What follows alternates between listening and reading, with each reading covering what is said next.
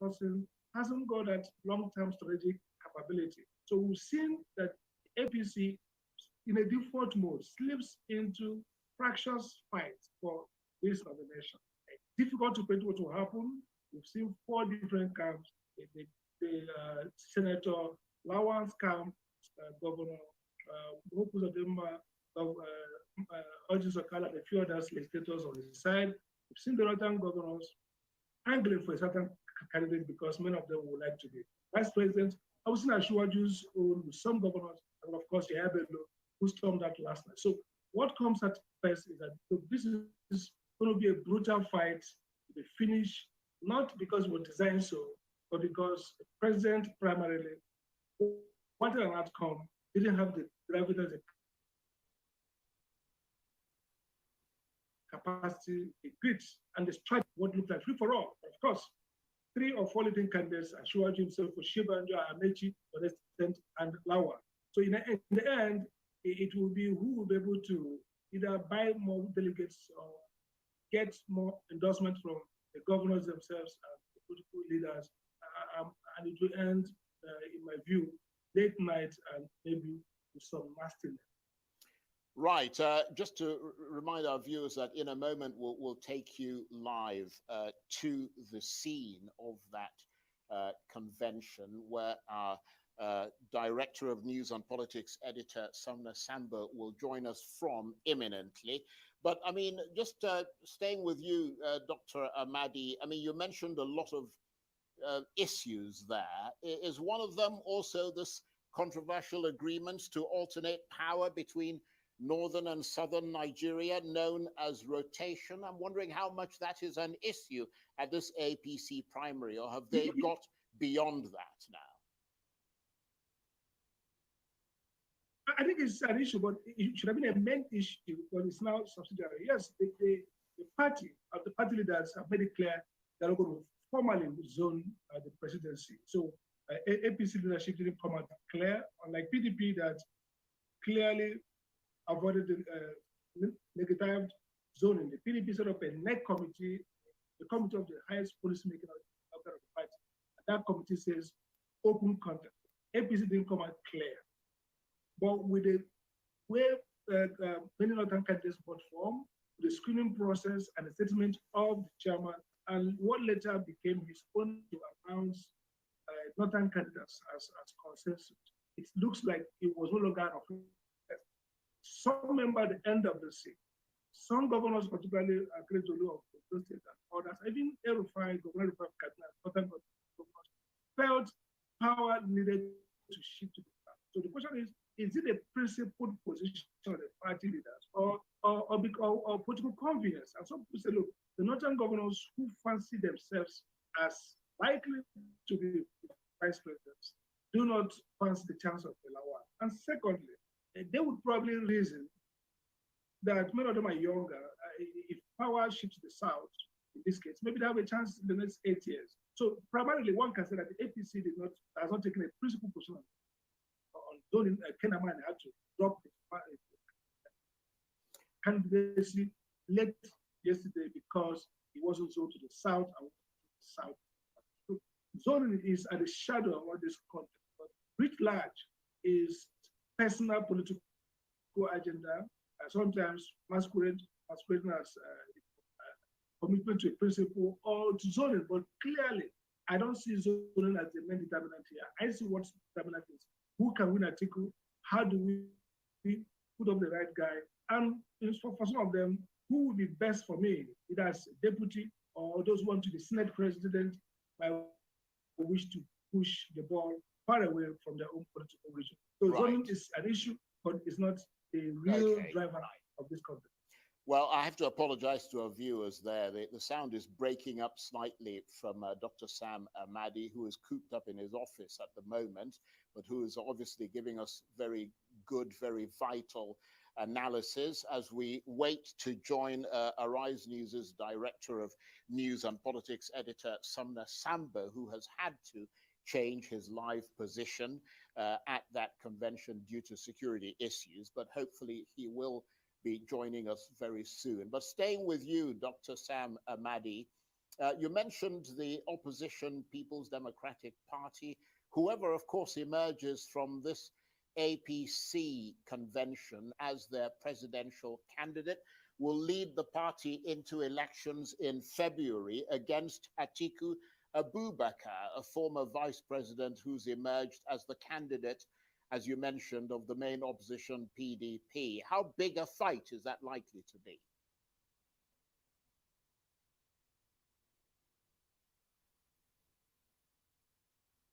Okay, did you hear my question there? Obviously not. I think it'll be a very big fight. Counting of Lawa as a candidate was, look, sure, I heard you. Go on. I said it's going to be a big fight.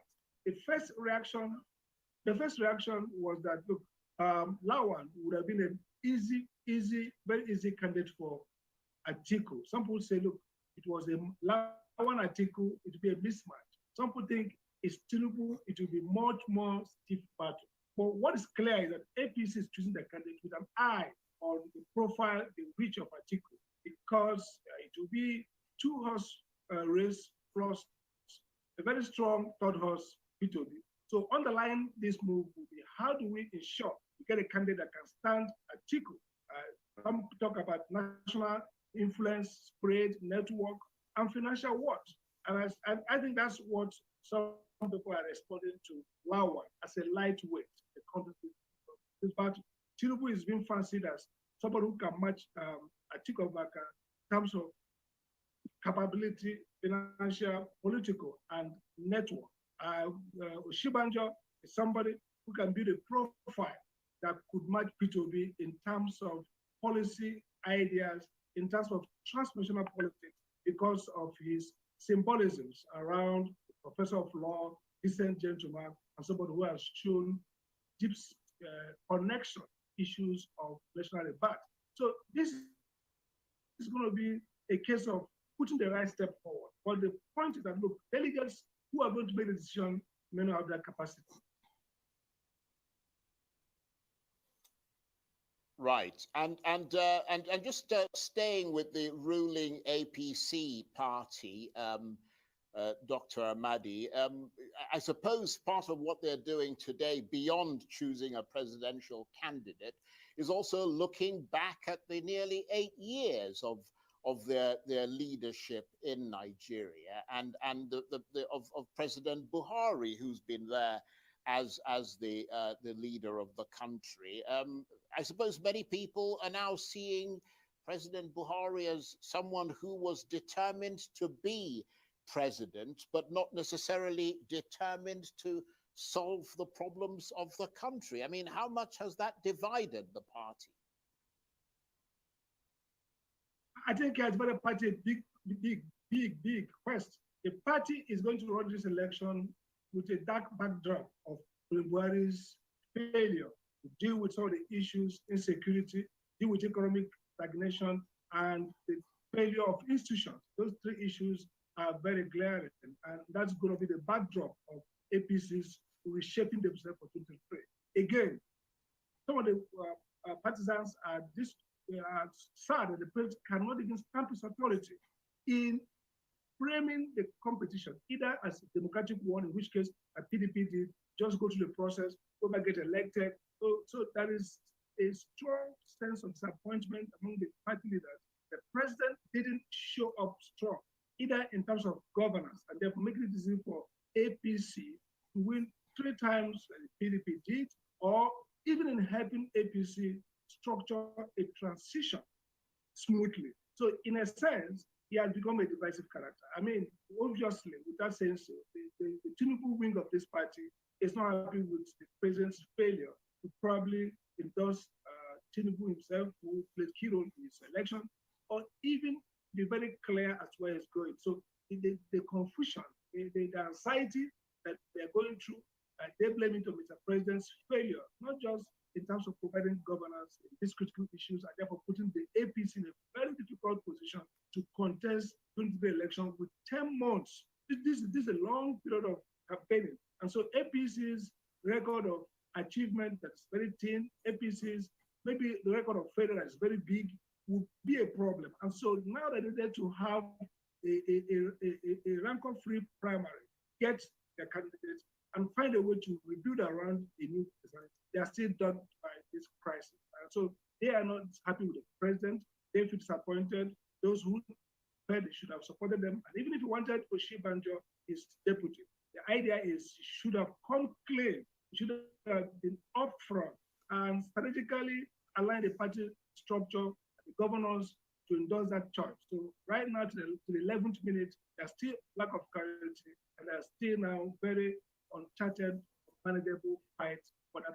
So they're not happy with the president, any of them, apart from those who are the president's cabal. And again, the absence of a strong chief of staff, like Abakari, who, even if he was going to do nasty things, would be strong and efficient enough. And we've seen that in his absence, there seems to be clear incompetence and inefficiency, even in doing nasty things or getting right things done. So basically, in all rounds, the president has shown up strong, and that should have made the party figures. Right, and you mentioned Peter Obi there, who was, of course, seen as a leading aspirant in the main opposition People's Democratic Party, but left the party and now joined the Labour Party, complaining, or at least giving indications, that there wasn't much space in the PDP for people like him. And I wonder what your analysis is beyond just the presidential candidates, looking at the governors and the people coming through. I mean, the governorship aspirants and the candidates and people coming for the National Assembly and so on. How much space is there in both the APC and the PDP for candidates with fresh ideas to run Nigeria? Are you seeing a more youthful, better educated class of candidates emerging across the board, or are they not sort of finding space within either party? And leadership in Nigerian politics remains essentially firmly in the hands of older men and doesn't reflect the youthful demographic of the country.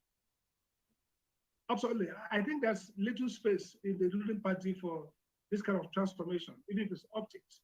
If you look at the senatorial legislative election, we saw almost 80% of success rate for sitting senators or members. We didn't see governors all made it. Everybody they wanted to be in got there. So clearly there was no much shift in terms of personnel. In the governorship seats, saw incumbents of first-time governors get back their ticket.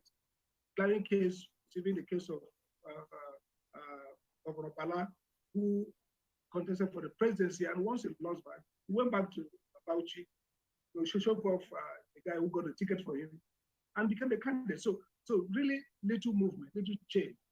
But what we can see is that maybe the smaller parties, we've seen also those who try to challenge the incumbent, fresh technocrats, they didn't make it, but most of them moved to the Labour Party with P2B's personality, energizing that base. We've seen new people move to the Labour Party. And the question right before Nigerians are how much will this be a phenomenon? Is P2B's influence, charisma going to energize the base, bring in new voters, and cause, even if it doesn't win the presidency, which looks like a far shot, he could, P2B's phenomenon, bring in legislators, bring in professionals, different kinds of persons back to the National Assembly or government houses across the country, and therefore reset the politics. Regrettably, the ruling parties and the opposition parties, none of them tried to respond to the NSAS phenomenon, which is this crying need for government, changing government, going away from the legacy of politics of bitterness, legacy of insecurity, legacy of political failure, and legacy of politics that doesn't respond to the agitations and desires of the younger generation. And again, people think that the Twitter phenomenon is just Twitter. We've seen increase in voter registration for younger people. We have seen more evangelism. These young persons are setting up structures and recruiting people and indicating greater commitment to for real politics. So two things will happen. They're going to force the ruling party and the opposition party, the opposition party PDP, to up their game. They're going to stretch them these 10 weeks, 10 months. They're going to take them to the local area grassroots. They'll force them to change their political template from elitist transitional politics to real grassroots, database, youth-centric, and evangelistic kind of politics, whereas we're going to either step up and meet them neighborhood to neighborhood, door to door, canvassing, talking to focus groups, being strong on social media. If you don't do this to respond to this wave of beautiful energy and wave of new expectations, the parties, the ruling party and opposition parties, main opposition party will be seriously, flogged at the election. So yes, they didn't allow change, but they are going to force to change their politics to respond to the energy that's coming up from P2B flank and the smaller parties, other smaller parties that are now energized. They have seen this failure of the main party, the ruling party, the opposition party, to respond to the clear challenge of development and citizenship. And so they fancy their chance to step in, occupy that space, and provide that messaging and dislodge the voting stronghold from those main parties. So I think that's the failure of the main parties to respond to the dialectics of change, which they didn't respond by feeding in newer faces, more credible candidates.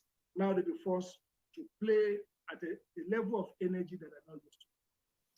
Absolutely fascinating analysis, I have to say, Dr. Sam Amadi there. And I hope our global audience are taking all this in. But please stay with us. We're going to come back to you in a few minutes from now. We're going to also make another valiant attempt to reach our correspondent, Arise Director of News and Politics Editor Sumner Sambo, who is at that convention, to bring us up to date with what's actually going on there at the moment.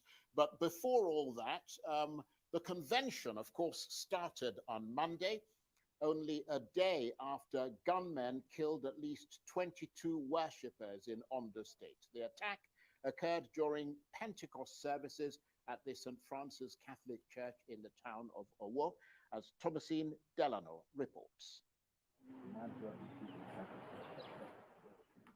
Once a peaceful community space, now behind yellow warning tape, keeping the community out of the sight of a great tragedy. Some survivors have returned to St. Francis Catholic Church to pray with thanks for having survived and with sorrow for those harmed. The local market closed, the local populace enraged, and the nation mourning. The Owo community has actually been has shown solidarity, to the Catholic community, and it's something that has affected every one of us, and we're shaking to the marrows. The church's reverend stood in his position as a leader to guide his congregation during the tragedy that felt so personal to him. When you saw people that you started with, then you even gave them the Eucharist, you prayed for them, and then you were the one trying to rush some of them into the hospital, some lifeless. Days after the tragic attack, many of the unsuspecting worshippers are struggling for their lives in local hospitals. When Father was about to give the final blessing, so all they had is a gun shooting all over the place, and next is the bomb, followed after the gun. The search for the perpetrators has begun as President Buhari called for a full-scale investigation. Grieving with the community, several politicians have visited following the massacre, including Governor Rotimi Akeredolu and Vice President Yemi Osinbajo. It's also a time for us to reflect, deeply on, the questions of our relationships with each other. I think that's one of the things that's happened here. First, we see how the community has come together and how people from everywhere around the country have condemned this abominable act. Vice President Osinbajo's words capture the sentiments of many Nigerians about this horrific event, but some are unconvinced by his apparent sincerity. Just hours following the shooting, the APC held a dinner at the State House Banquet Hall, attended by the Vice President, President Buhari, and several other APC chieftains. Video of the dinner was shared on Twitter by Premium Times. However, the tweet was later deleted. Skeptical Nigerians took to Twitter to share their disappointment at the dinner being held so soon after the tragedy. They compared it to Governor Akeredolu, who cancelled his appearance at the event to return to Ondo State. So close to the presidential election, the actions of these politicians are being viewed under a microscope. The ruling APC party's primaries to choose a new presidential candidate is taking place today. Tomisi Delano for Arise News. Well, let's take you back to that APC convention. The APC, of course, the ruling party in Nigeria, choosing their presidential candidate today to take them into the elections in February 2023. Arise's Director of News and Politics, Editor Sumner Sambo, joins me now. He's at the convention. He's been soaking up the atmosphere with his ear to the ground, as always. Great to see you, Sumner. It's been a while, but jolly nice to talk with you again. Proceedings are just starting to get underway. What's the mood there at that convention?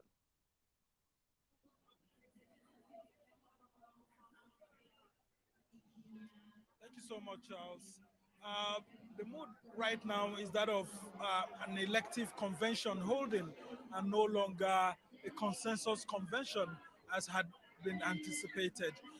There were last minute moves by the leaders of the party to build a consensus towards a single candidate after that similar exercise that failed as at yesterday. But Arise News can inform our viewers that up till now, none of the aspirants are willing to step down, though we have heard from some of the camps saying that some of their aspirants may step down, but majority of them are still in the race. And so there's going to be an election. And of course, there won't be a situation whereby there's a consensus. And of course, we are all awaiting the arrival of the president right now and the vice president, who coincidentally is an aspirant in this election. So top party leaders are here. Majority of the aspirants are here, but unfortunately, the event is yet to start. Fortunately, the event is yet. Fortunately. And Sumner, there are all kinds of stories emerging from that convention, as we saw with the PDP convention as well, all sorts of rumors and stories swirling around it. President Buhari reported to be pushing for a consensus candidate to avoid a vote at the convention that might split the party. Is that what you're hearing? And I apologize if I make you repeat yourself, but although the audience can hear you very well, I can't hear you brilliantly here in the studio.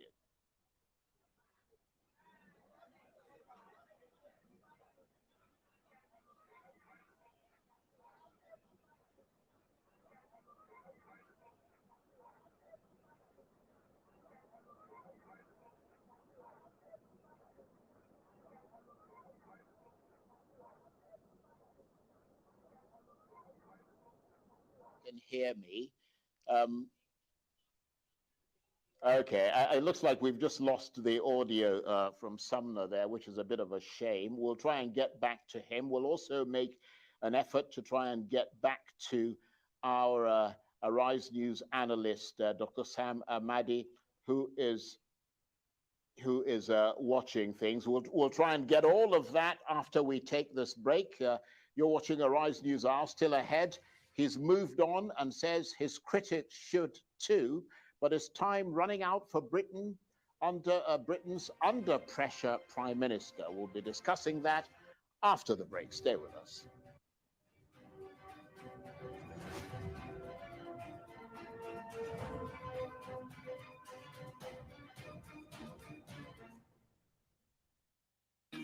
I just want flex, don't need stress in my life. Avoid the yawa, I no want queue for the bank. Sharp, sharp, I don't open an account. Digital bank, we get the power, now vote. I pay my bills easily, I'm running things like a boss. Collect a loan with no collateral. Vote is the answer. Vote is the way. Vote is the answer. From Polaris Bank, yeah. Vote is the answer. Vote is the way. Take control. Download Vault by Polaris Bank. That's VULTE. Visit the Google Play Store or Apple Store now. Vault is available to Polaris and non-Polaris Bank customers. Vault by Polaris Bank. Knowing who you are starts with where you come from. We are the now and the future. We know that we live in a world that offers us endless possibilities. We'll continue to win to create when, where, and how we want.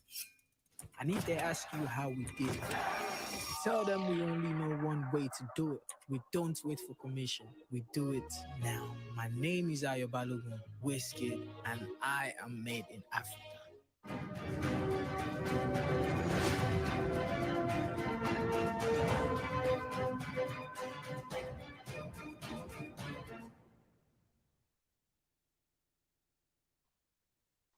Welcome back to the Arise News Hour. I'm Charles Anyagolu in London. And later in the program, we'll take you back to Abuja, where the ruling APC party is holding its convention there and choosing a presidential candidate for the election in 2023. But in other news, in the UK, British Prime Minister says it's time to draw a line under questions about his leadership. Boris Johnson narrowly escaped a vote of no confidence after backing from 211 Conservative MPs. Nicola Butler reports. As the bunting comes down at number 10, a sobering day for Boris Johnson after surviving a bruising confidence vote. That the vote in favour of having confidence in Boris Johnson as leader was 211 votes, and the vote against was 148 votes. And therefore, I can announce that the Parliamentary Party does have confidence. 41% of Conservative MPs voted against him, worse than his predecessor Theresa May, with 37% wanting her to go. She was forced to resign 6 months later. But the Prime Minister told his top team he vows to get on with the job and focus on what matters to the British people. Good morning, Cabinet. Thank you all very much. Very good to see you all. And I think, thank you, by the way, everybody, for all your good work yesterday, because which was a very important day, because we were able now to draw a line under the issues that our opponents want to talk about, and we're able to get on with talking about what I think the people in this country want us to talk about, which is what we are doing to help them and to take the country forward. And that is what we're going to do. We're going to focus exclusively on that. Under party rules, Boris Johnson is now free from another challenge for a year. But some of the PM's opponents are looking at ways the rules can be changed. The leader of the opposition Labour Party says the country has a stark choice to make going forward. I don't claim that I or my party will get everything right. But I promise that when we don't, we will always be honest with you. We will prioritise your prosperity and your security. And we will treat you with the respect you deserve from your politicians. I promise that together we will end the farce we've seen in recent months, that we will once again put the country first, get rid of this tired, out-of-touch government, and get Britain back on track. The vote followed months of discontent over the Prime Minister's ethics in the wake of Partygate allegations and the publication of Sue Gray's damning report. The rebellion, a clear sign of deep party divisions, and questions now whether it is the beginning of the end for Boris Johnson. Many British newspapers in little doubt it was bad news, and if the party really is over. Nicola Butler, Arise News. Well, for the latest, Arise chief correspondent John Cookson joins me now. Great to see you, John. So lots of reaction to that confidence vote held yesterday for Prime Minister Boris Johnson. And today, Mr. Johnson attempting to ride out the turmoil that's engulfing his party. Yeah, hi, Charles. Yeah, well, he seemed to be in a good mood this morning when he popped out first thing to take his dog Dylan for a walk in the park. And then he chaired a cabinet meeting later. The big message there to cabinet colleagues was it's time to move on, time to draw a line under things. And in the clip that has been running today, we heard that, but there was something else that he said afterwards that wasn't circulated generally to the media. He told cabinet colleagues that they have to come up with some fresh policies, some ideas for the future. For example, tackling the question of recession hitting the UK.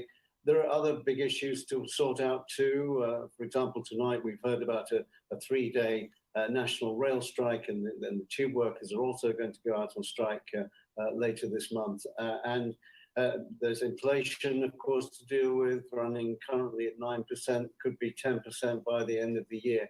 These are massive issues for a country, and government shouldn't be distracted, frankly, by ongoing infighting, political infighting at Westminster. But that's the situation at the moment. Boris Johnson seems to see that and has instructed cabinet colleagues to get on with it and come up with some policies that will appeal to the voters. Well, the big question is, will that be enough?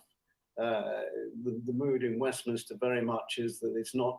The problems aren't over for Boris Johnson totally, and indeed there's another committee hearing coming up later this year when they will investigate the whole background to Partygate, and there are 2 by-elections coming up this month. But again, these are Westminster stories, political stories.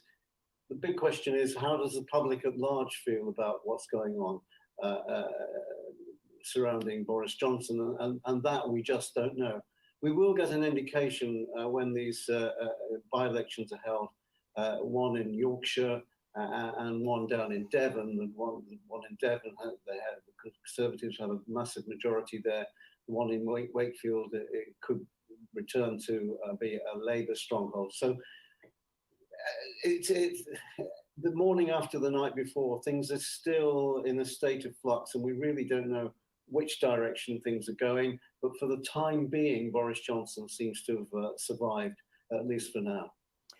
But it's interesting, isn't it, John, that the Daily Telegraph newspaper, which supports the government, has said this morning that Mr. Johnson's authority has been crushed.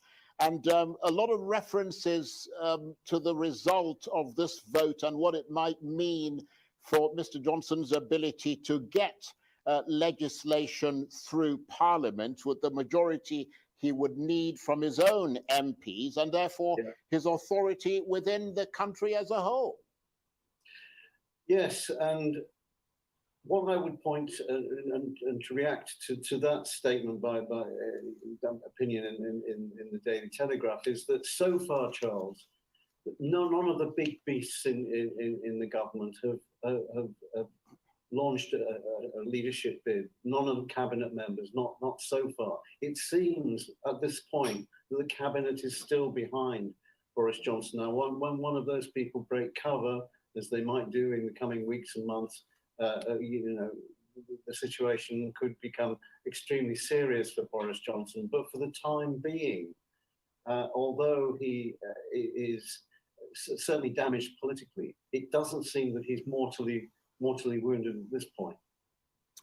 Okay, John, thanks very much indeed. John Cookson, Arise chief correspondent there, talking to me about that, the aftermath of that vote of confidence on Boris Johnson here in the UK. You've been watching Arise News Hour with me, Charles Aniagolu. Arise News team coverage of the APC convention is ongoing. Stay tuned for results and analysis from me now in London. Thanks for watching as I hand you over to Arise Director of News and Political Editor Sumna Sambo, who is at that convention in Abuja.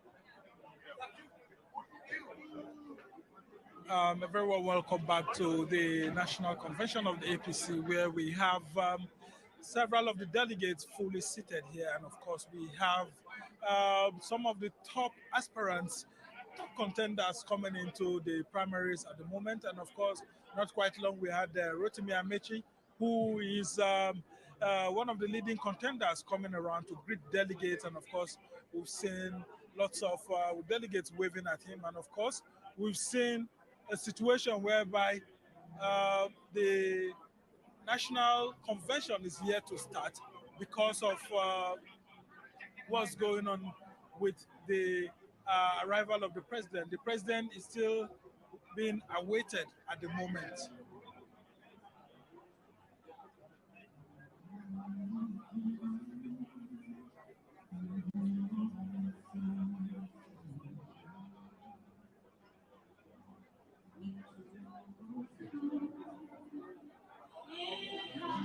Your red light they off.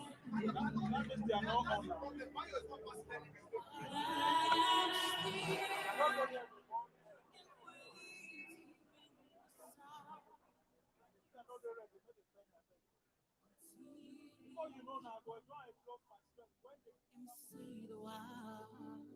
With me, you raise me up so I can stand the mountains. You raise me up to walk up stormy seas. I am strong when I am on your shoulders. You raise me up to more than I can be. There is no life without its hunger. Its restless heart beats only perfectly. But when you come and I am filled with wonders, somehow I feel I glimpse eternity. You raise us up so we can stand on mountains. You raise me up to walk on stormy seas. And we are strong when we are on your shoulders. You raise us up. You raise us up. You raise us up.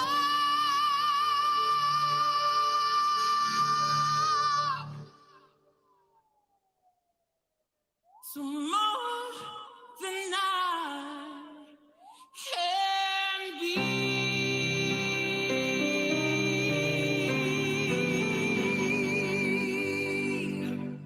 Thank you.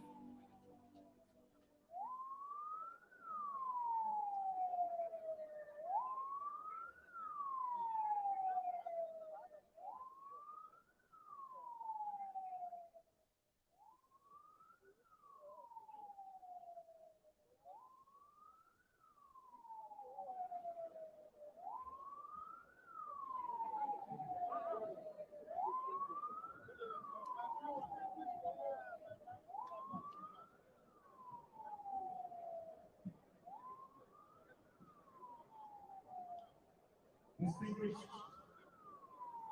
delegates, indeed, we had what you would call a very spiritual nation-building moment. We sang and we generally just soared on the wings of patriotism and love for country. Even that the song was spiritual and was lifting us up, it simply reaffirms that no matter how dark it gets in this country, with the APC, this country will always rise and rise and rise. And that is essentially the message today. APC is a microcosm of Nigeria. APC is a rainbow and a coalition of everything that's diverse and everything that makes us very beautiful. But then APC is also one family, one thread. And APC stands, and we're binded by the common thread of love for Nigeria, love for our country. And that is what we will, again, be exemplifying today.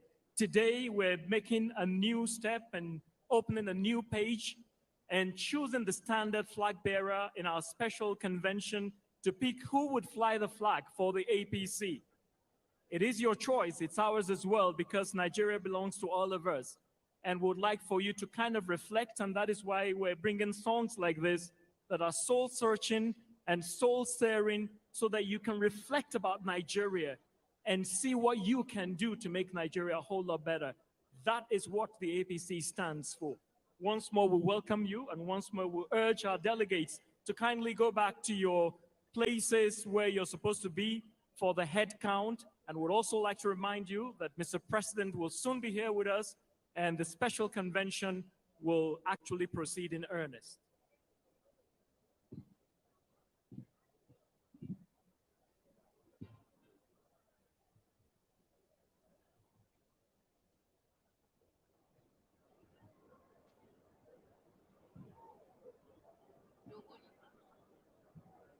Distinguished ladies and gentlemen, also here with us is His Excellency, the Governor of Ebonyi State, Engineer David Omahi. He is also an aspirant. Your Excellency, you're welcome.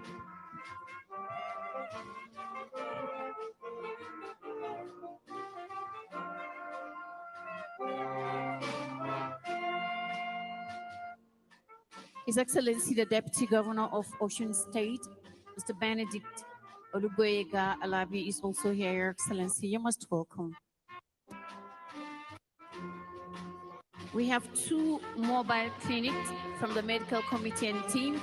One is at the gate by the entrance, and it's another medical booth behind where you have the road safety office. So feel free to visit any of the facilities. One is by the entrance at the gate, and the booth is behind, just where we have the road safety vehicle parked. His Excellency, the Deputy Governor of Zamfara State, Senator Hassan Muhammad Busau, is also here. Your Excellency, you're most welcome. Still calling on delegates, so please remember that agents and election managers will be going around to the state pavilions to take head counts of delegates. Please, if you're not there, it means you're not here with us. Please be seated in your designated state pavilion.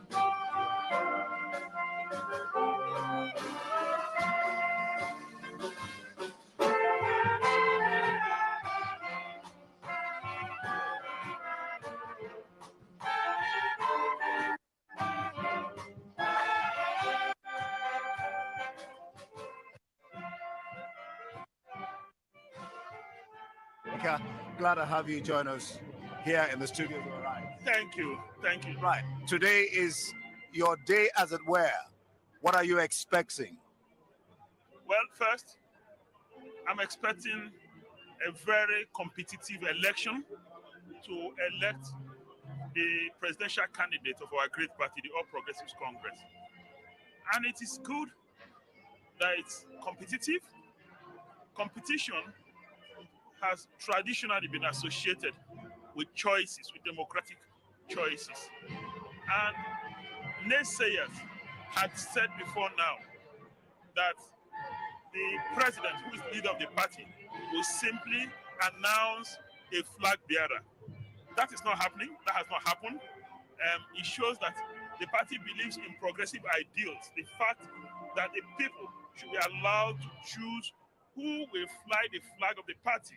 That's something everybody should take away from this event. Then the other one is the fact that it is well organized. You can see that it's peaceful, orderly. And I believe that at the end of the day, whoever emerges will emerge through a free, fair, and credible process. And Nigerians will know the difference between the other parties and the big brother, All Progressives Congress. I expect to see a convention that will be a model for emerging democracies around Africa and in other third world countries. I am very optimistic that APC will get it right, and that at the end of a convention, the reconciliation process will start and we'll reunite again as one big, strong, and united family. That's my expectation. When you talk about reconciliation process, are you expecting that after the election, there will be cross-carpeting by those who probably lost the election because you talked about reconciliation? No, reconciliation also is part of the democratic process. At the end of a competition where 23 persons participated and one person obviously will emerge winner, there's no way the other 22 will be celebrating. You need to assure them that their interests will be protected. You need to also confirm to them that they will have a role to play. Their ideas are welcome, their contributions are welcome. Now, at the end of the day, what's important is that we're able to aggregate all interests and ideas to move this country forward. What do you make of the president saying that the delegates must not let themselves be induced? Well, the president, you know, is the African champion of anti-corruption. And when he said, what, of course, he's trying to say, which he made very clear, is that delegates should vote according to their conscience and that they should not be induced or dollarized. Dollarized. Thank you so much, Dr. Dakuku Peterside, for being on Arise News. All right, that was Dr. Dakuku Peterside on Arise News talking about the fact that the president says delegates must not allow themselves to be induced, and he calls it dollarized. All right.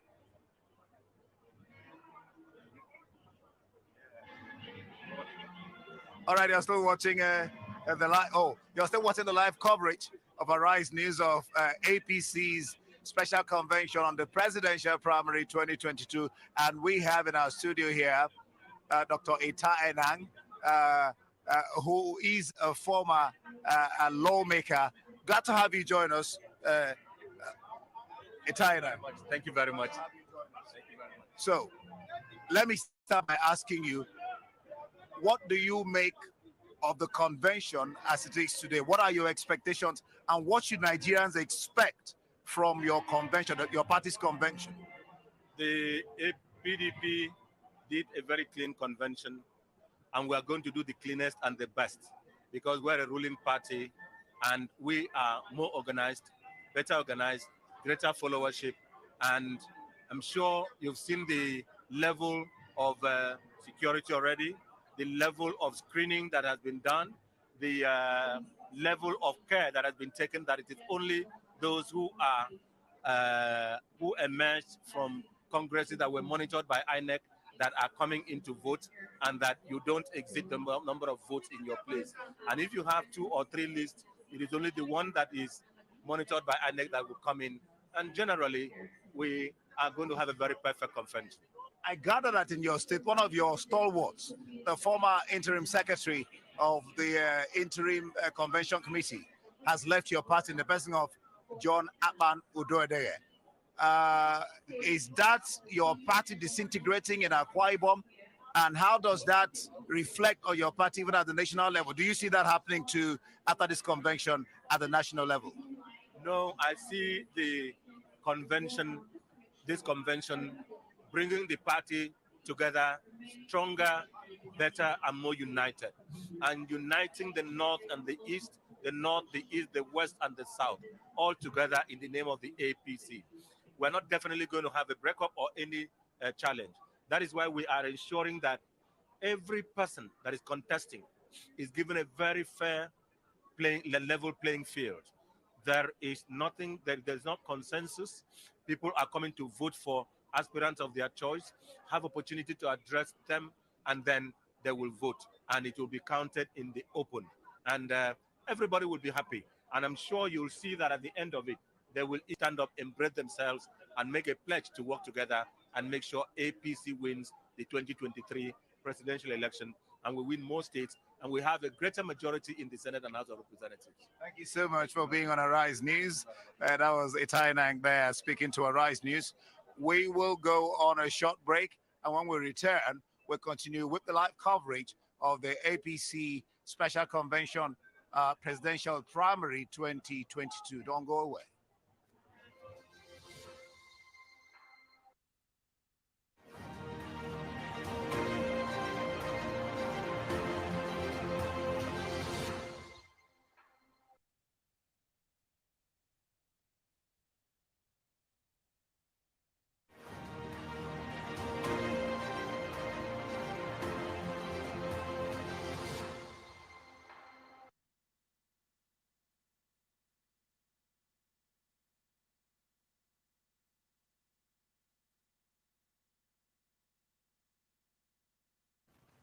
Hello, and welcome to this special coverage of the 2022 Special Convention of the All Progressives Congress, APC, coming to you live from the nation's capital, Abuja. I'm Ruben Abati. Hello, everyone. I am Ngozi Alebu. Over the next 2 hours, we'll be bringing you live pictures from the Eagle Square as the APC picks its candidates for the 2023 presidential election. All right, of course, we'll take you live straight to the Eagle Square. Yes, you can see there large, indescribable presence there. Well, we've been waiting for this moment since morning. Indeed. We were told that accreditation was being conducted at the International Conference Center, ICC, in Abuja. And it was only just around 4 o'clock that major figures in the party began to arrive. At Like this the point, chairman of the party, yes, the Abdullahi chairman of the Adamu. party is there. The former chairman, Adams Oshiomhole, is there. Quite a number of governors, including the governors of Kebbi and other states are already there. Of course, Hope Uzodinma, the governor of Imo State, Yes, I the saw him organizing earlier secretary, has been there all day, of course, to ensure that things do go well at this convention. It will be the 19th, actually. No, 19 committees. Let's not get it all mixed up. It will be the first transition convention of the governing APC, of course. Whether they can handle this peacefully remains to be seen. But so far, so good. We're not hearing of any drama yet. Hopefully, it stays that way. But unfortunately, some news filtered in about, unfortunate tragic incident of a Jigawa delegate who slumped there at the convention ground. That in itself tells you. He died earlier in the day. Alaji Isa Baba Buji, he slumped, in the hotel and he was rushed to the hospital and he was brought in there. Well, we commiserate with his family, and we hope that we don't have any such incidents. We have our crew stationed at the venue, of course, to give us detailed reports of what's happening on the convention ground, and we've been focusing on that since afternoon. And we're going to be reporting this till 8 a.m. tomorrow. Yes, indeed. And from here in the studio, we'll be bringing you, of course, in-depth analysis of unfolding developments and a preview of prospects of all the aspirants. We'll be looking at them one by one. Of course, the figures have been changing from 21 to 5 to 3 down to 2. We have not independently verified all of these figures, but eventually, in the next few hours, we'll get to know exactly who the last 2 or 1 standing will be. You never know. What the president has said in the written statement that was put out there is that, it will be a fair, open playing field, and that every, candidate, every aspirant will have the opportunity to be tested by the delegates. And we hope that that is what will happen. The permutations have been that 5 persons were shortlisted by the governors, not the president. Yes. And those 5 persons are Asiwaju Bola Ahmed Tinubu, former Governor Rotimi Amechi, Vice President of Shibaju, Dr. Kayode Fayemi, and the 5th name was Dave Umahi. Some people have then reduced it to a choice of 3. Amechi, Vice President of Shibaju, and Asiwaju Bola Ahmed Tinubu. But all of that is still up there in the air, but we'll know But in the course of this program. Absolutely. Moments ago, our very own political editor, Somna Sambo, actually told us that indeed this will be an elective convention. It will not be a consensus. Well, Because at the end of the day, it's clear that they cannot have a consensus agreement because in the light of Section 84.9, 84.10, and 84.11 of the Electoral Act 2022, you must have the written consent of all the persons involved in that election. And we've seen in the example of Asiwaju Bola Ahmed Tinubu through his campaign organization, and also through the example of the governor of Kogi State, Yahaya Bello. Governor Yahaya Bello, that they do not support the idea of consensus. Right. So the party needs to avoid that.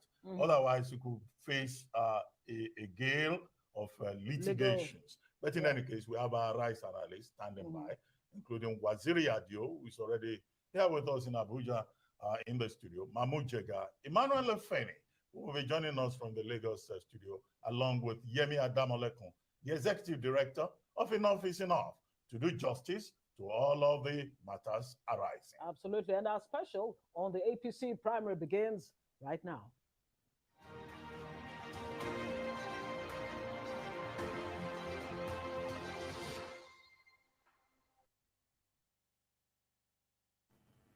All right, joining us in the studio now, Arise analyst Waziri Adio, and at our Lagos studios, Deputy Director of News, Emmanuel Efeni. Emmanuel Efeni, Deputy Managing Director. Apologies. Don't Mr. demote Efeni, the great Malabite. apologies to you, great Malabite. Unfortunately, well, I'm not a Malabite. Great Ife. All right, Waziri Adio, thank you so much for joining us. I mean, you've been watching developments as they have unfolded up until now. What are your impressions so far? You may want to go as far back as March 26, when the APC finally decided to hold that convention where the chairman, Abdullahi Adamu, emerged, or you want to go far back? Okay. Tell us, what are your thoughts? What are the high points that have led to this moment for you? For me, I think we have seen a lot of drama, and for people who are interested in political drama, Doctor here is an expert in political drama. You know, so this is high octane political drama. You know, so on that score, APC has not disappointed. As the ruling party, the interest that has been generated is expected. Is the party in power, and it's also the presumptive party to beat, right? So everybody thinks that once they get in, they stand at least some head start, maybe like up to 50% chance of getting the eventual position. So we've seen a lot of drama, but we've also seen a lot of hesitation and some back and forth, some flip-flops and all of that. So, but on the whole, I think there are two things that are at play here. First, people like certainty. People want to know, what are you doing? So let's get it done. On the other side, people also like drama. So it's that interplay of drama and certainty that has got us to where we are today. People would like a situation where we can all go home. You can all go and sleep. But I think for people who are interested in the drama of politics, high wire politics, this should be a very exciting period, for all of us. Okay, see, well, before I go to Efeni, let me still stay with you, Waziri Adio. Drama, yes, people are excited by drama because it provides entertainment and a lot of instruction. And in the last 48 hours, we've seen a lot of entertainment, maybe no certainty, because it is not over until it is over. But two quick issues. What do you think of the 13 governors out of the 14 governors of the APC from the north, saying that they would rather have a southern standard bearer of the APC on one ground, the ground of fairness, equity, and justice? Earlier on, when Arise News started covering the convention, Danladi Bako, our colleague, he said, look, don't mind these 13 northern governors. That many of them are just doing it, not out of pure sincerity, but because they want to position themselves to be a vice presidential or running mate So to whoever whoever emerges. emerges from the South. Do you think that they are insincere and that they're just paying to the gallery? And secondly, the chairman of the party at the meeting of the 25-member National Working Committee dropped a bombshell that Ahmad Lawan had been chosen as a consensus candidate of the party. Well, of course, he added in consultation with the president. Yes, and he said in consultation with the president. Could he have made that point so publicly and so stubbornly? Because when he was opposed, he left in a huff without the president's approval. Do you think that some people are playing games and we could have a situation such as we have with the PDP convention, a tambualization of the APC convention? Where a hero could emerge. Okay, on the first call, I listened to Dr. Danladi Bako, and I listened to him very carefully. I think it was being unfair to the 13 northern governors. I think politics is always about interest, whether it's personal, whether it's regional. But what these governors have done is the proper thing to do, is the sensitive thing to do, is the sensible thing to do. After 8 years of President Muhammadu Buhari, who happens to be from the northern part of the country, it cannot be defended that APC as a party will still keep the presidency in the north. You can make an excuse for PDP, and the excuse will be that the last time that they produced a president was from the southern part of the country, and that they were not the ones responsible for this last 7 to 8 years that we're talking about. You can make that excuse for them if you want to, but I don't think it's justifiable for anybody to say the presidency should remain in the north after 8 years of it being in the north.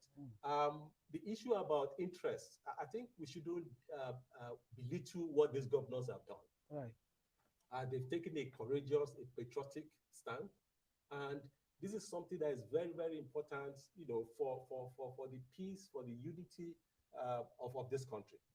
So in terms of vice presidency, there are so many positions. I'm not even sure that some of them want to be vice presidents. Right. And there will always be interest at play. So that's the first thing. The second, the one about the chairman, I think there are different games going on. I want to believe that when the president said in January, because you asked me how far you gave me the liberty, to go as far as possible.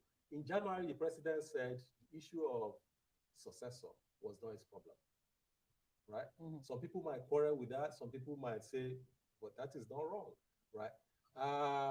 But, last week, Tuesday, he called the governors, all the governors elected on the platform of APC, and told them that they should give him the privilege of reciprocity. What they have enjoyed, whether they are first-time governors or second-time governors, they should also consider to him. So he made it clear, but he also left a window open. He said he will be consulting, right? Then he traveled, he came back, then all kinds of things back and forth. Some people were disqualified, some people were not disqualified, and all of that. Then the chairman of the party said, there's a consensus candidate, and is this person. Before that, the 11 northern governors had come out to say they've agreed that power should go to the south. I want to think that actually changed a plan. I think with the emergence of Vice President Atiku Abubakar, some people were thinking, okay, maybe we also need to place this thing in the north. I think that reinforced whatever plan that they must have had. Right. So I don't think the chairman, though he has denied it, he said people should bring where it is written, where he said it was on tape and all of that. But I think the Lawan game is still on, and it's something that we should watch out for tonight. And I don't think that he acted alone. I think he's acting in concert with some people, and I think maybe they just wanted to make him the fall guy or create a situation for plausible deniability. Okay. But let's see how it goes. We will see how it goes. Let's bring in Emmanuel Efeni. Emmanuel Efeni, weigh in on this. Let me ask you the same question. I mean, do you believe that the 13 governors who, signed up to say that the presidency should go to the south? Was it from altruistic reasons or more selfish reasons? And was Abdullahi Adamu, the chairman of the APC, just flying a kite, naming Ahmed Lawan, the president of the Senate, as that consensus candidate? Yeah, good evening, Ngozi, and good evening, Ruben. Good evening, Waziri Adjio. Now, the question you asked, is this based on altruism? The position of the 13 northern governors agreeing to cede power to the south. So they should pick, APC should pick a southern candidate today. If they can pull that through, then they will be considered as heroes in the days ahead for heeding the mood of the nation that after 8 years of President Muhammadu Buhari, power should go to the south. But I question altruism in what they have done. Because if that was their intention all the while, why leave these 2 days to a few hours, as it were, to the convention before coming up with this position? Perhaps, just before I go there, perhaps they have other reasons. And you now factor in the position of the president, because that in itself has been a knotty issue in the calculations in the last 24 hours or thereabout. What is the president's position? Is he going to be indifferent to who emerges from this convention?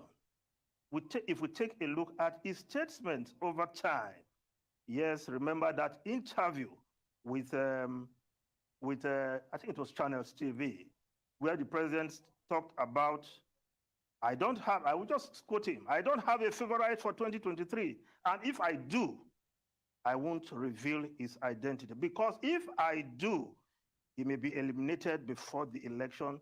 I'd better keep it secret.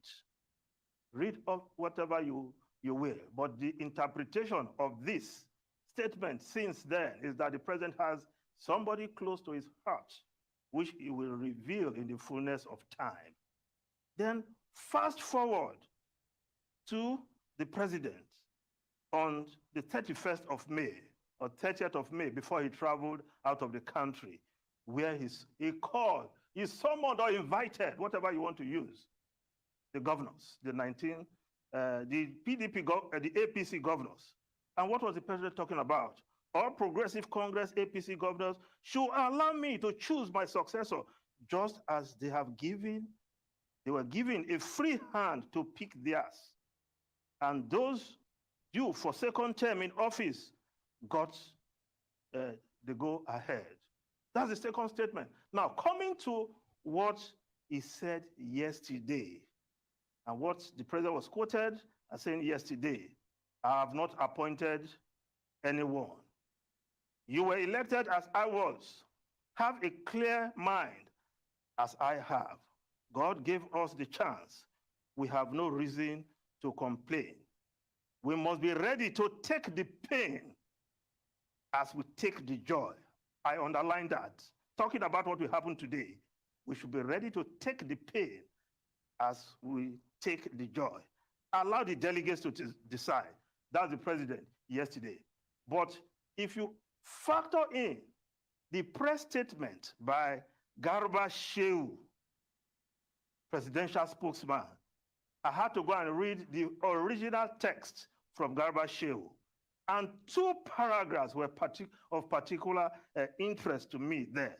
Now, one, I think this should be the 3rd paragraph. The president said, that's Garba Shehu writing now, he had a clear mind about what he was doing, and asked the APC governors to feel the same way. Then, now quoting the president, quote, you were elected as I was. Have a clear mind. God gave us a chance. We have no reason to complain. We must be ready to take the pain. Now, the last paragraph of that statement, I want you to take note.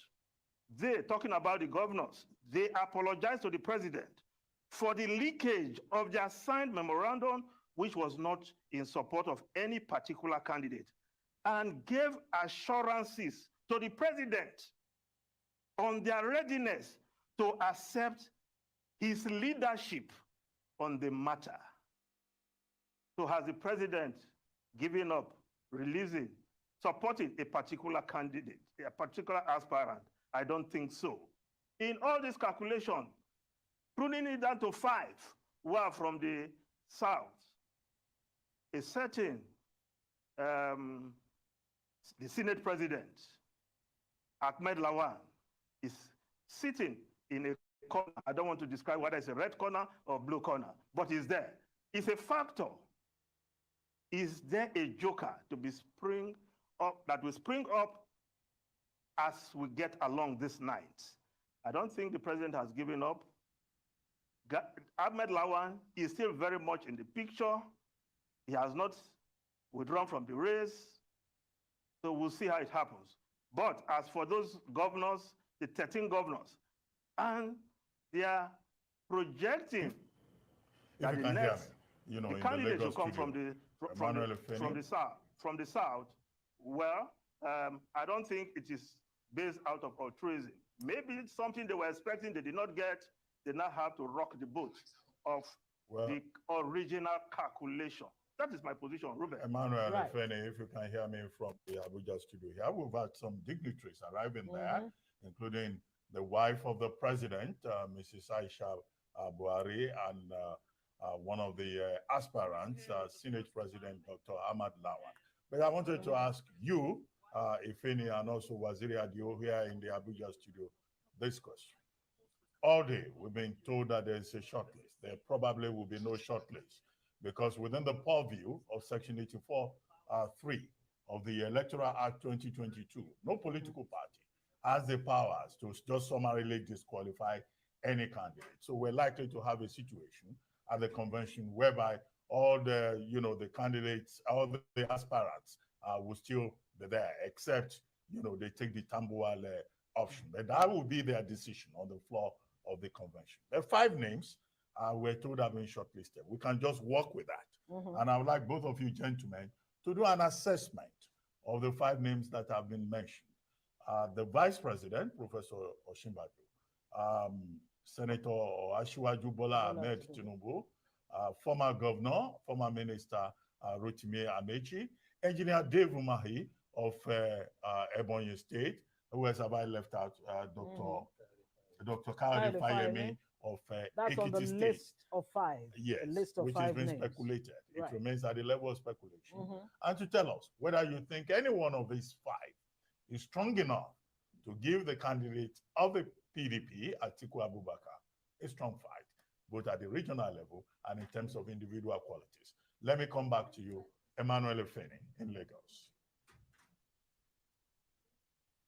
Yes, Ruben, these 5 names being bandied as the shortlist, taking cognizance of the fact that we've not heard the others, apart from perhaps Ken Nnamani, who withdrew from the race.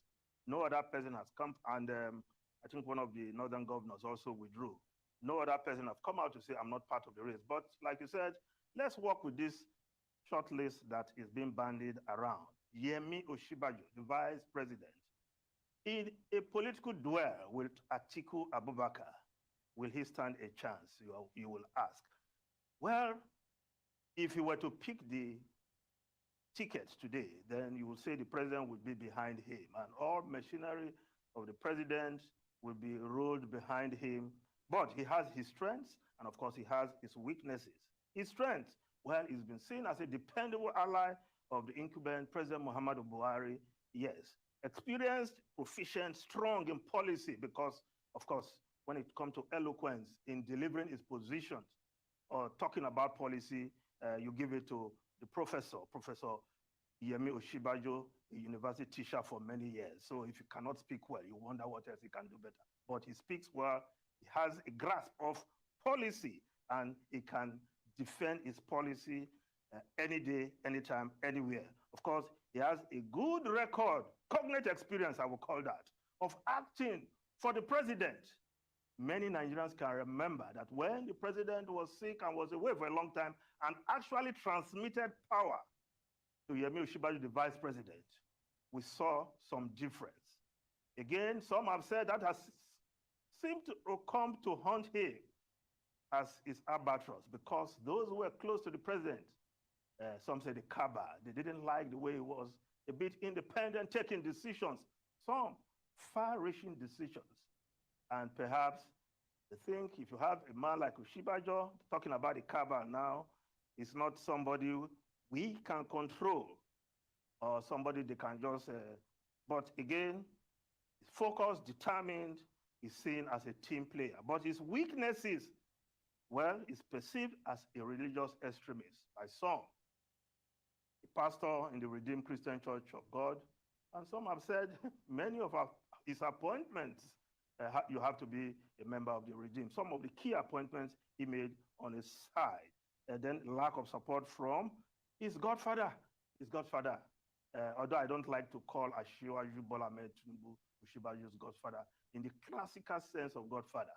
But again, if we just permit that nomenclature, yes, Asiwaju Bola Ahmed Tinubu brought him to limelight by appointing him as commissioner for justice and attorney general when he was governor.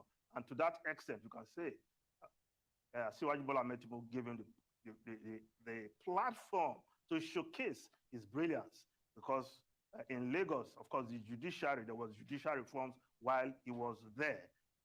But Tinubu is running. So how can he get the support of the godfather? So clearly, that is not part of, it's one of the weaknesses, because Bola Tinubu see him as a betrayer. And you saw the way he talked about him at that famous Abeokuta outburst by Bola Ahmed Tinubu.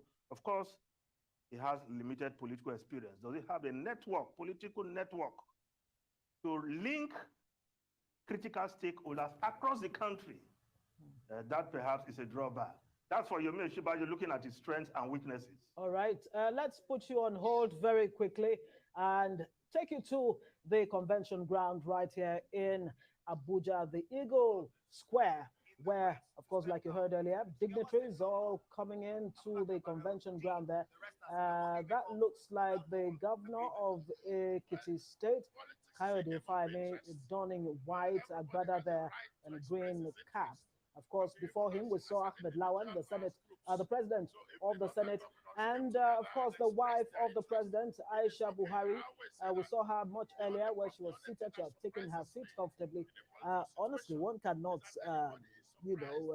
shy away from the fact that Aisha Buhari actually, she's done. Okay, let's hand you over to Ndi, where he's speaking with Mr. Silva, Minister of State for Petrol. Are the governors going to carry the day, or is APC going to carry the day? That is what matters to me. So who do you want to carry the day, APC or governor? The APC and Nigeria should carry the day. All right. Before now, I was at your headquarters, and your national organizing secretary came out to speak to the press on events that transpired concerning a consensus candidate in the person of the Senate President, Lawan.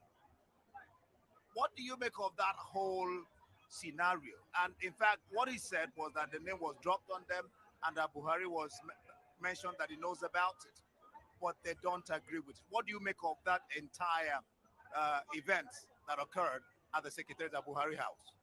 Like I said before, politics is a game of interest. Even the national chairman is not exempt from expressing his own interests. Even the president is not exempt, because they are all politicians. But of course, you saw what happened even within the NWC. It was not a consensus even within the NWC, because the NWC came out of that meeting and there were discordant voices from within the NWC. So if we had discordant voices even within the NWC, then you can expect what's going to happen in the larger APC family. Definitely, that is the expression of the interest of a certain section of the party. But the most important thing is that the president has asked everybody to vote their conscience, and I'm here, and like everybody else, to vote my conscience. He has also asked that no delegate should be induced. Can the president enforce that? He has also asked that the delegates should not be induced. Can the president enforce that? How do you check that? Well, of course, there are certain things that you cannot really enforce because those are things that will happen in the bedroom. But of course, here in the convention ground, nobody can be induced. I can tell you that. You believe that nobody will be? Yes, because if you do it, people are going to raise alarm. If you do that in the bedroom, we'll understand. But here in the convention ground, the EFCC is here, everybody is here, and nobody can be induced here on the convention ground, which is what is most important to us. All right, the president has said that the aspirants should gather together and pick a formidable candidate that can stand against the candidate that PDP picked in the person of former Vice President Atiku Abubakar. Why has it been so difficult for them to get together and pick that formidable candidate? One of the things I learned as a governor is that one of the most difficult things to manage in human beings is ambition. When people have ambition, you can't manage it. So for you to sit down and people to drop their ambitions for each other is a near impossibility. So we expect that it wasn't going to be possible, but we are here to determine it for them. All right, thank you so much, Minister, for being here and granting us this interview. Thank you very much. All right, we'll just be speaking with the Minister of State for Petroleum and the person of Timmy Silva. It's still a Rise News, and we're still covering the convention, the APC special convention of the presidential primary 2022. Keep watching. Yeah, Mongo there. Well, thank you very much, India Mogo. At the convention ground, where we have a very formidable team of, reporters, correspondents, and analysts, led by very capable and experienced journalists. But yes, I think we should go back to Emmanuel Efeni, if he's still there. Yeah, Emmanuel Efeni, if you are still there, if you can very quickly,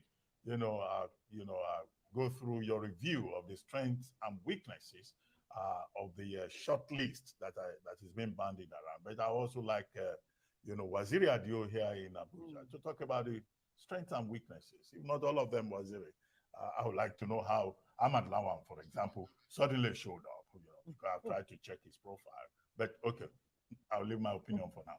Emmanuel Efeni, please carry on.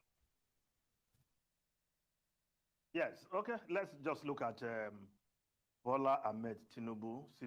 Yes, Asiwaju Bola Ahmed Tinubu, yes, is clearly the front runner over time because, as he said, this has been his long life ambition to be the president of Nigeria. I don't know how long that is, but you can see that he's been pursuing this ambition with vigor and with everything he has. Of course, his strengths, clearly, he has rich political experience with wide exposure. His days as governor of Lagos State, something he can really point to as his report card as he's performing at the executive level. And what he did in contributing to the building a major political party like the APC, because for once we thought you cannot get a behemoth of a political party like the PDP, but Bola Ahmed Tinubu, working with others, pushing, driving that process, they came up with the APC, and the rest is now history, as they say.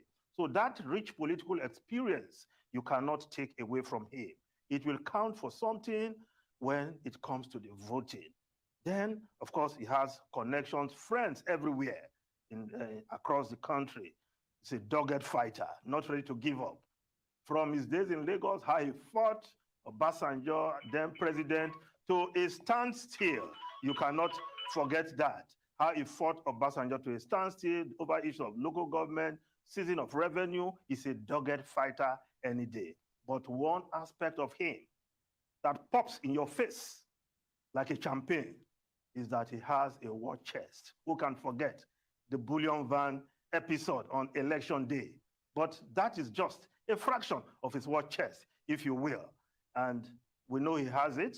He has investments here and there. Of course, no need to go to his sources of revenue, but he has a formidable war chest. If you're looking for somebody who has the resources to match an Atiku Abubakar, of course, Bola Ahmed Tinubu has it in quantum, in all aspects. Connections, war chest, political goodwill across the country, he has it. Now, his weaknesses is seen as corrupt and wasteful. I remember somebody asking, how did Bola Ahmed make his money? It was a question that one of his handlers couldn't give an answer to. Of course, he's seen as corrupt. He's seen as a dictator, which is in itself is a big minus, because in Lagos, he simply sits and presides over everything from Bodilion Road, not far from where I'm sitting. And he dictates who becomes governor, who should not be governor, who should not do second term, who should be the senator, who should be occupying this position and that position. You only need to get the nod of Ashiwaju in Lagos and some of the southwest states to contest for a position, and they will tell you, Baba Sokwe, and that will be it. So that dictatorial tendency, it does not fit well with power at the center. And of course, that is one of his drawbacks. And of course, his health issues. He had this long stay in the UK over what they said was a knee operation. But again, videos have been circulated on the social media about his health issues. It's something that some will also have a rethink. We want to have another president who will spend a long time in the UK taking care of his health. And of course, he had to go to UK to do what they call knee operation, despite the well-orchestrated investment of the Lagos state government in health care in Lagos. He had to go to the UK. So do we want a president that will be spending time in the UK? That is a drawback to him. Of course, he's also perceived as vengeful. If he gets there, all those who oppose him, they will have their day in his court and perhaps will have some repercussions for their action standing in his way. So that's Bola Ahmed Tinubu for you, strengths and weaknesses. If you have time, you want me to go ahead, you let me know to go ahead with another aspirant. Ruben. Waziri Adio, well, I mean, perception about source of wealth, perception about corruption, perceptions about dictatorial tendencies, talking about Bola Ahmed Tinubu. Let me pin it down to the issue of dictatorial tendencies. Would you say it has even paid off in Lagos and across the country, where, you know, you might want to say that Tinubu has used these dictatorial tendencies to appoint, to elect, or to select, you know, politicians who found themselves in different spheres at different levels in the country, whether at the state level, local government, even at the presidency. Has it paid off at all? Waziri. Okay, thank you very much. I will start from where, if any, I stopped, and I don't want to go over some of the things I said. But I would like to say that it's a formidable list. There will always be a short list. And the short list shouldn't be seen necessarily in terms of, they will say, okay, everybody drop off. It's like, you know, the godfathers, the power brokers in the party, they are saying, these are the people we want people to focus on. They are not saying the others should not run. So I don't think they will even succeed in doing that. Anyway, people will run. While you bear that in mind, of course, don't forget to talk about Amechi and Fayemi, who are the two others. What I want to say list. is that I want to look at the five of them together rather than look at them individually. Fantastic. I think all of them, any of them can be a good candidate for the party. What we should bear in mind is that, you know, it's the party now. So what happens after tonight? That's what will make the difference. No matter how strong you are, if the party fractures, if the party doesn't come together to rally behind you, there's a limit to how far you can go. Let's cast our mind back to 2007, the first time when we had this kind of experience of a transition when the incumbent was tampered. President Yar'Adua, God rest his soul, was a political lightweight. Even some of his colleagues Some of his colleagues as governors didn't even have his contact, right? And many people in the country did not know about him. But because a sitting president put him forward and put the instrument of the party and the state behind him, he put his political capital behind him. That was what made the difference. Of course, the election also wouldn't you say that the name recognition was also a factor? Will. The point I'm making is that whoever let's look at it this way. Whoever emerges today is going to struggle. Because the election is going to be a referendum on 8 years of APC, right? So whoever emerges is going to struggle. And no matter how strong you are, the backing that you get from the party and from the president and from others will be what will make the difference. So I think we should look at anybody that emerges can give a good run to the PDP. Well, okay, Waziri, one of the things I wanted to hear is about the electability of this, shortlist relative to the strength of the PDP candidate. We have 18 major political parties, but unfortunately, we're benchmarking the process with, the two major political parties. But beyond all of that, if you look at the politics of zoning within the APC, we have had the voices of the 13, governors of the APC in the northern part of the country. We have seen, the southern aspirants, right? The Yorubas that are there. In fact, one state alone, Ogun State, has more than about 3 or 4 aspirants on the list. But the East, nobody is really talking about the East. Senator Kenny Namani had to even withdraw to say that, look, he has not even had the opportunity to sell his profile to delegates. Dave Umahi, whose name has been mentioned, you wouldn't be surprised if what happened during the PDP convention happens again. The Southeast went to the PDP convention with over 900 delegates. More than 890 delegates from the Southeast voted for other people. They did not vote for their own people. Why is the Southeast again in this APC convention not showing a strong hand? What do you think is the problem? The first thing I need to, it's not like I'm fact checking you, please. Yes. The Electoral Act 2022 changed so many things. Yes. And, they have to now deal with only elected delegates. Yes, that is true. So, and in PDP, is one delegate per local government. 774, 767 showed up at the convention. Absolutely. So actually, the number of delegates that came from the Southeast was 95. Okay, 95. And only 15 voted for aspirants from the Southeast. Okay.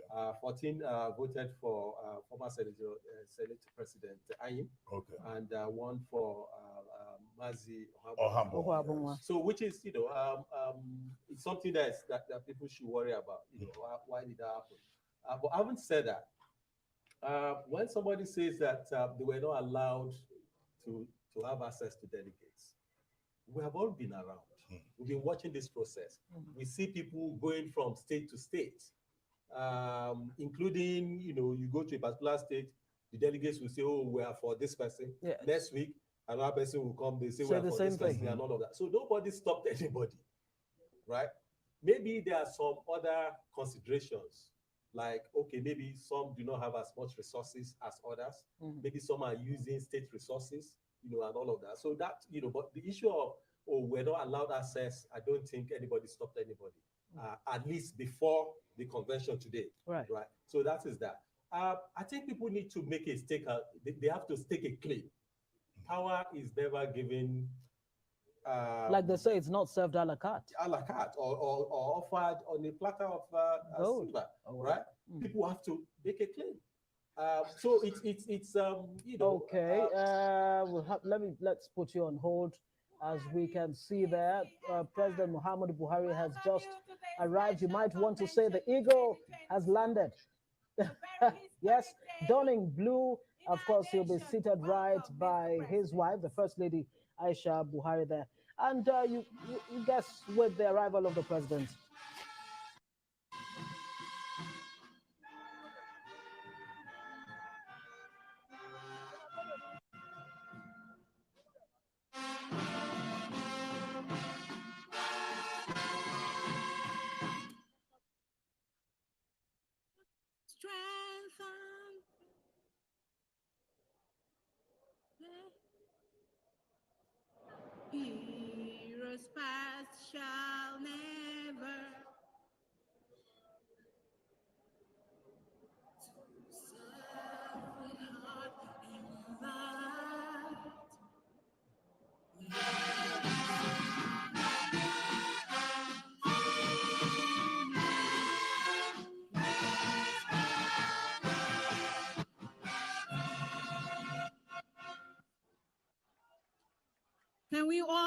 remain standing as His Excellency, the Commander-in-Chief of the Armed Forces of the Federal Republic of Nigeria, takes his seat while we take the second stanza of the national anthem as the opening prayer, and that will be done by Emmanuel Precious.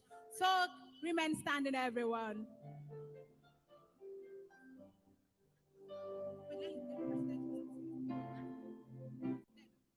Oh God of creation, direct our noble cause. God our leader right, help our youths the truth to know.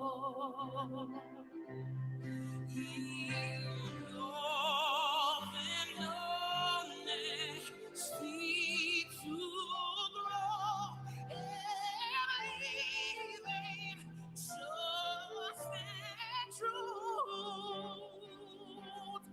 Great lofty heart attain to build a nation where peace and justice shall reign.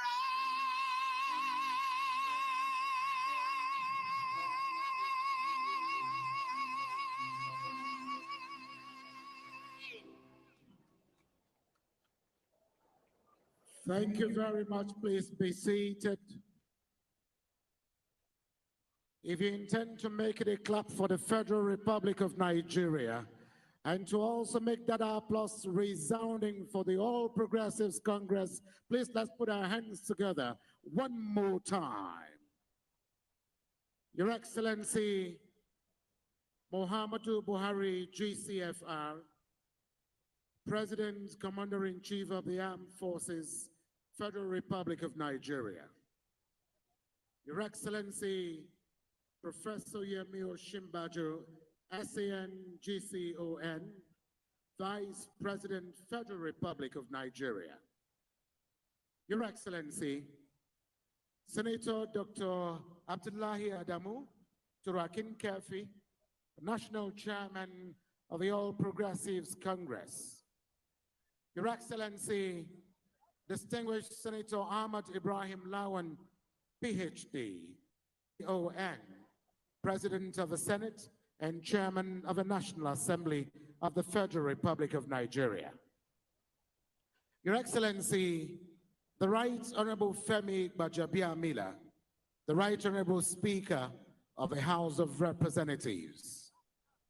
Your Excellency, Dr. John Kayode Fayemi, the Governor of Ekiti State and Chairman, Nigerian Governors Forum. Your Excellency, Senator Atiku Bagudu, the Chairman, Progressive Governors Forum, leading all the progressive governors and their deputies to this epoch-making event. Principal officers and members of the National Assembly, members of the National Working Committee of the All Progressives Congress, members of the Federal Executive Council here present, presidential aspirants of the All Progressives Congress here present, past presidents of the Senate, past speakers of House of Representatives, former members of the National Assembly here present, state party chairmen and all party stakeholders present at this occasion, INEC officials present here, led by 3 national commissioners of INEC, the chairman and members of special convention subcommittees here present, members of the diplomatic corps, civil society organizations, people with disabilities, members of the 4th estate of the realm, distinguished invited guests, ladies and gentlemen. would like to, on behalf of the National Chairman of the All Progressives Congress, welcome all of you to this special presidential primary convention 2022. It is a defining moment for this great party. It is without much ado, and to also welcome you most formally to this event, that I crave an indulgence to permit me to stand on the existing protocols as I invite the Chairman, National Convention Planning Committee, who also doubles as the Governor of Imo State, His Excellency Senator Hope Odidika Uzodimma, to please approach the microphone for his speech of welcome. Can we please welcome him with a resounding applause, please?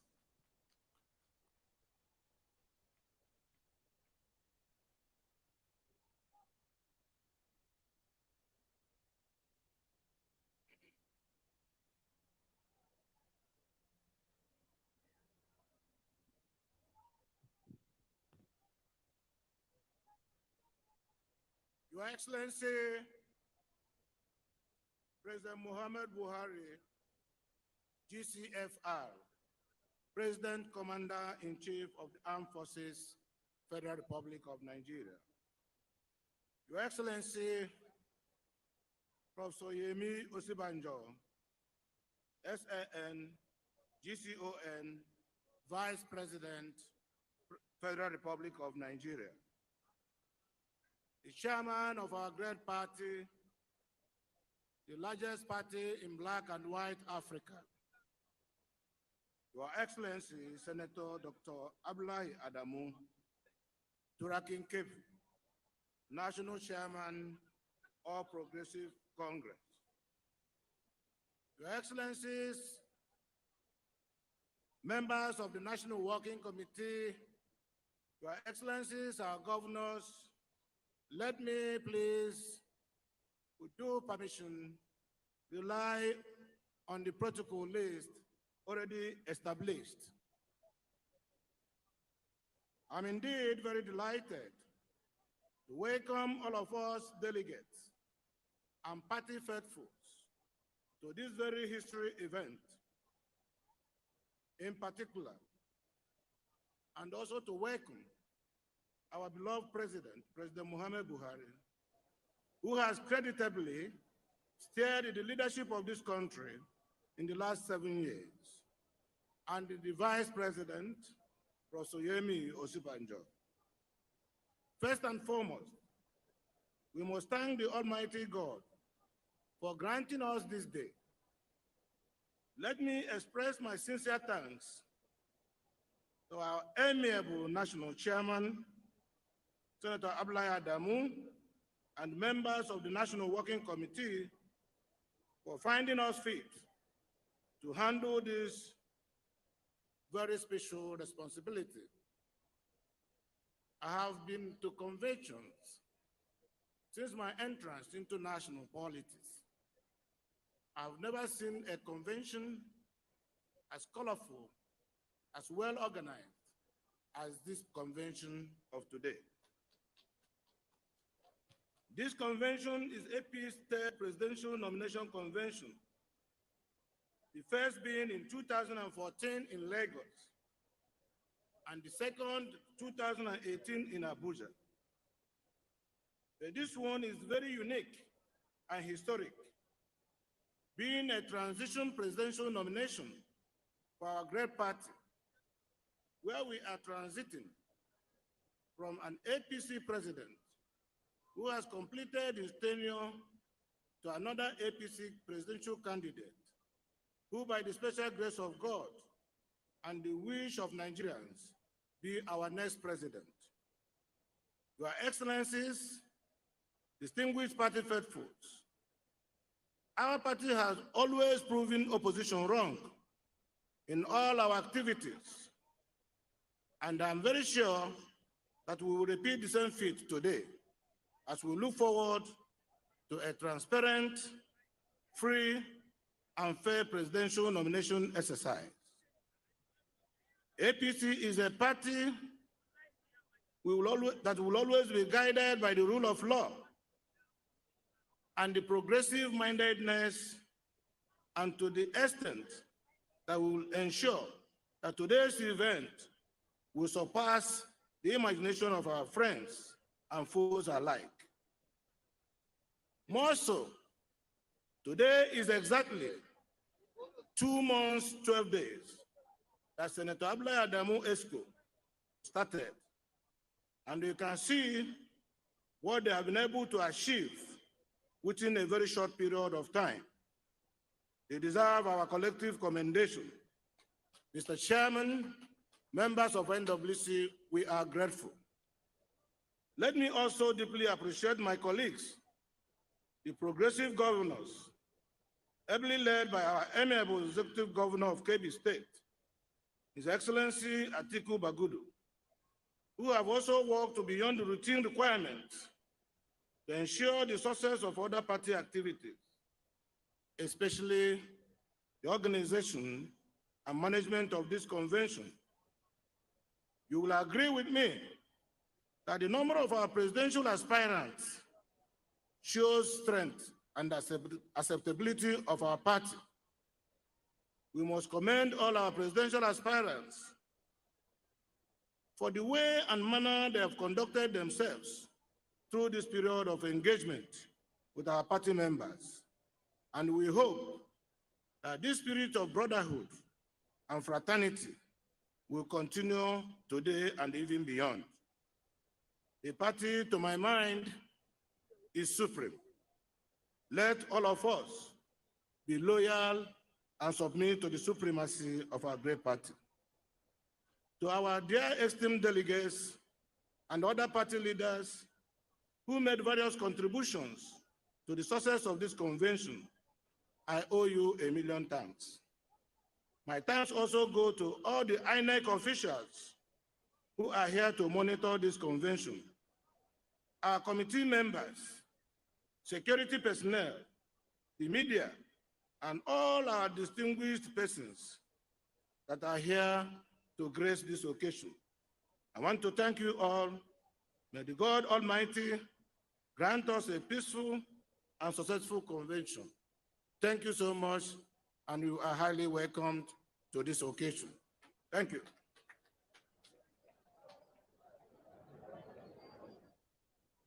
Your Excellencies, if your hands are not very busy, I'd like that we give the Governor of Imo State another resounding applause as we move on with a very special convention program. It is at this juncture that we then want to make bold to invite with all humility to the rostrum his welcome address, the National Chairman of the All Progressives Congress, former Governor of Nassau State, Senator Dr. Abdullahi Adamu, Your Excellency Turakin Kefi, we invite you to the rostrum for your welcome address, sir. Can we please applaud him as he makes his way to the podium?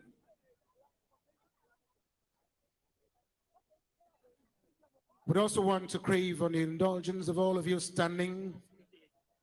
Security agencies should please, or agents rather, should please assist us in ensuring that the thoroughfare is not blocked and that there is enough space for the national chairman to make his way through to the stage for his welcome address.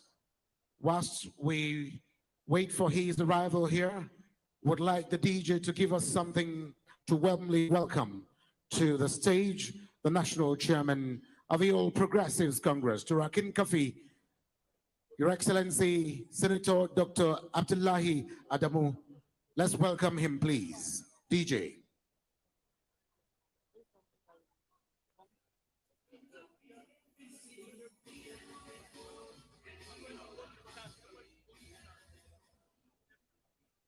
Your Excellencies, ladies and gentlemen, while we await the arrival on the stage of our chairman, can we ask everybody to please go to the stands of your various states? We don't want anybody milling around. Please move to the stands of your various states. Everybody standing in front of the booth, in front of the podium, please move to your various states, please. As we await the arrival of our chairman, who will be speaking to us in a moment. Please move to your various states. Every delegate, you shouldn't be standing. You should be at your state stand. Only the media personnel here are allowed to be here. Please, let's do the right things. Thank you very much. Your Excellencies, ladies and gentlemen, please welcome to the podium the chairman of our great party, the APC, His Excellency. Our chairman, you're most welcome. Thank you very much. Our foremost chairman is here to talk to us. You're most welcome, sir.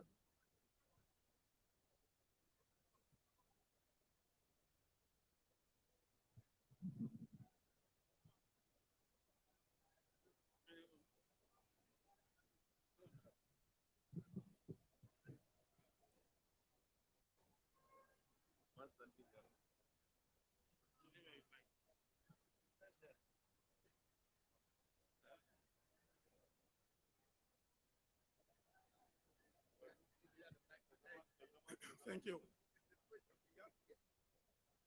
أعوذ بالله من الشيطان الرجيم. استغفر الله العظيم الذي لا إله إلا هو الحي القيوم. بسم الله الرحمن الرحيم. وصلى الله على النبي الكريم. وبعد.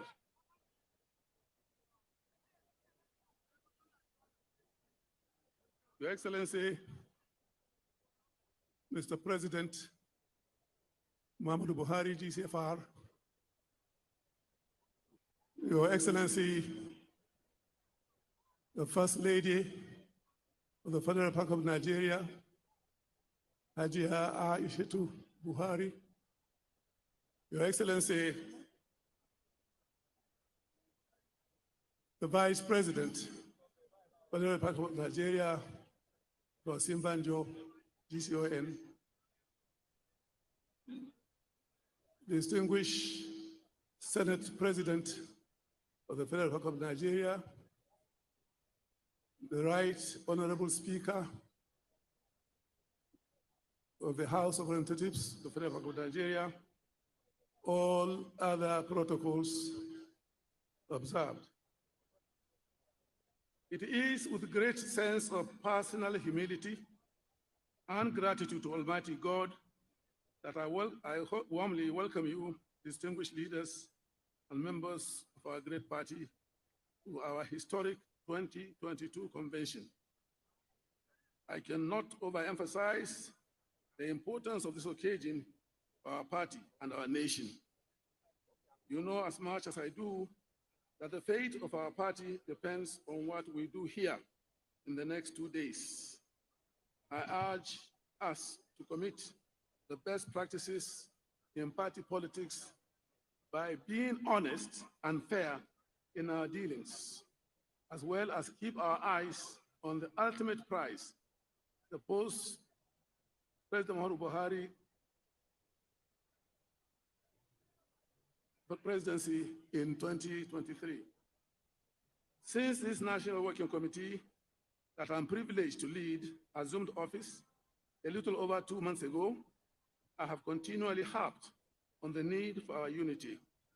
We can do nothing unless we are truly united in thoughts, words, and deeds.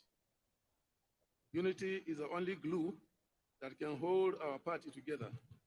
It should go without saying that we cannot go into the general elections next year and expect to remain in Aso Rock without putting our house in order. It does not take rocket science to unite the party. It takes sincerity of purpose, commitment, and determination to sacrifice our individual interests and ambitions to the larger interests of the party in the Federal Republic of Nigeria. I confess that I am glad to see that the healing process has just begun. It has been faster than anyone could have predicted. Things are not falling apart. Things are holding up. I am grateful to you all for standing by me and members of the National Working Committee in seeing that we carry out the first order of business in our party, and that is the total reconciliation of all the state branches of the APC that were held hostage by avoidable grievances. The evidence of the new unity of purpose is seen clearly and positively in the conduct of the primaries at local government and state levels. We have thought the conduct of primaries elected candidates for the state houses of assembly, the House of Reps, the Senate, and the state governorship elections for the 2023 general elections. The elections were predominantly peaceful, free and fair to all who participated in them. The results have been accepted by the winners and the losers alike. But I must admit, in all honesty, there are some gray areas which are being addressed, as has been the case in our practice of democracy during elections. I must also confess that efforts are required to work towards perfecting the electoral processes in our great country. This feat would not have been attained without the cooperation of everyone concerned. It is a clear indication that our party has emerged stronger from the grievances. We are united and are speaking with one voice once more. And at the end of the current exercise, we shall begin a steady march towards the 2023 general elections, buoyed by our resolute commitment to win and win big at all levels of elective offices up for contest. I salute all of us. We begin this day the final lap in the preparations towards the 2023 general elections. The leaders and stakeholders in our party are gathered here with us. This is their day, and this is their time. The contest for who flies the flag of the party as presidential candidate has been robust, but generally sober and statesmanlike. We welcome all those who threw their hats into the ring. They are patriots with a zeal to build on the foundation of comprehensive national development laid by President Muhammadu Buhari, GCFR. The contest for president in all the political parties has heated the polity. It is particularly so with our party, which parades the largest number of aspirants. It is said that in war, as in all serious socio-political contests, truth is the first casualty. It is so in this context. We have watched with growing concern the feeding frenzy in the mainstream media and the irrelevant social media. The general public is daily fed with facts that are no longer than fiction about our party and even the president of the Federal Republic of Nigeria. Wild speculations, half-truths, and blatant lies dominate political discourse because they are calculated attempts to mislead the uninformed and excite primordial sentiments.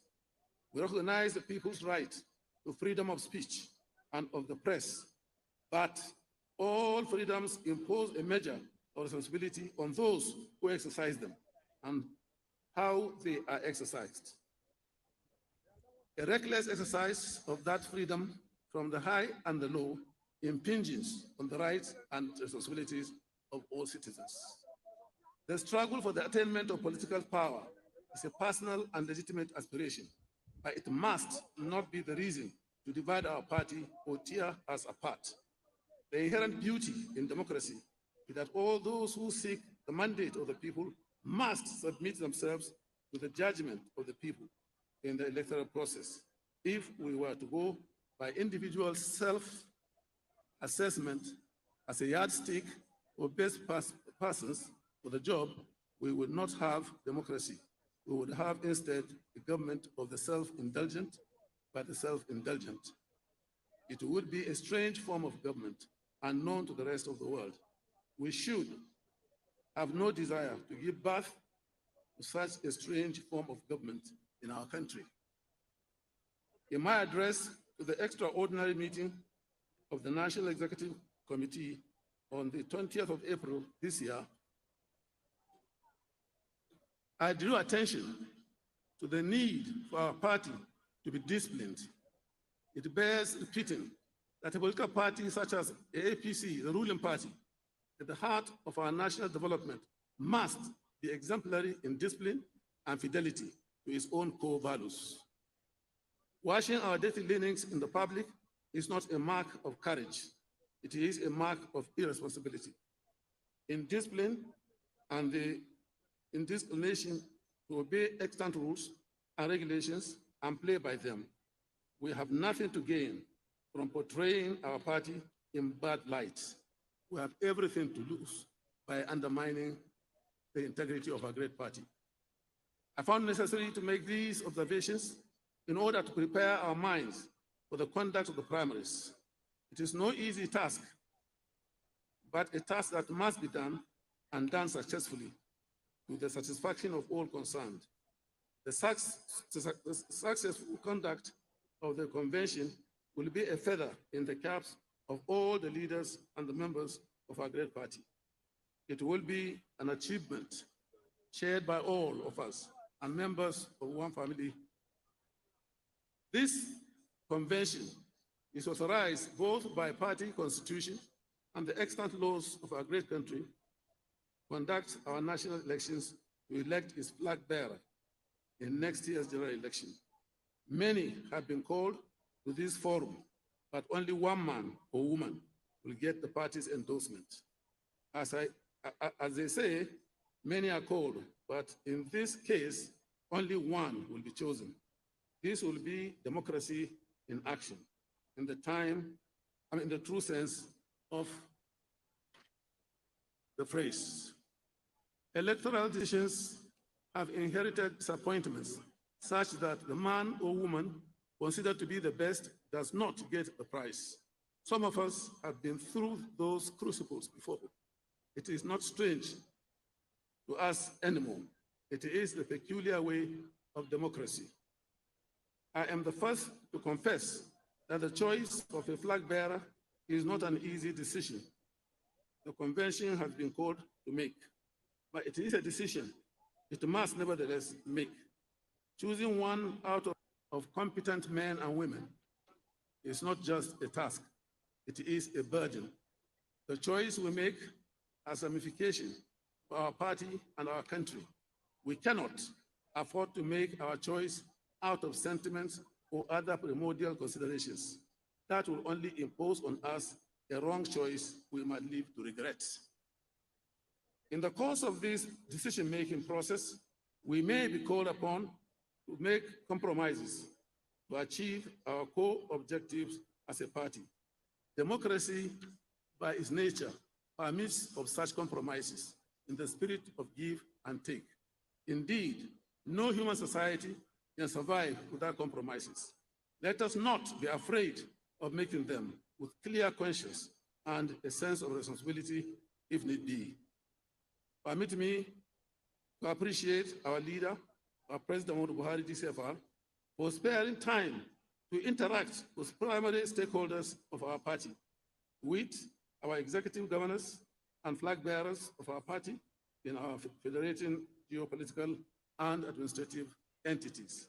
Our aspirants, all of them that were cleared by the screening committee, and of course, the elders, statesmen and women in our party, hold and imbibing in them the spirit of family unity in preparation for this transition convention. The choice we make at this convention must fully reflect our collective commitment to a greater Nigeria.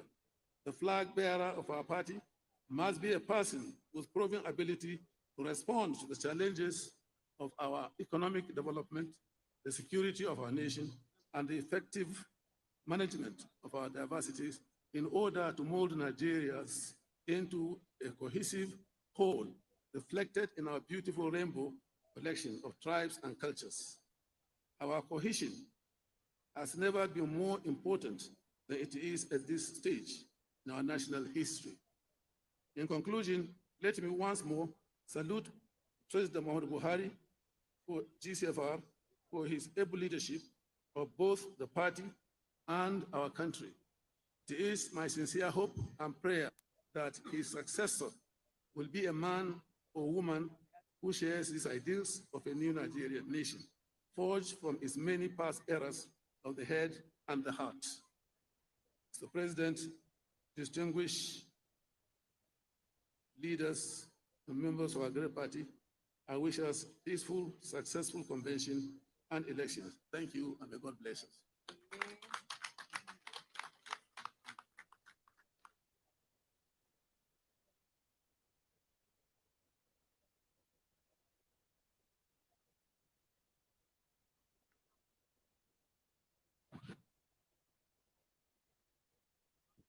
Can we put our hands together for His Excellency, Most Distinguished Senator Abdullahi Adamu, the National Chairman of the APC and Turakin Kefi.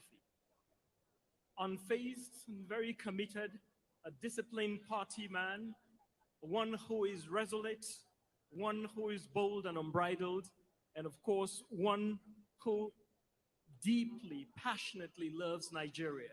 That is what the national chairman of the APC, Dr. Senator Abdullahi Adamu, stands for, the Turakin Kefi. Thank you so much. We will be calling on the national secretary of the APC to give a report card of the party. I'd like to most respectfully invite His Excellency Senator Yola Omishore, the national secretary of the APC, and I'd also like to call on the chairman of the Progressive Governors to kindly be close by because you'll be coming on next. The national secretary, please.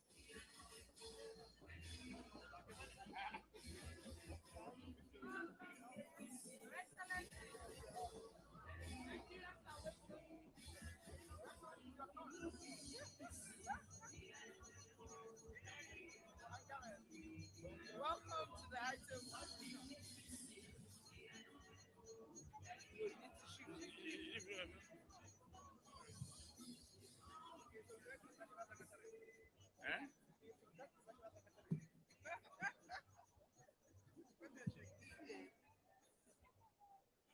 Your Excellency, the President, Federal Republic of Nigeria, President Muhammadu Buhari, Joseph, our First Lady, Your Excellency, the Vice President, Professor Yemi Osinbajo, SAN, Your Excellency,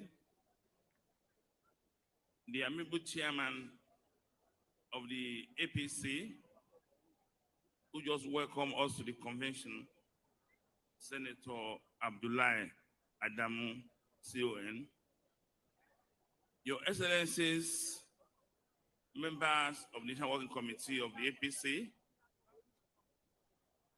Mr. Senate President, Speaker of the House of Representatives, our governors in various states, ministers and stakeholders, gentlemen of the press, ladies and gentlemen. It gives me a great delight to welcome our leaders once again, our members, as well as a broad range of stakeholders to this historic special convention to elect our presidential flag bearer for a party in the next coming year election. Collectively, we have established well beyond the shores of Nigeria the enviable unity of purpose during our national convention that brought us into the working committee on 26th of March 2022.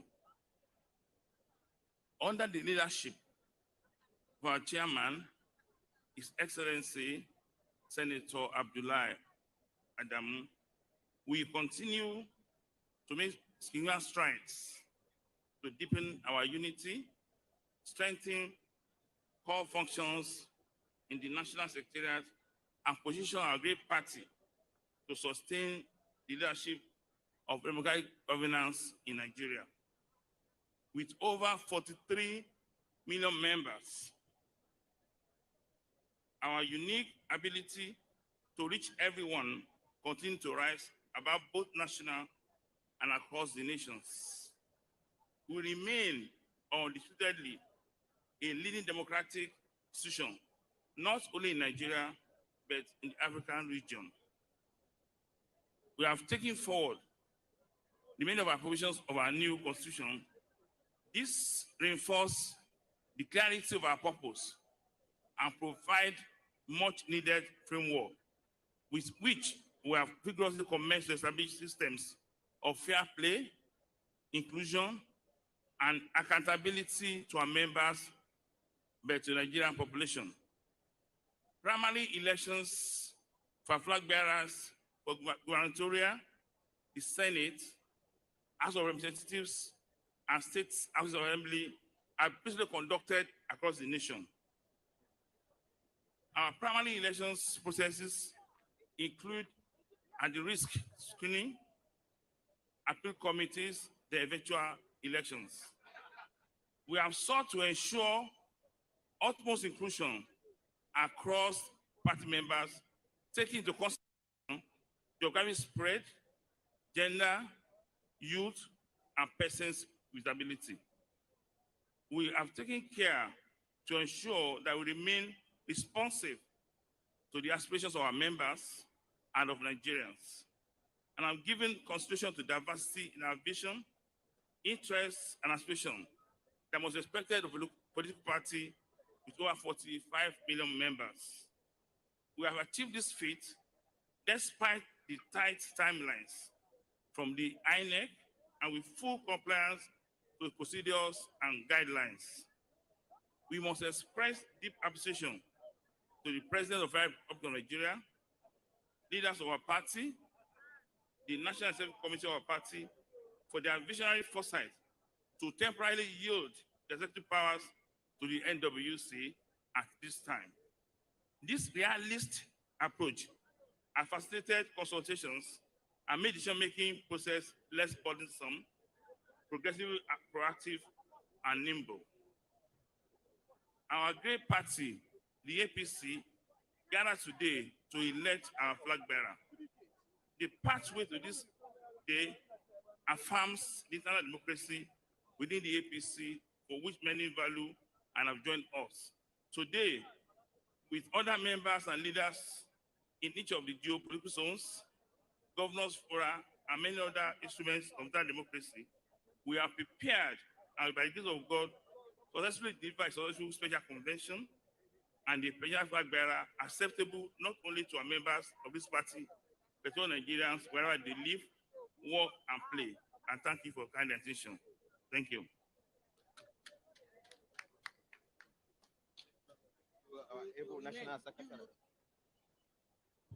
Thank you very much. That was the National Secretary of the All Progressives Congress. I'd like to crave your indulgence before I bring up the next speaker to please give us a clear thoroughfare. We want just the electoral managers, the polling unit agents, as well as the media.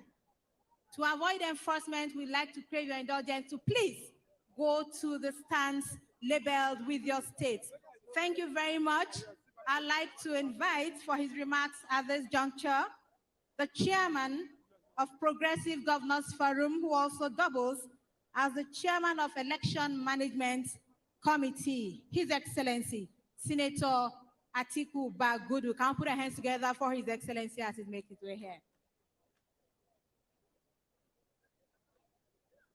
Your Excellency, President Muhammadu Buhari, President of the Federal Republic of Nigeria, Her Excellency, the wife of the President and First Lady of the Federal Republic of Nigeria, Ajia Aisha Buhari, Your Excellency, the Vice President of the Federal Republic of Nigeria, Professor Yomi Osibajo, His Excellency, the Senate President, Senator Ahmed Lawan, the Right Honorable Speaker, Right Honorable Femi Bajamila, the Chairman of our party, Senator Abdullahi Adamu, and members of the National Working Committee, the Secretary to the Government of the Federation, Chief of Staff,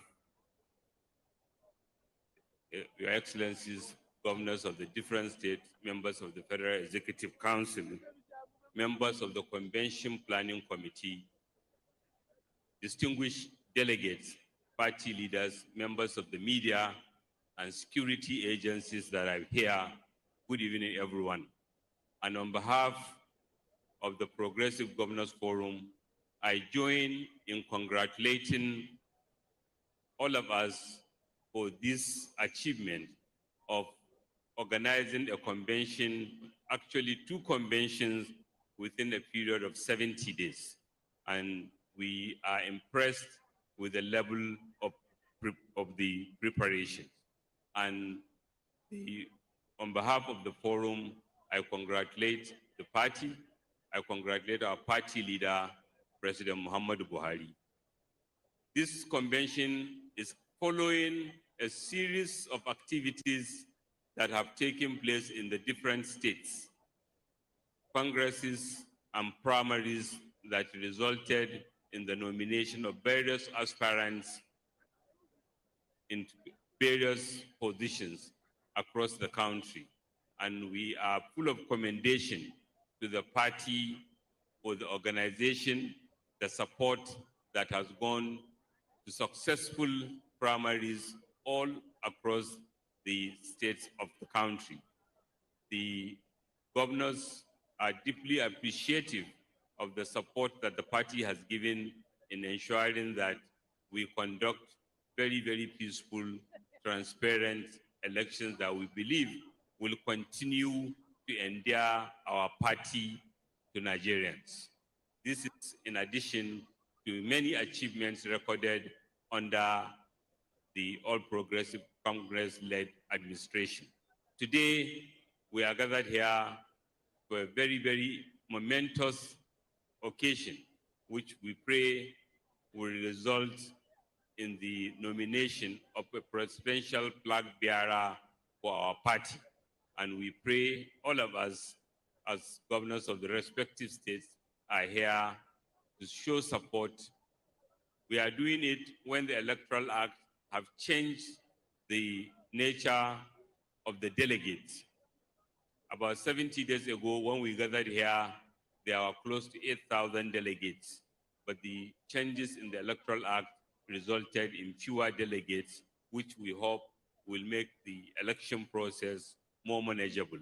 And since I'm speaking in 2 capacities, both as the chairman of the Progressive Governors Forum, on whose behalf I've already spoken, and the chairman of the Election Management Committee, we appreciate our party for choosing us and bestowing us upon this important event. It's okay, important duty to serve our party and participate in the process that will result in eventually the nomination of the presidential flag bearer sometimes this evening or early tomorrow morning. Your Excellencies, because of that, I will use this occasion to share on behalf of the Election Management Committee some information that as provided by the Electoral Act, only the duly elected 3 delegates per ward, i.e. 3 delegates for the 774 wards, local government, sorry, three delegates per local government, meaning 3 for each of the 774 local government will be allowed to vote after accreditation. There will be 2 voting points, each with 20 ballot boxes. And 2 states are going to be called one after the other, but they will vote at the 2 respective voting points simultaneously. Delegates are expected to write the names of their choice on the provided ballot papers. Delegates should please ensure that the name of their choice is fully written to avoid confusion, at least 2 names. Delegates who cannot write will be permitted to choose a delegate from their state to write for them. Delegates will be properly identified before voting commences. Agents of the aspirants will be permitted to sit to monitor the proceedings. All delegates are expected to return to their seats after casting their votes. At the end of the voting exercise, all the ballot boxes will be gathered together and sorted in the names of the aspirants. After the sorting out, the ballot of each aspirant will be counted, and the aspirant with the highest number of votes will be declared winner. Aspirants who decided to withdraw must inform the election committee, publicly announce their withdrawal, and sign a withdrawal form.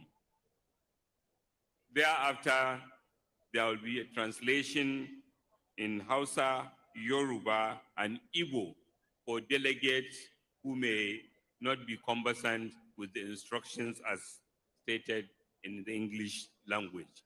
I thank our party, and I thank Mr. President, and I thank all our leaders that are gathered here this evening, and I want to assure them that the Election Management Committee, and as part of the Convention Management Committee, will do its very best to ensure that whatever the result so declared will meet with the highest standard expected of our party.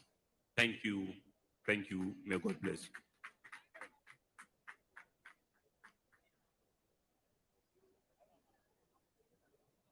Thank you very much. So, Your Excellencies, ladies and gentlemen, we're getting set for the main business of the day. But we cannot go on if we are not seated. So may I appeal to everybody to please take their seats. We're going to have some entertainment, but in between that, we expect everybody to be seated. If we're not seated, we're not going to start because we want to be free, fair, open, and transparent. And while we do that, we'll be calling on every aspirant who will be talking to us before the voting begins. As Governor Bagudu told us, we have 23 aspirants, and I'll call their names. When we're going to start, we'll call you in batches of 4 to come and talk to us and tell us exactly why you want to be president of the Federal Republic of Nigeria after President Muhammadu Buhari. So these are the names. His Excellency, Senator Ahmed Bola Tinubu, the Jagaban Bogu,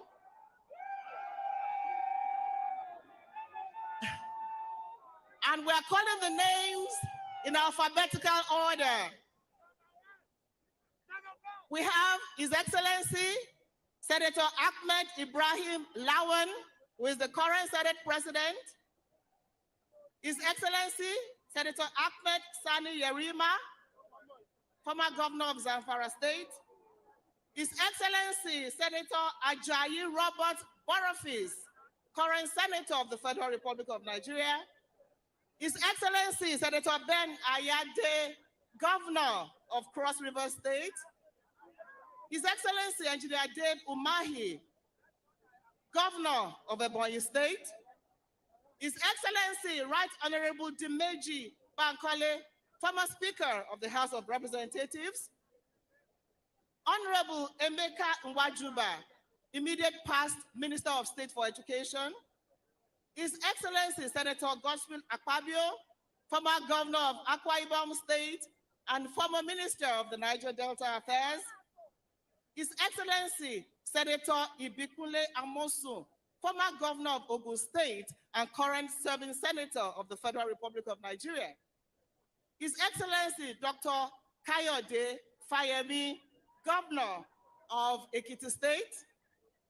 His Excellency, Senator Ken Inamani, former Senate President of the Federal Republic of Nigeria. His Excellency Alhaji Muhammadu Badaru Abubakar, Governor of Jigawa State. His Excellency Dr. Ogbonnaya Onu, former Governor of Abia State and former Minister of Science and Technology. Pastor Tunde Bakari. His Excellency Right Honorable Rotimi Chibuke Amechi, former governor of Rivers State and current Minister of Transportation. His Excellency Senator Rochas Okorocha, former governor of Imo State. Pastor Nicholas Nwago, Mr. Jack Rich Tain, His Excellency Governor Yahaya Bello, Governor of Kogi State. His Excellency Professor Yemi Osinbajo, Senior Advocate of Nigeria and current Vice President of the Federal Republic of Nigeria. Chief Ike Obasi Nokelu, and finally, and coincidentally, the only woman in the team, but her name starts with a U, so that's why she's number 23 on the list. Barrister Mrs. Uju Kennedy Oheye. So, Your Excellencies, those are the 23 aspirants. They'll be talking to us. But before then, we'll cool our nerves a bit with some entertainment by the one and only Sir Shina Peters. I hope you're ready. But please take your seats, please. If you don't sit down, we're not going to start the program. So please, everybody, you should be seated in your various states, because we're going to be free, fair, and transparent. And nobody should cover the polling booth. So please, please take your seats. Once this is over, the aspirants speak to us, we're going to start the voting. Nobody should be standing in front of the booth. And we're going to be very strict with that. Thank you very much. As I hand over to Sir Shina Peters.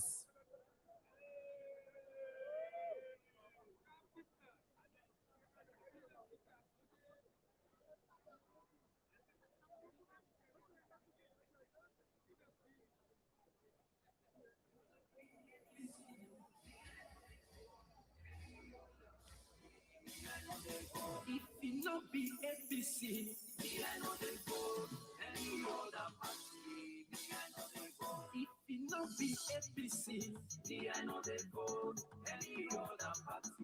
Me I know they vote. If it not be APC, me I know they vote any other party. Me I know they vote. Now we dey put our rights say, we trade that money, market women they happy. Cuckoo rolling everywhere. Train they walk from south to north. Forward, APC is the only solution. Mama, papa, shine your eyes. Brother, sister, shine your eyes. Everybody, shine your eyes. APC is the only solution. If it not be APC, me I know they vote any other party. Me I know they vote. If it not be APC, me I know they vote any other party. Me I know they vote. If it not be APC, me I know they vote any other party. Me I know they vote. If it not be APC, me I know they vote any other party. Me I know they vote. If it not be APC, me I know they vote any other party. Me I know they vote. If it not be APC, me I know they vote any other party. Me I know they vote. If it not be APC, me I know they vote any other party. Me I know they vote. If it not be APC, me I know they vote any other party. Me I know they vote. Now we just put our rights say, we trade that money, market women they happy. Cuckoo rolling everywhere. Train they walk from south to north. Oh, forever, back home never. APC is the only solution. Mama, papa, shine your eyes. Brother, sister, shine your eyes. Everybody shine your eyes. APC is the only solution. If it not be APC, me I know they vote any other party. Me I know they vote. If it not be APC, me I know they vote any other party. Me I know they vote. If it not be APC, me I know they vote any other party. Me I know they vote. If it not be APC, me I I know they vote. Any other party, me I know they vote.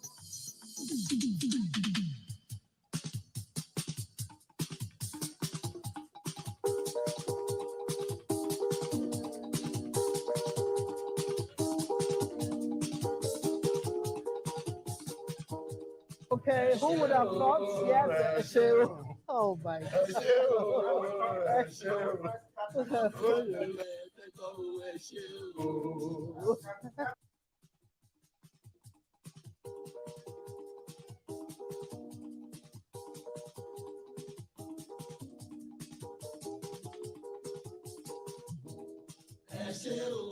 Okay. How do you even start with this one now? Sachin or Peters, livening up the mood at the convention ground there. Yes, iconic juju musician. Yes. And let's talk about what we've been hearing before he came on. Well, it's good that it's going to be a night of not just voting and delegates, but also fun. And, that will provide the drama you were talking about earlier. This is another dimension of it. That really should liven up the night and energize the night indeed. 23 aspirants. They're just following the list. In alphabetical order. In alphabetical order. I guess if you paid as much as 100 million to get expression of interest and nomination for, you at least deserve a mention and an opportunity to take part in an open contest, transparent contest, borrowing the words of Abike Dabiri Kirewa there.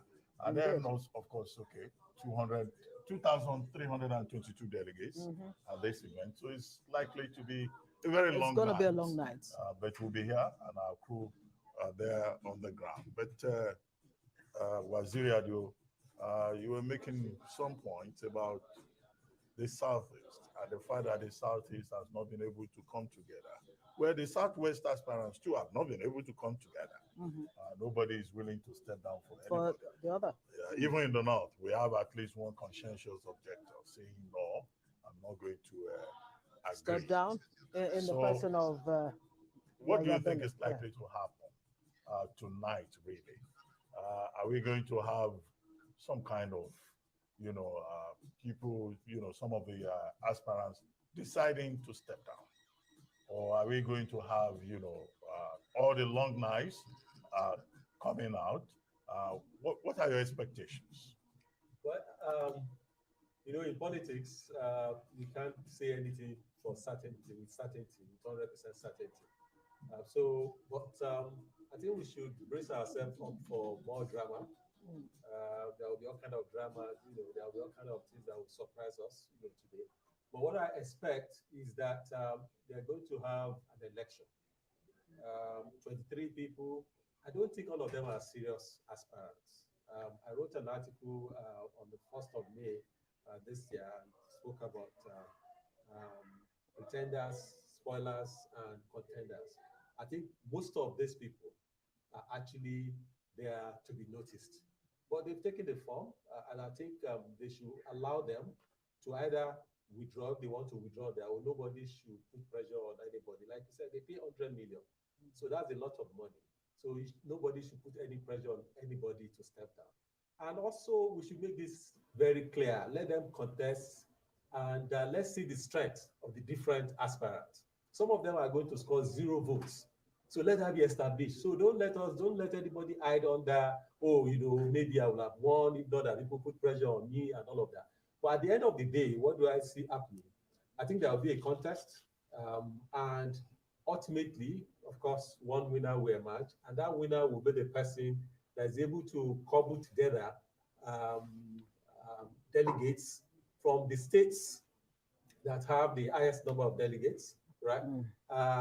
Like, there are some states like Kano has 132, Katsina has 102, Oyo has 99, Osun has 90, and like that, some states have, Akwa Ibom has 75. So you are going to be looking at the person who's able to get this backing of the governors of the states, of the 22 states controlled by APC, but also of the godfathers of the 14 states not controlled by APC.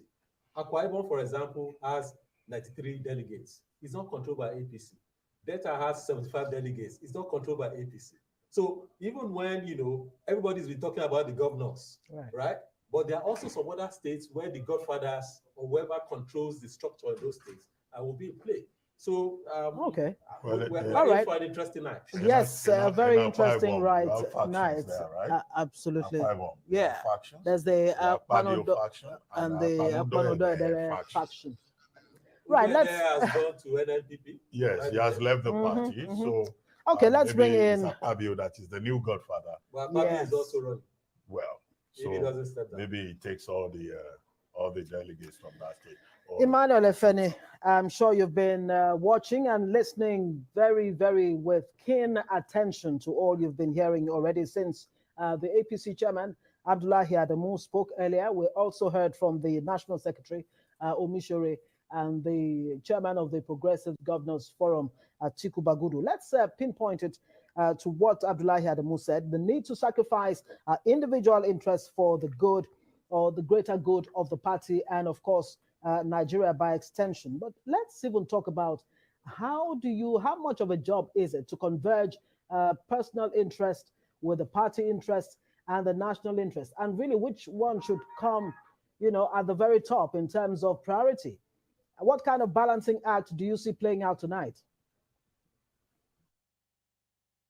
Yes, for big wigs of the party, the chairman of the party, the secretary of the party, the talk has been about making sacrifice, unity of the party, and of course, going forward after this convention. That is very important for the APC to still be intact as a party united in their quest to retain power after President Muhammadu Buhari finishes his tenure come May 29, 2023. But the hard part is that we have several candidates, 23, with their egos and, of course, their aspirations. Who will step down for who? Last time I checked, even the Southwest front runners, they're still thinking, talking, and consulting about coming up with a single candidate, a single aspirant in this convention.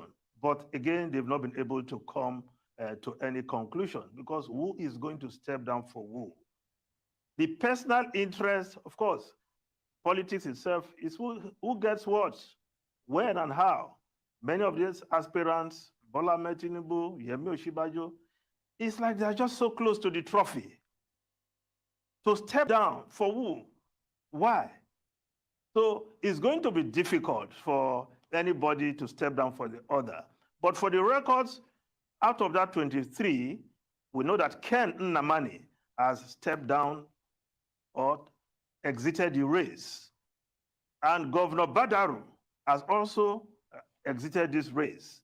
So the rest, we're talking about 21 now, they are still firmly in the race. The party interest should be what is paramount in the minds of everybody. But most of these aspirants have come with their ego very much up there, pursuing their interest with vigor. But at the end of the day, the delegates will decide. But will there be a master stroke?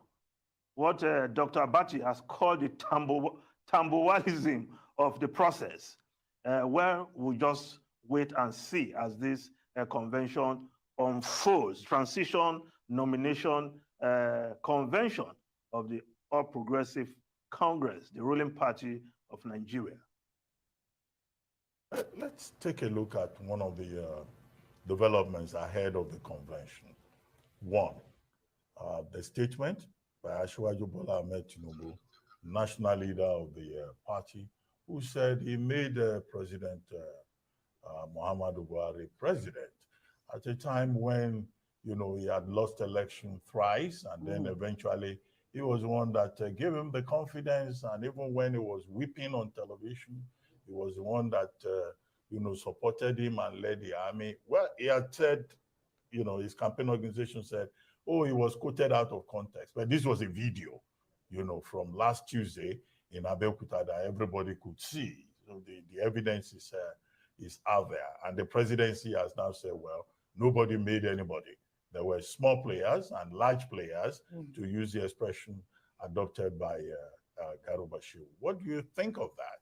Especially as the chairman of the party had reacted initially before the Garuba Shehu statement to say there will be consequences. Would we see the effect or the nature of those consequences tonight? The second issue with regard to the aspiration of Asiwaju Bola Ahmed Tinubu will be the statement by former governor of Ekiti State, Peter Ayodele Fayose, that he suspects that if Asiwaju does not proceed with extreme caution, that he could be treated the same way in which politically Chief Obafemi Awolowo was treated, and also Bashorun MKO Abiola. Do you think that those may be factors that may affect the ambition of Asiwaju Bola Ahmed Tinubu, or you think it doesn't matter? Okay, as I said in the last time I was there, I think Asiwaju made a mistake by speaking in Yoruba. I don't think he should have spoken in Yoruba. I think he should have spoken in English, because many things get lost in translation. And he has also walked back and said he didn't mean it in the way that it came out, right? I didn't mean to disrespect the president. So I would say that, would that affect his chances? Possibly. It may. It's also possible that it might not. A day is a long time in politics. An hour is a long time in politics. There's also enough time for both parties to have come to accommodation and decide to move on that. But at the end of the day, what will matter is, what will matter today. Yes, that statement, can have some impact, but what will matter will be who has whom on their side, right? And whether there are people who have veto power that they can exercise. So if Asiwaju is in the lead, or he was in the lead, it's possible that statement could have knocked him off a little bit or to a great extent. And that is also what we're going to find out today. But it's difficult to say. It's difficult to say. The way it works in our system, unfortunately, is that there are some people who are in control of the delegates. And those who are in control of the delegates are the ones that tell them this is the direction we're going. So you can almost say that if somebody, a governor, is going this direction, or a godfather is going this direction, most of the delegates from that state, especially elected delegates, the statutory delegates are more sophisticated. So if you are still good with the governors and the godfathers in the respective states, if you are not good with them, or if they are not convinced with your explanation, that's a problem. About what Governor Fayose said, I don't have the information that he has, and I spoke. Some people even were struggling to understand what he was saying. Some people say that he actually meant it in Yoruba, that if you read it in Yoruba, you understand it better. I don't know. But there's nothing wrong with that. Yeah, it's called Yoruba English. Yeah, no. I think he. I'm not saying it's wrong, but I think he was passing across some coded messages beyond even what you can see on the surface. And if you had read it in Yoruba, maybe you understand. So the message is for the Asiwaju, and the Asiwaju is left for him to decide on what he wants to do with that. I don't think it's something that should bother us. He is not a member of the APC, right? And he was giving an advice to somebody, which he could have done. I'm sure he had access to it. So I don't think it's something, because it's more of like conspiracy theory. Oh, they did this, and all of that. And I think if you look at the issues, they are not the same. What happened to Awolowo is different from what happened to Abiola, and I don't see how those two are related to what is going on now. But I would say that I also have a sense that what people have termed the outburst of Asiwaju in Abeokuta might also have been in response to certain information that he might have had that he felt that he needed to respond to, and to also signal that, well, whatever you guys are planning, know that you are dealing with a fighter, and this is somebody who's ready to fight, go down fighting. So that's one of the things I take from this. All right, Emmanuel Afeni, what factors really do you think will play out tonight? What issues really should be on the front burner as this convention, to pick a presidential candidate, a flag bearer for the APC should be? Look, this is really not just about Asiwaju Bola Ahmed Tinubu. There are other people on the ticket. We do hear, of course, that Yemi Osinbajo is likely not also to step down if it comes to it. Let's talk about Yemi Osinbajo, the vice president, who somebody described earlier as being very close to the trophy. I think you said that. How do you think things will play out in the event that all the names on the ticket will stand and compete in this election?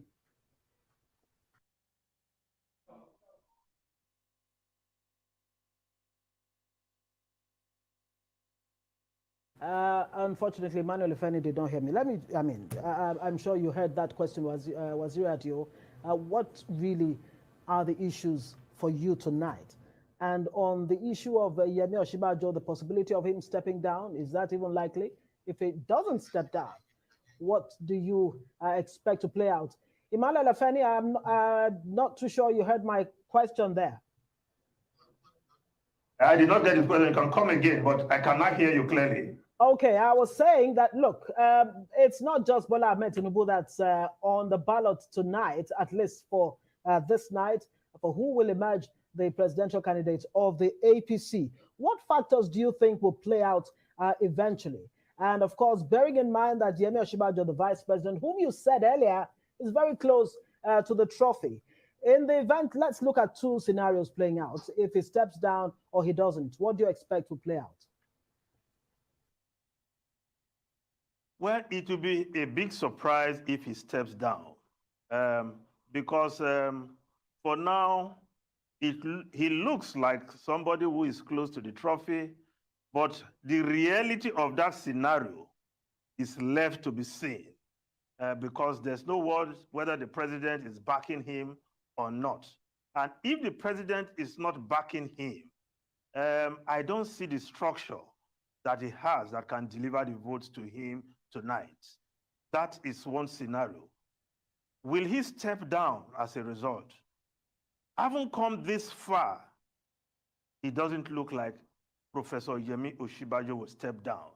And after all the accusations of betraying his godfather, in quotes, whether at this point will he now step down?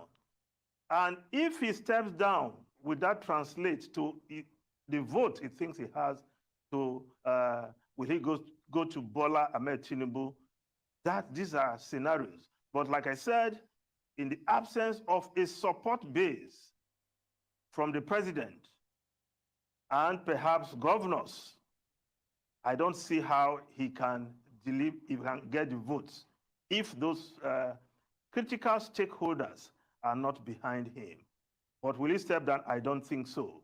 It will not be good for his ego having come this far, because many believe that, yes, he should be a good candidate to take over from his principal, President Muhammadu Buhari. But as for the other side, of course, I don't see anybody able to convince Bola Ahmed Tinubu to step down for Yemi Osinbajo, given how far he has come, how far he has taken this. He's a dogged fighter. And coming to that is Abeokuta, well-publicized Abeokuta speech. Will there be consequences for him? Well, we've heard from some key supporters of President Muhammadu Buhari, one of them being Babacha Lawal, who happens to be a supporter of the Bola Ahmed Tinubu presidential aspiration. The way he came out and he gave the impression that there will be consequences, saying that is why some of us up north don't trust so and so. It was a very damning statement. So whether there will be consequences, but I'm sure Bola Ahmed Tinubu was not under any spell when he made those statements. Those statements were desperation. A man who was seeing what he has yearned and hoped and fought for, almost slipping out of his hands. That was what gave rise to that statement. It's like, the situation to him was like, if you speak, you are damned. If you don't speak, you are damned. Let me speak. Heavens will not fall. Of course, he has since tried to retract, but of course, I don't believe that anything was lost in translation. If anything, the full weight of what he said was not even captured in English. Ojule, Osuku, was not even properly captured in English language. Nothing was lost in translation, as it were. But again, he made those statements. You will live with the consequences. Are there consequences? Will they come to play tonight? We'll see as we get along. One thing you can be sure of is that some very creative people have tried to make a song out of Lekini Olule, Lele Keji Olule, Lele Geta Olule. You know, very nice. I'm not going to sing along. Very nice song. But Waziri, let me come back to you. Yeah. You talked about pretenders, contenders, spoilers. Okay, we have a list of 23. We'll try to focus on those who have been pushed forward as contenders.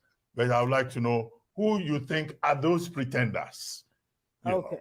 Before we'll come back to that. Yes, indeed. Let's take you back to the convention ground.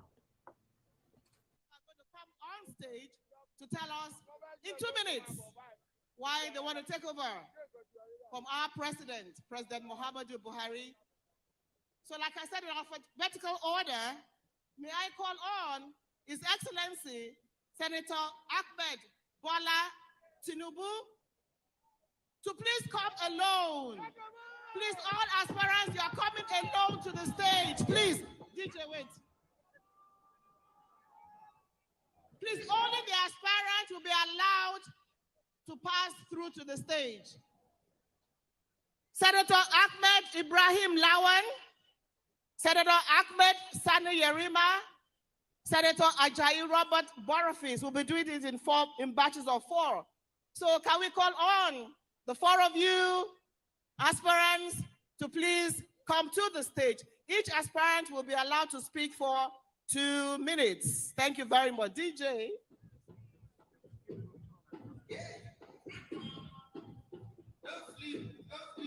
Wake up, collect your money, collect your money. Wake up, collect your money, collect your money. Wake up, tera, tera, go get the mola. Wake up, bonito kala, kala go yellow. Don't walk it, don't try. You're supposed to be try. Kill up on the top, person my top, person when I'm man, boy. When I land softly on the sofa, so far so good. Bonnie back down, let me see you. Oh, lo, let me see you. Oh, lo, come, let me see you. There, oh, lo, let me see you. Oh, lo, come, let me see you. There, let me see you. Oh, lo,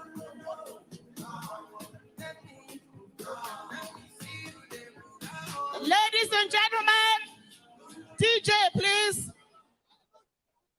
Ladies and gentlemen, DJ, please.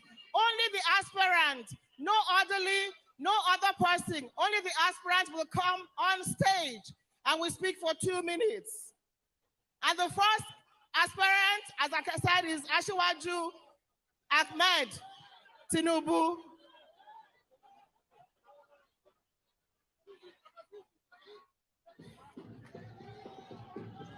Yeah.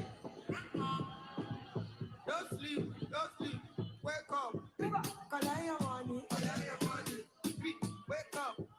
Collect your money, wake up. Tera, go get the mola. Wake up. Bonito kala, kala go yellow.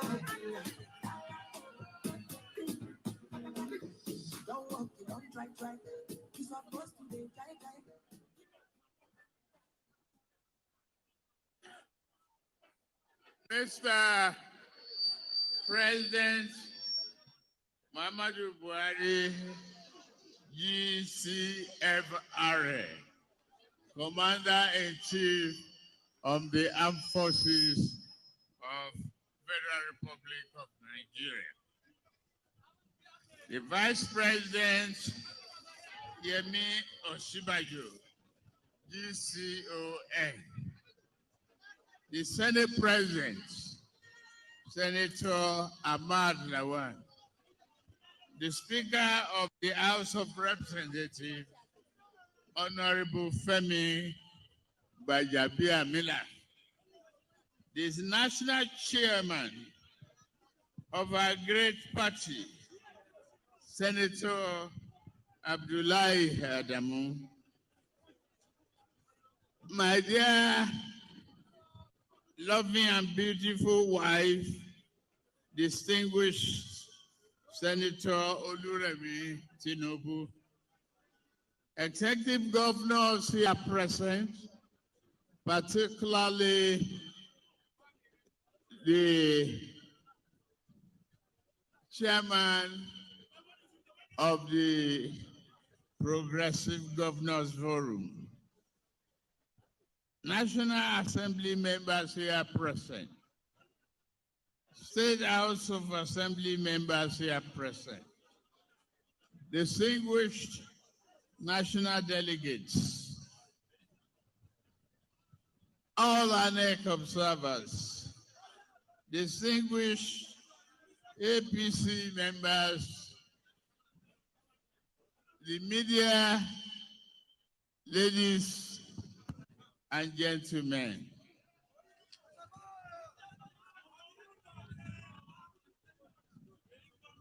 Today,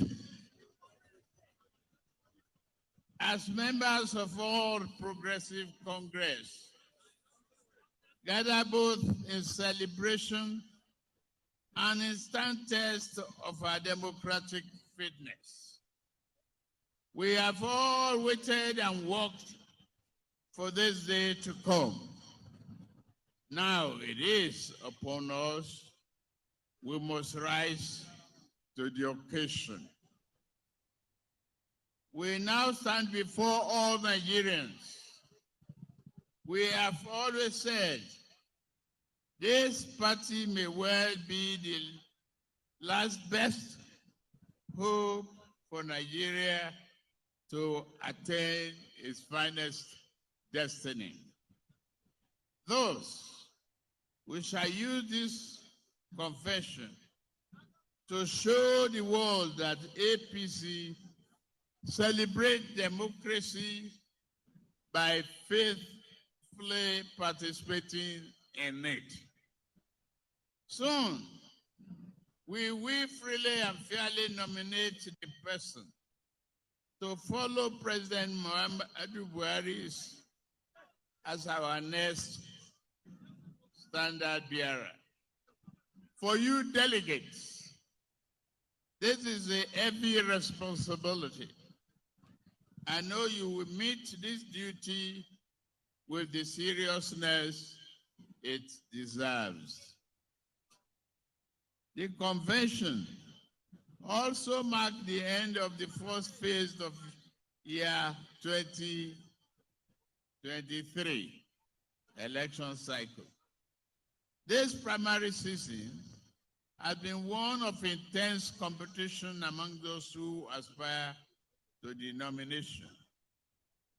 I commend the other aspirants for the dignity and zeal with which they have conducted their campaigns.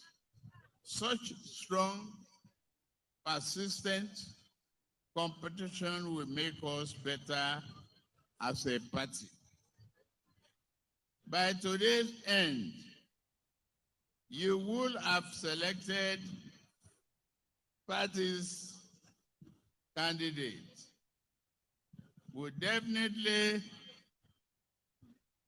want to see a great process to win. We must emerge from today a unified force, focused on the cooperation and shared victory. As President Buhari has said, our party's objective must be to triumph in the next year's general election at all levels. The candidate you select must deliver victory in the national election and have the personal gravity and national recognition to pull us through to victory in the state and local government elections as well. He must instill a sense of victory and confidence. Moreover, the candidate must unite Nigerians of all walks of life from all parts of the country. He must have the experience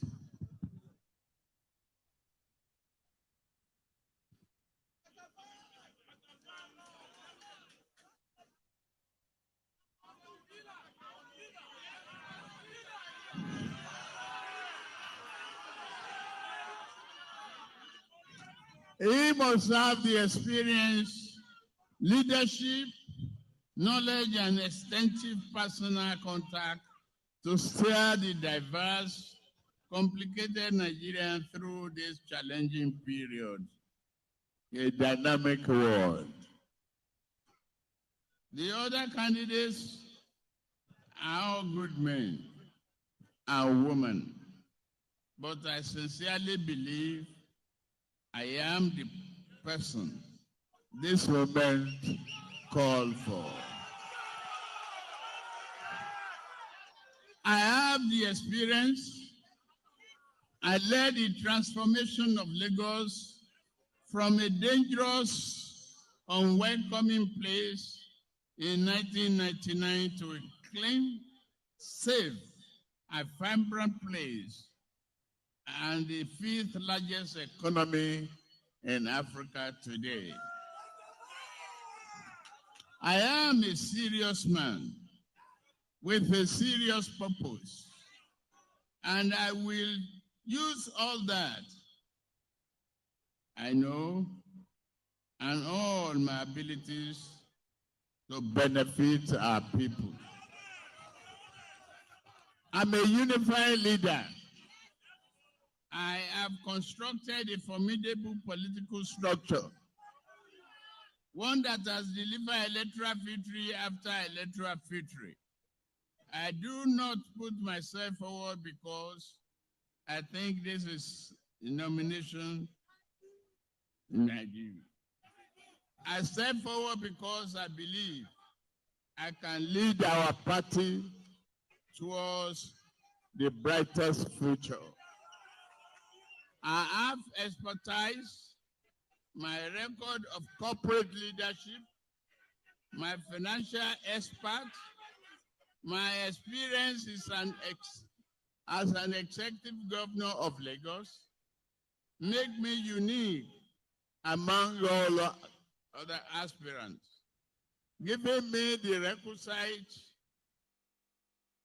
skill to accelerate the progressive reform that will change the face of our national economy. I can not, on this day, talk of a brighter and prosperous future without declaring my determination to fight terrorism and insecurity to the very end.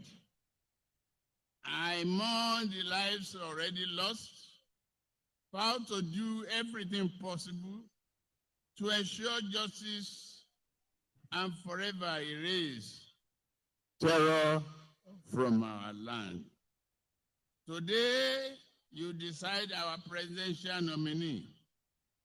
Let me be the man who can best articulate the vision of progress and development, then implement it Let us always honor the promise of the APC, the promise we made to Nigeria.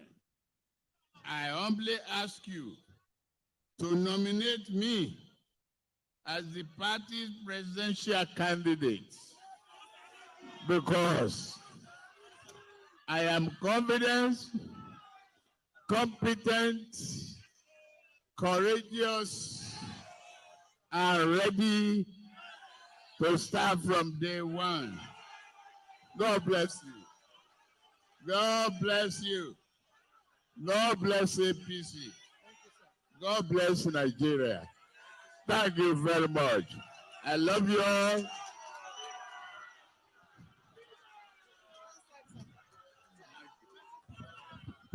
Thank you very much.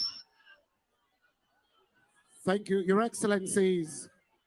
Standing on the existing protocols, without much ado, can we have your attention, please? Can we have your attention, please?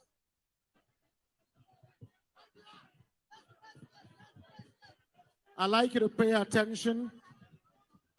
Please, supporters should please remain in your pavilions. Delegates, remain in your pavilions. Supporters are not allowed to come to the stage, neither should they come anywhere close to the stage. The next aspirant to speak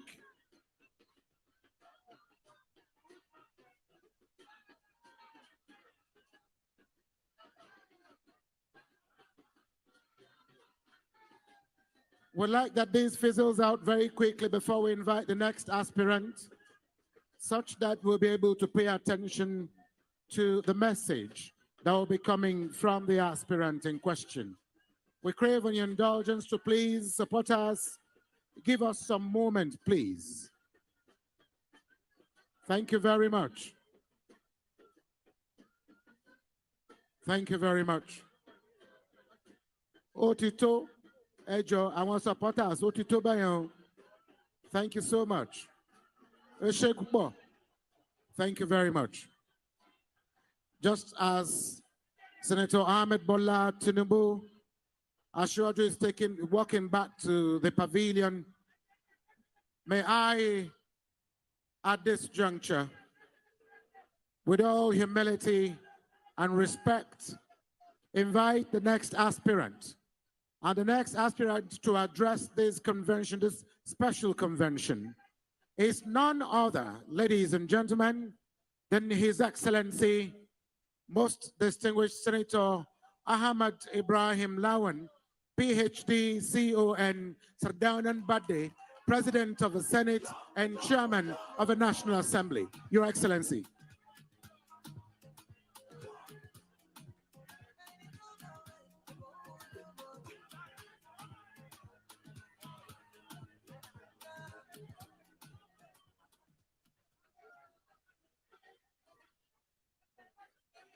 Amen.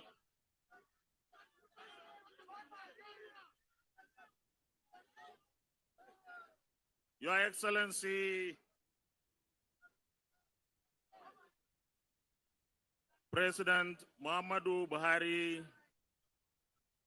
GCFR, Your Excellency, the First Lady of the Federal Republic of Nigeria, Your Excellency, the Vice President, very distinguished and honorable Speaker, distinguished party chairman or national chairman, distinguished Senator Abdullahi Adamu Turakin Kefi, other members of the National Working Committee, the Deputy President of the Senate, the Deputy Speaker, distinguished and honored members of the National Assembly present, our elders of the party, my brothers and sisters, the youth and women, very distinguished special delegates, distinguished ladies and gentlemen, gentlemen of the press, good evening, everyone.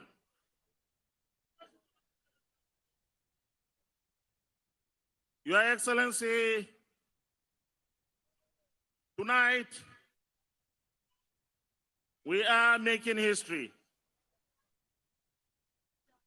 Our great party, the All Progressives Congress, the APC, is making history. Next year, 29th May 2023, Mr. President, your tenure would have been full cycle, and by the grace of God, it will be. This event is a special event for us to elect the next person to fly the flag of our party in next year's presidential election, by the grace of God. Your Excellency, you have provided great deal of leadership in governance and in the running of our party. That's why we are here. This administration from 2015 to date, under your distinguished leadership, has done so much for this country, and APC has made its mark. You've laid the foundation for whoever will emerge this night to fly the flag of our party, to stand on such a very solid and strong foundation. And we are very proud of your achievements in the last 7 years.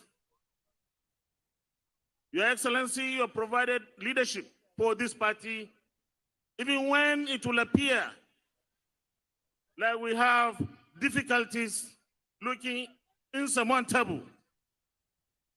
The moment you step in, things go on to be straight and streamlined. And this is how APC will be, that APC will always be strong because you have set it on a very strong pedestal. Your Excellency, very distinguished ladies and gentlemen, I am running for the office of the President of the Federal Republic of Nigeria because I believe that this party has been built well around ideals that all of us here share.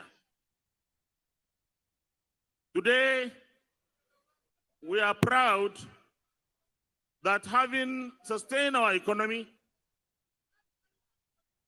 that despite all the difficulties in the world, our economy is still experiencing growth.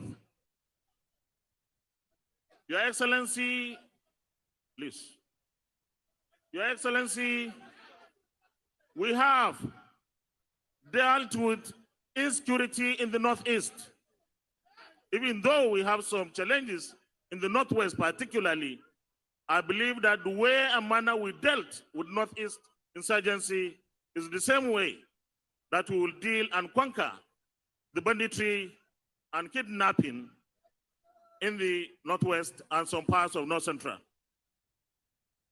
Distinguished delegates, let me say that you are a special set of Nigerians who are saddled with the responsibility and task of electing the next president of Nigeria, our country. My belief is there cannot be any higher and more important responsibility than electing the president that will lead this country in the next 4 years from 2023. I will therefore appeal to you that look very closely, ensure that we elect someone who will ensure that the achievements so far by our administration are consolidated and others continued. I am of the parliament. I come from the parliament. I am a parliamentarian. Having spent 23 years in the National Assembly, having chaired very strategic committees of agriculture and education, having chaired the very important oppositional committee or Public Accounts Committee, having served as chairman of the Senate Committee on Defense, having served as the majority leader of the Senate, and serving as the president of the Senate by the grace of God, I am eminently qualified. Distinguished delegates, let me tell you that worldwide, the developed democracies are run by parliamentarians. Developed democracies are governed by parliamentarians mainly. If you go to parliamentary systems, the prime minister is always an elected parliamentarian. If you go to the US and similar democracies, senators and members of Congress run the country. Today's president in the US, the President Biden, was in the Senate of the United States of America. President Obama was also a senator in the Senate of the United States of America. I have acquired sufficient experience working very closely with the Mr. President, our dear President, as the presiding officer and chairman of the National Assembly. I have learned a lot, and by the grace of God, if you elect me this night, I will continue and consolidate those massive achievements Mr. President and the APC administration have achieved. God bless the Federal Republic of Nigeria. God bless the APC. APC! APC! APC! Thank you very much. Thank you very much, Your Excellency, Senator Ahmad Ibrahim Lawan, President of the Senate and Chairman of the National Assembly. The next aspirant to address this august gathering at this occasion, this epoch-making event, is none other than the former governor of Zamfara State and former senator, once a senator, always a senator, Senator Sani Ahmed Yerima.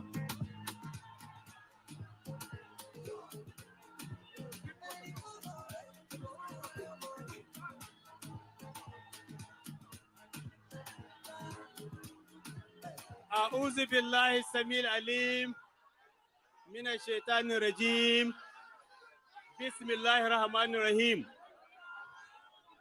الحمد لله الذي بيده الملك وهو على كل شيء قدير الحمد لله الذي مالك الملك تؤتي الملك من تشاء إن ربي لا غفور رحيم. Mr. President and Commander-in-Chief Alhaji Muhammadu Buhari, GCFR, our First Lady, the wife of Mr. President, the Vice President, and our National Chairman of our great party, all other protocols duly observed. Mr. President, before you are elected in 2015, this country was facing very serious security challenge. Everybody knows about the menace of Boko Haram. When you came in, you promised the country that you are going to have 3-point agenda to fight insecurity, fight corruption, and work very hard to improve on our economy. The Boko Haram, before you came in, were virtually in Borno and Maiduguri, and Yobe.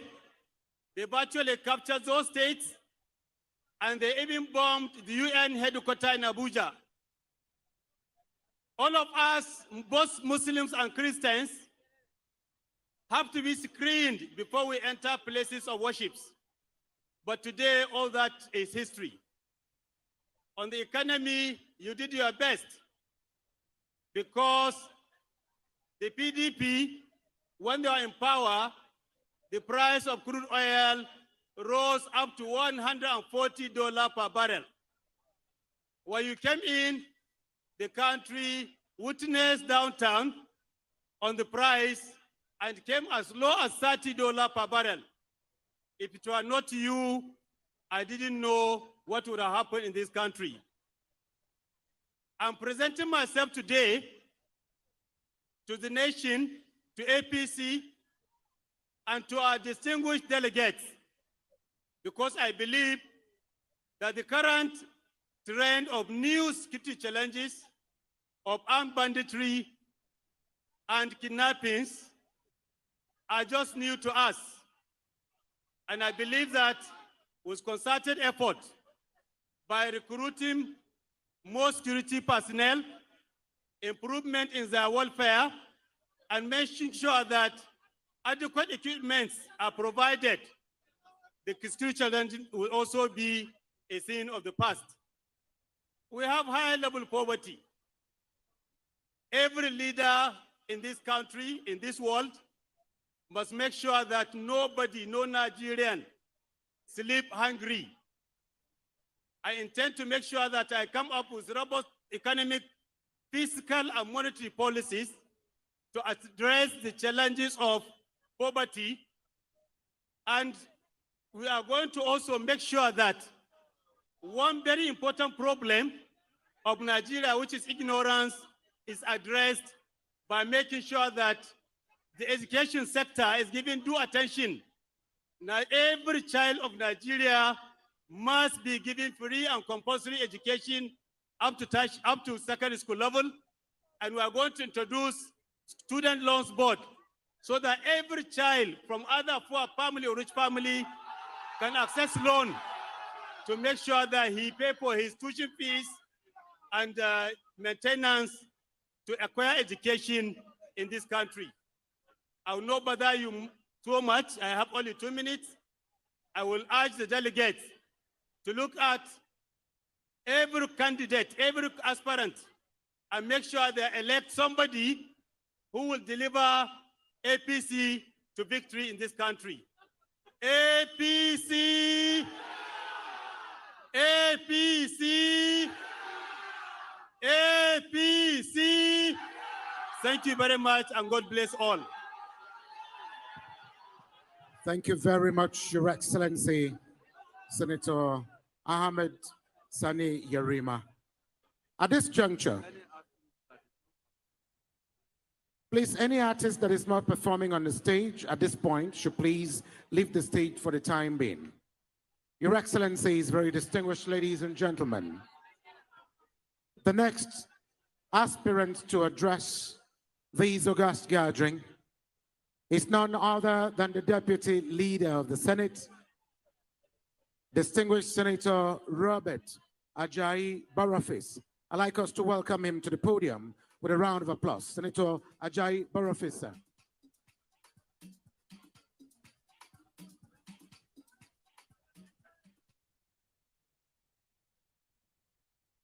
Your Excellency, the President of the Federal Republic of Nigeria, President Muhammad Buhari, GCFR, the First Lady, Your Excellency Aisha Buhari, the Vice President, Professor Yemi Osinbajo, the Chairman of our party, Senator Abdullahi Adamu, Turakin Kebi, and Sri Kinyanki, the Obateru of the Source. The Senate President, the Right Honorable Speaker of the House of Representatives, Honorable Ministers, Executive Governors, distinguished delegates, and members of our respected party. Today is an auspicious occasion and a determining moment, not only for our party, but for our nation. In 2013, the APC was established as a progressive party with commitment to national unity, to progress, and to the social economic development of our country. Within 8 years of our government, under the able leadership and guidance of our President, Muhammad Buhari, the APC has made tremendous and remarkable progress in all sectors of our economy.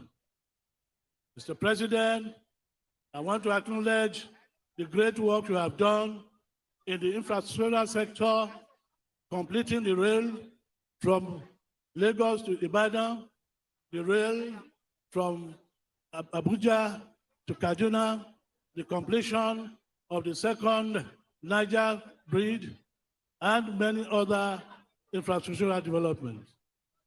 My decision to come out to run for the highest office in the country is to build on your legacy, the legacy that have been built on integrity and honor. I believe that if we do this, this country will move forward. I am putting my administration on four-point agenda: security, the economy, education, and anti-corruption crusade. These four-point agenda are drawn from our medium-term national development plan. And I believe that the 8 priorities of this plan, if well implemented, will lead this country to higher heights. I am selling myself to Nigerians, to our party, to the delegates. I have never lost any election. I'm serving my 3 terms in the Senate, and I've served on several committees: Navy, Education, Works, Science and Technology, and many others. At the moment, I am the Deputy Senate Leader. I started my adult career as an academia, and I reached the apex of my career as a professor, and even climbing the ladder of administration. I moved on to bureaucracy when I was appointed the Director General of the National Space Research and Development Agency, when I launched 3 of 4 satellites, the first and the only one yet in Black Africa. Therefore, thereafter, I moved to Senate, and I've served 3 terms on Senate. In my tenure, I've impacted on my senatorial district, building 5 hospitals, building 5 skill acquisition centers, building roads, establishing some industries like cashew processing unit and many other industries. I have the experience, I have the knowledge, I have the capability. It is time for us to bring science and technology into the mainstream of our socio-economic policy, because the difference between the developed country and the developing countries and other countries is the level of their science and technology and the application of science and technology to development.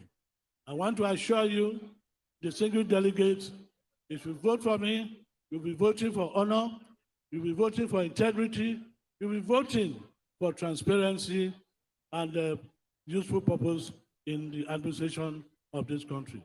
I want to thank you, and I bless Nigeria.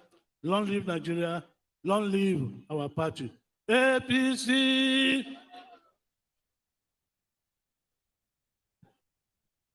Your Excellencies, would like to thank all the aspirants who have come out, would like to call the next four. Would like to apologize that we need to stick to time. I know that each of you have very rich credentials and you are eminently qualified to lead the country, but you can't say it in 2 minutes.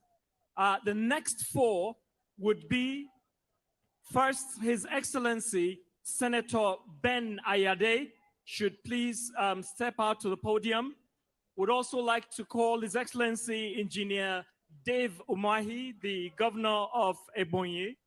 Would also like to invite His Excellency Right Honorable Dimeji Bankole, the former Speaker of the House of Reps, to also come. And then to make the last four, you have Honorable Emeka Nwajoba to please come to the stage.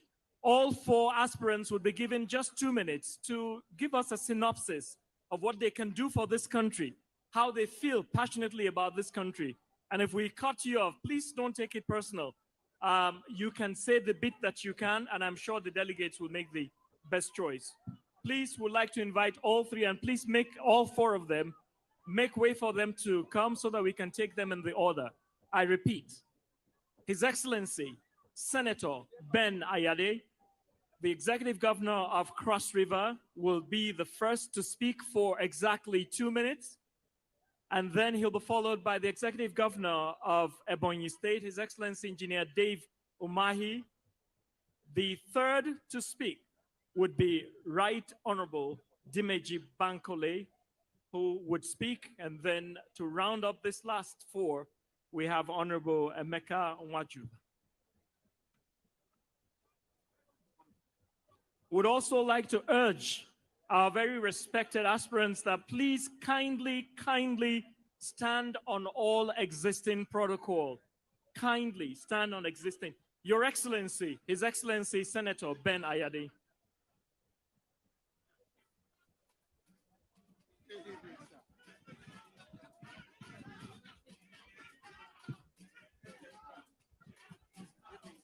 Thank you.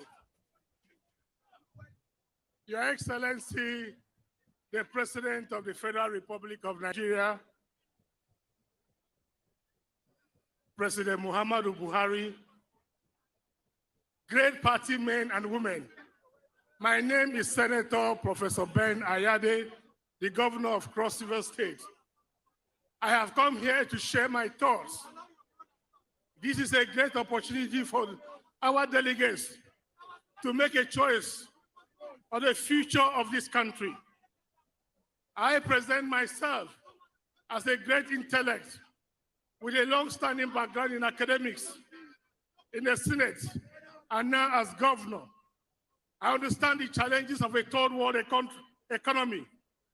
I understand the security challenges of this nation with the concept of Afghanistanism, the collapse of Afghanistan, and the ambition of ISWAP and Boko Haram to take over Nigeria, recognizing our vast natural resource.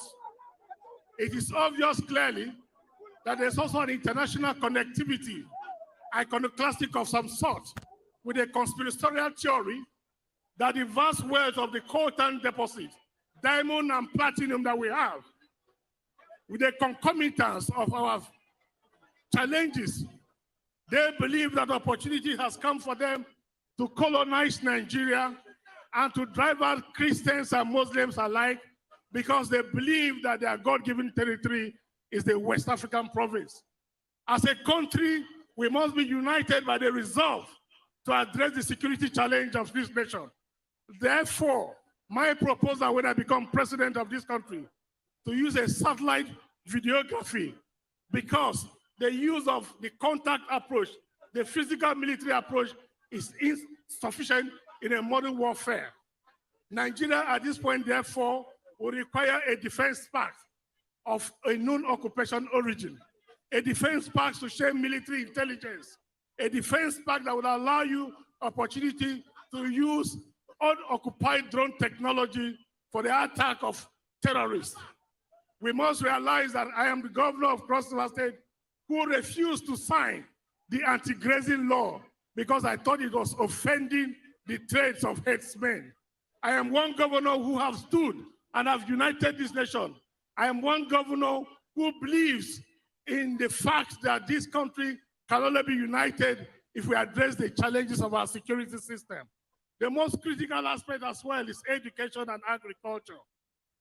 The moral miasma and decadence that have characterized our university system, occasioned by the failed structure due to poor remuneration, and of course, dovetail into a challenge where young people come out of university without the Kantianics, without the morality, without the kinetics of good conscience.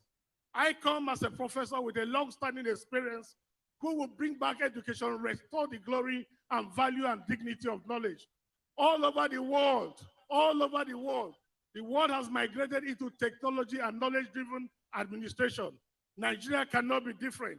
I present myself as a young man who shares the enthusiasm of a youth, but the wisdom of a 60-year. I'm an old head on young shoulders. I have education, I have exposure. I have worked with a system, I'm a system purifier. I believe that this country must show that the black man does not think from the stomach. If you put your vote and commoditize your vote and put a value to it, you have mortgaged your future. I come believing that the delegates will be worried about the future of their lives, the future of their children. I present myself as that firebrand, that catalytic power source that will create that opportunity where this country will realize that, yes, indeed, you have young men. In Cross River today, I have the garment factory, a pharmaceutical factory, a rice factory, a cocoa factory, a vegetable oil factory, Kalachika. I have a feed processing mill, and the list is endless. I have done so because I know job creation is at the basis of the peace and unity of this nation. I present myself in the absence of trying to impress you with how much money, but I present myself as somebody who have shown capacity, and I hope to show that capacity at the national level. God bless us all as I charge your conscience to vote for the future of this country and not vote for the pocket of today. Thank you and God bless. Thank you. Thank you very much. His Excellency Senator Ben Ayade, thank you for your very illuminating speech. I'd now like to call on His Excellency Engineer Dave Umahi, the Executive Governor of Ebonyi, to make his presentation.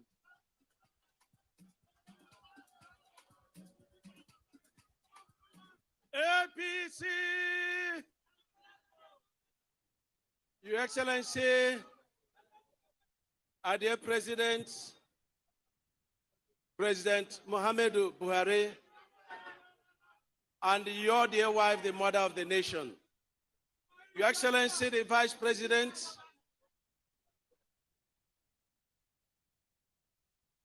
Vice President Semi Osibanjo, Your Excellency, the President of Senate, Ahmed Lawan, Your Excellency, the Speaker of the House of Representatives, the FME, the Chairman of our great party, APC, and former Governor of Nasarawa State, our dear Adamu Abdullahi, and all the working committee members of APC, my colleagues, the governors, our dear delegates, my dear brothers and sisters.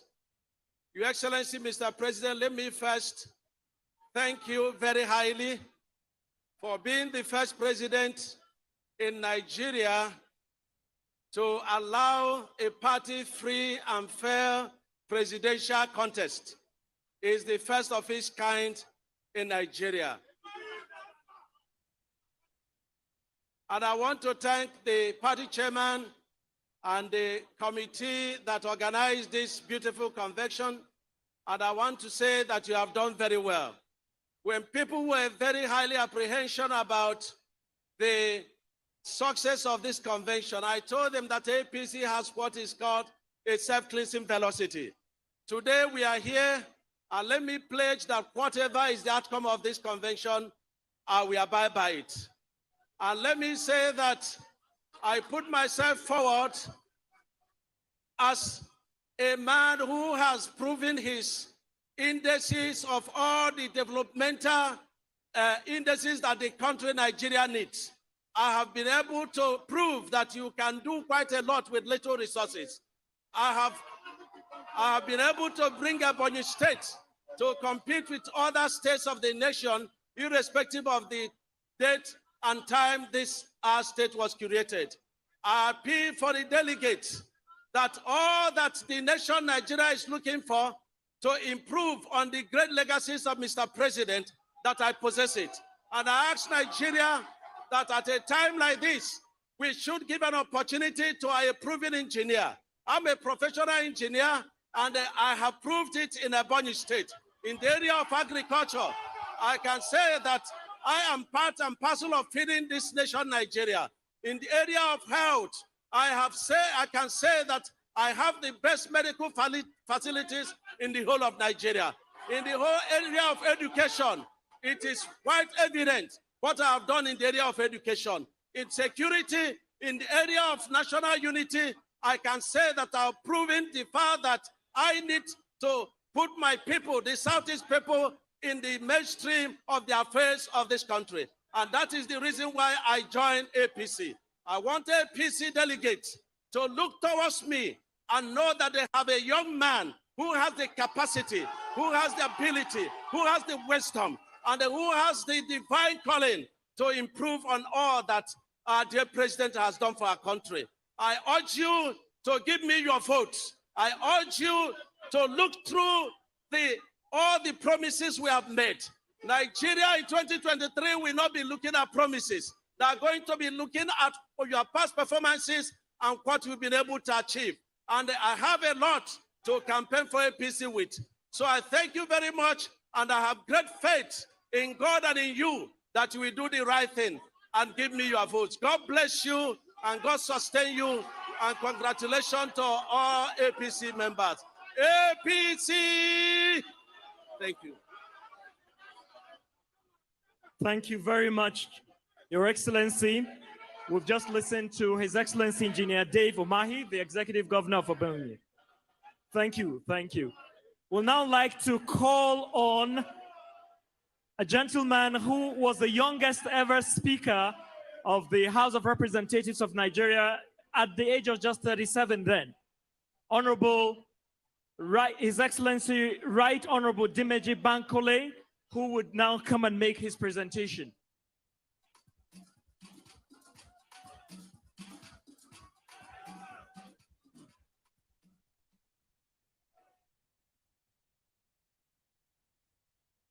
Mr. President, General Muhammadu Buhari and his lovely wife, the chairman of our great party, please allow me to stand on existing protocol. Mr. President, about 60 years ago, some of our elders in this country decided to look for fine gentlemen like you all over Nigeria, give them the best training they could have, and handed Nigeria over to them. A few years later, Nigeria went through one of the worst periods of its time, just to show that those fine gentlemen were the best we ever produced. Some of them sacrificed their lives for us to be here today. Mr. President, you are one of those gentlemen. Today, you are about to find out who your successor is. And I go by the genre, there is no success without succession. You have done your best over the last 7 years. It's time for someone else to move the nation forward. As an economist, I do have an idea that this is all about economy, economy, economy. Without solving that, we will never solve the security problem. Without solving that, we will never solve the power problem. It's just that we don't have enough time for me to talk about the power probe, which I launched when I was Speaker. A major problem we have today that you have managed to solve for us is that of Boko Haram in the Northeast. I understand that for the past 20 years of this country, we have left local governments mostly ungoverned. Today, We have a different type of government in some of those ungoverned areas, and they are collecting taxes they're collecting taxes in form of kidnappings and the rest of it. Almost 20% of our budget is spent on local governments. It's about time that we begin to negotiate with our governors to make sure that the institution of local government becomes a serious part of our system. Without that, we cannot solve the problem of primary education and primary health. These are the major problems that we need to face in our country. The President of the Federal Republic of Nigeria may not be able to understand fully what's happening in different local governments, but he can bring about strong institutions as far as we need them in this country. Well, Mr. President, as a younger person, I proved to this nation with my colleagues in the National Assembly at that time, at a critical time in our nation, that it's possible for younger people to handle critical situations when we brought about the doctrine of necessity that actually saved the dignity of one of our former presidents and actually allowed our country to move forward. Mr. President, thank you. Again, I say there is no success without succession. As a former military officer myself, I truly hope that our party and delegates will consider the lives of those young men standing in all parts of Nigeria, making sure that Boko Haram and the rest of them do not take us to pieces. Thank you, and God bless all of you.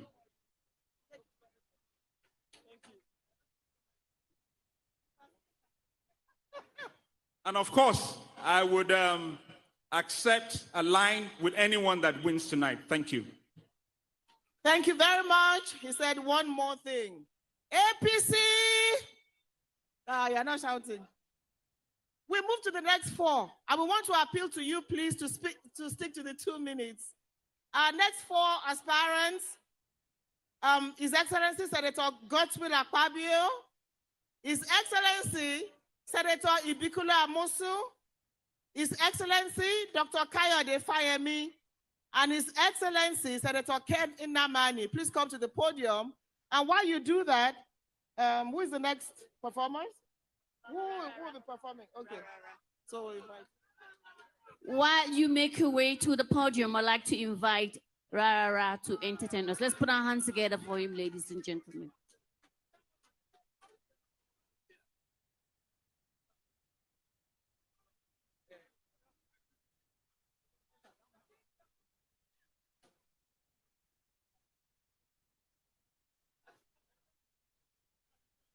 Hello.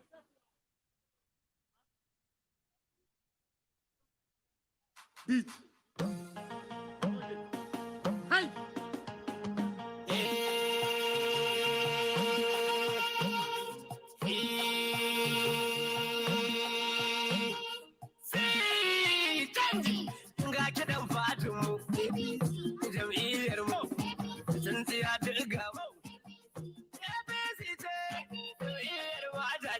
Ita baba Buhari jagar ce, Buhari ƙarshen zance. Rarara kenan, jami'ar wakan nan dan ka huta da shi kenan. Wasu ma sun ce rarara ya mutu wai shi kenan. Rarara na nan, dan gani ina wakar nan. Mutuwa filas ce in lokaci shi kenan. All right, live pictures from the presidential primaries convention of the APC, the ruling APC there. We've just been listening to aspirants tonight. We've just listened to 2 batches of presidential aspirants, starting with Bola Ahmed Tinubu, who started the whole process there, and Ahmed Lawan. We also heard from Sani Yerima Jai Borofis, Ben Ayade, Dave Umahi, Dimeji Bankole. We're expecting, of course, to hear from Emeka Wajuba, who actually belongs to that particular list. Mahmoud Jega is our guest right here in the studio. We also still have Arise Deputy Managing Director Emmanuel Efeni. We'll also be joined by Yemi Adamolekun of Enough is Enough. Thank you all for joining us tonight on this special occasion. Let me start with you, Mahmoud Jega. Beginning from the first aspirant who spoke tonight and the last one you heard. Any inspiring speeches that you've heard tonight? Anything new, anything fresh, anything that gives hope, anything that really sells the aspirants to the delegates in a way that can actually shift the decision of the delegates? Were not very good, although the ones who spoke last, there was some improvement. I sympathize probably with the aspirants because I don't know how much time they were told that they would have, because this is sometimes what happens at public events. You may be told beforehand that you have 15 minutes or 10 minutes to speak, and then you arrive there because the whole event is already late. They say you have 2 minutes. Because some of them came with prepared speeches. If a man had been told beforehand that he has only 2 minutes to speak, I doubt if he would have written a speech. So the first ones who spoke, like Asiwaju Tinubu, he had a written speech. He really went through it. It was not very inspiring. The Senate President who spoke next did the same thing. He had a speech, although he abandoned it midway and said some punchy things. But some of the speakers who spoke much later, like the governor of Cross River State, Professor Ayade, and also the governor of Ebonyi State, Mr. Umahi, and also the former speaker, Bankole, they spoke really extempore without speeches, and therefore it was more fairly, more energizing, and it elicited some reactions from the audience. And that's the kind of speech that you expect a man to give when he has only 2 minutes. And also, some of them spent so much time praising President Buhari, who is not on the ballot. He's not contesting today. He's not contesting next year. But possibly because they have the belief that he is the decisive factor in this convention. He's the one who can determine their success. Even though personally I would say, but it's too late for that. If he has not done that, if he has not lent to you any support that he will lend before he came here, while he's sitting here, I don't really know what he can do in terms of support you. So you shouldn't squander your 2 minutes. You should say something short, punchy, and fiery towards the delegates that could inspire them. Although probably also it could be said that most of the delegates probably made up their minds before they arrived at the convention venue. So here, we don't really give too much emphasis to speeches. So even those who delivered fairly poor speeches, probably they may feel it will not affect their chances in any way. Beyond how they make their speech, what exactly were the specifics of what they said in 1, 2 words that stands out for you? Ben Ayade talks about make a choice for the future of the country, and all that. Yes, Professor Ayade, he also very quickly read out. All right. Senator Godswill. My colleagues, the presidential aspirants, ladies and gentlemen, and our dear delegates, my name is Godswill Akpabio, Commander of the Order of the Niger. I am standing in front of you as one of those with great aspirations to become President of the Federal Republic of Nigeria. But however, I do not know the year. As a student of history, I want to let you know that the All Progressives Congress came to birth through very strong alliance between the then ACN in the Southwest and the CPC in the North. Today, I want to thank the progressive governors of Northern Nigeria, my dear colleagues, having been a governor for 8 years, for their decision to ensure peace, stability, and unity of the country, that in 2023, the presidency of this country should go to the southern region of Nigeria. It is on that note that I do not want to speak much, but I want to say that the decision is laudable. Mr. President, I'm going to make a statement. I hope my supporters are listening. I hope my delegates are listening.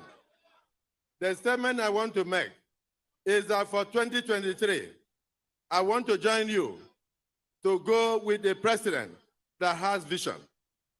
Helen Keller, the first blind child to have first class in Radcliffe University, after she delivered the lecture on the convocation day, a mischievous pressman asked her a question and said, "My dear, congratulations, but what do you think could be worse than being blind?"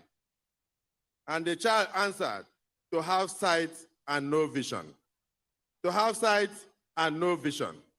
Today, I urge all our delegates to look at all of us and bring out a man amongst us that does not only have sight, but also has vision.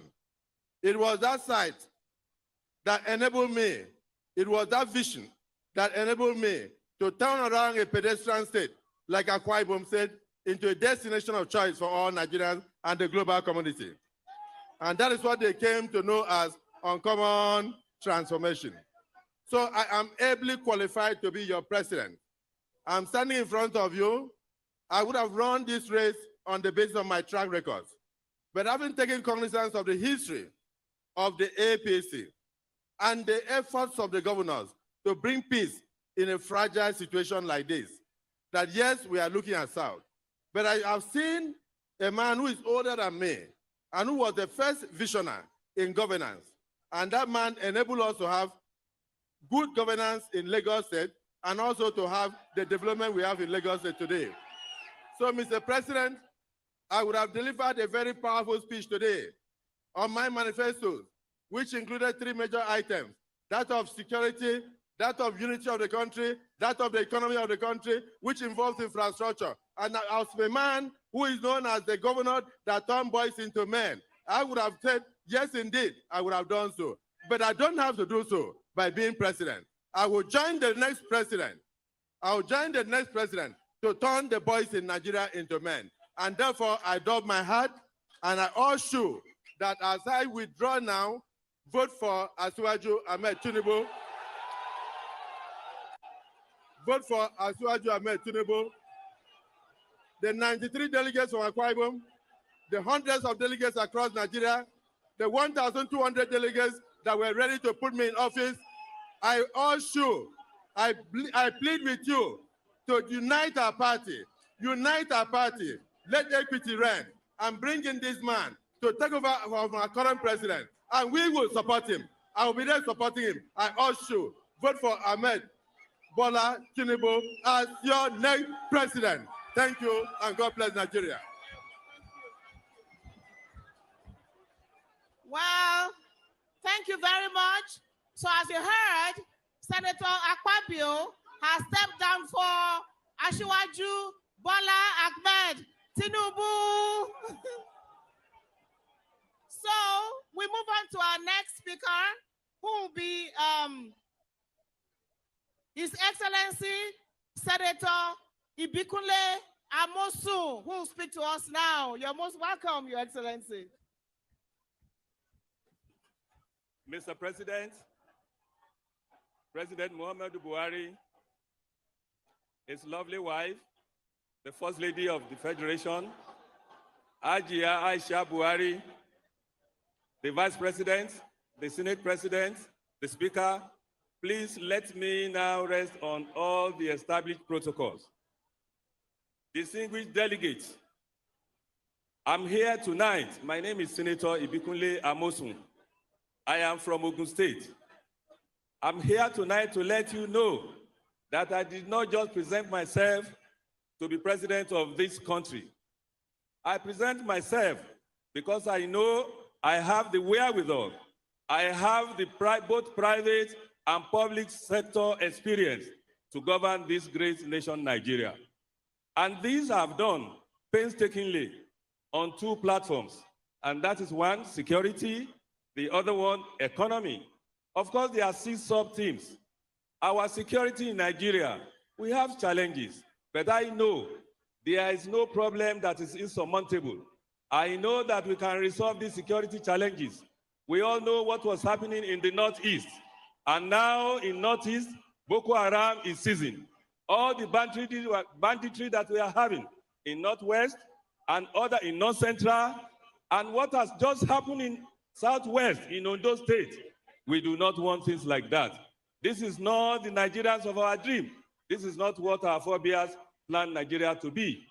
And if you look at where we are today, we can improve on our economy.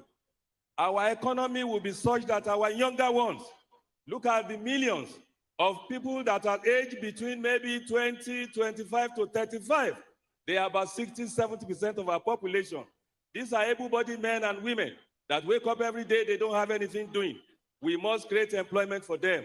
We must create jobs for them. We must create wealth for them. A nation that do not cater for its younger ones will have security challenges. So those are one of those things that I plan to do. Look at our education. Our education when we were growing up was never like this. We were not running to London, to Europe, to America to read. We read in this Nigeria. All our children now, once you can afford it, you run away from Nigeria to go and educate them. That must stop. In this Nigeria of today, look at our power. We want to do something that within the first, maybe maximum 1 year, we are going to lift our power generation from mega 6,000 to about 15,000, and maybe within the next 2 years to 30,000. And it's just generation. We must, as we are generating, we must transmit. And as we are transmitting, we must distribute. Look at Nigeria. Look at our health sector. We are lucky. God was on our side when COVID struck. That Nigeria will survive it, that we will not be picking dead bodies on our street, is to the glory of God Almighty. But we can't do better. This is Nigeria. This is the giant of Africa. This is the giant of the black race. We must do better. Look at our infrastructure. And let me commend President Muhammadu Buhari. This administration has done very, very well on infrastructure. And unfortunately, the insecurity that we have is overshadowing this beautiful work that this administration is doing. We will concentrate on our infrastructure in a scenario where from Lagos to Abeokuta, it will take you several hours to do. Thank God now with the railways that is happening, but we will improve on that. Again, from Damaturu to Enugu to Owode to everywhere in Nigeria, we must be able to move from one place to another. We must be able to move freely. Growing up as a child, growing up in secondary school, it doesn't matter where you come from. It doesn't matter whether you are a Christian or a Muslim. We are one Nigeria, and that is what it should be. We are going to go on massive nation building. Genuine at that, we must do. Look at our agriculture. Agriculture that will lead us to food security. A nation that can't feed itself is no nation.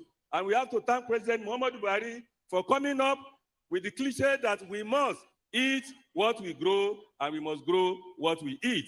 There's a lot that can be said. Look at our infrastructure. I've talked about that. Look at our infrastructure. I've talked about that. Look at agriculture. I've talked about that. Look at technology. We should not be left behind. We should participate. If we are left behind, if we don't participate, we'll be left behind. Nigeria should be a technology-driven nation. Now let me end this address by saying that our greatest gift, our greatest resource in Nigeria is the human capital. If with all these our younger ones, with all what Almighty has done for us, there is no reason for us as a nation to be where we are. Yes, we are on the right path, but we are not where we should be. But with concentrated effort, with concerted effort, we will get to where we are going. I can go on and on and on and on. But having said all this, let me now say this. First, I want to thank my brother that just spoke. Now, in the spirit of consensus building, in the spirit of the supremacy of our party, and most importantly, to hearken to the call of Mr. President and our people back home. For me, there's nowhere that is not home. But in where we find ourselves as a nation today, we must talk to ourselves. Yes, these are hard facts. For me, I don't care where Mr. A, where Mr. B comes from, but where we find ourselves today, of course, the presidency must go to the south. I want to thank my brother governors from the north. Thank you for your patriotism. Thank you for believing in Nigeria. That is the way it should be. I want to urge all my supporters. I want to urge all of you that believe in me that we have somebody that can do the job. We will all rally around him to do the job. And it's no stranger to me. We have been together for quite some time, and that is Asiwaju Bola Ahmed Tinubu.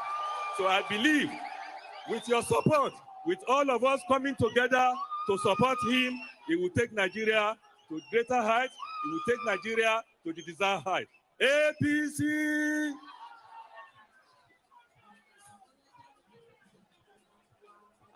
Okay. Another of our leaders has stepped down again for Asiwaju Bola Ahmed Tinubu Jagaban Bogu. APC. We're going to move on now as we call again on one of our brightest and the best, the governor of Ekiti State, our brother, our leader, Governor Kayode Fayemi.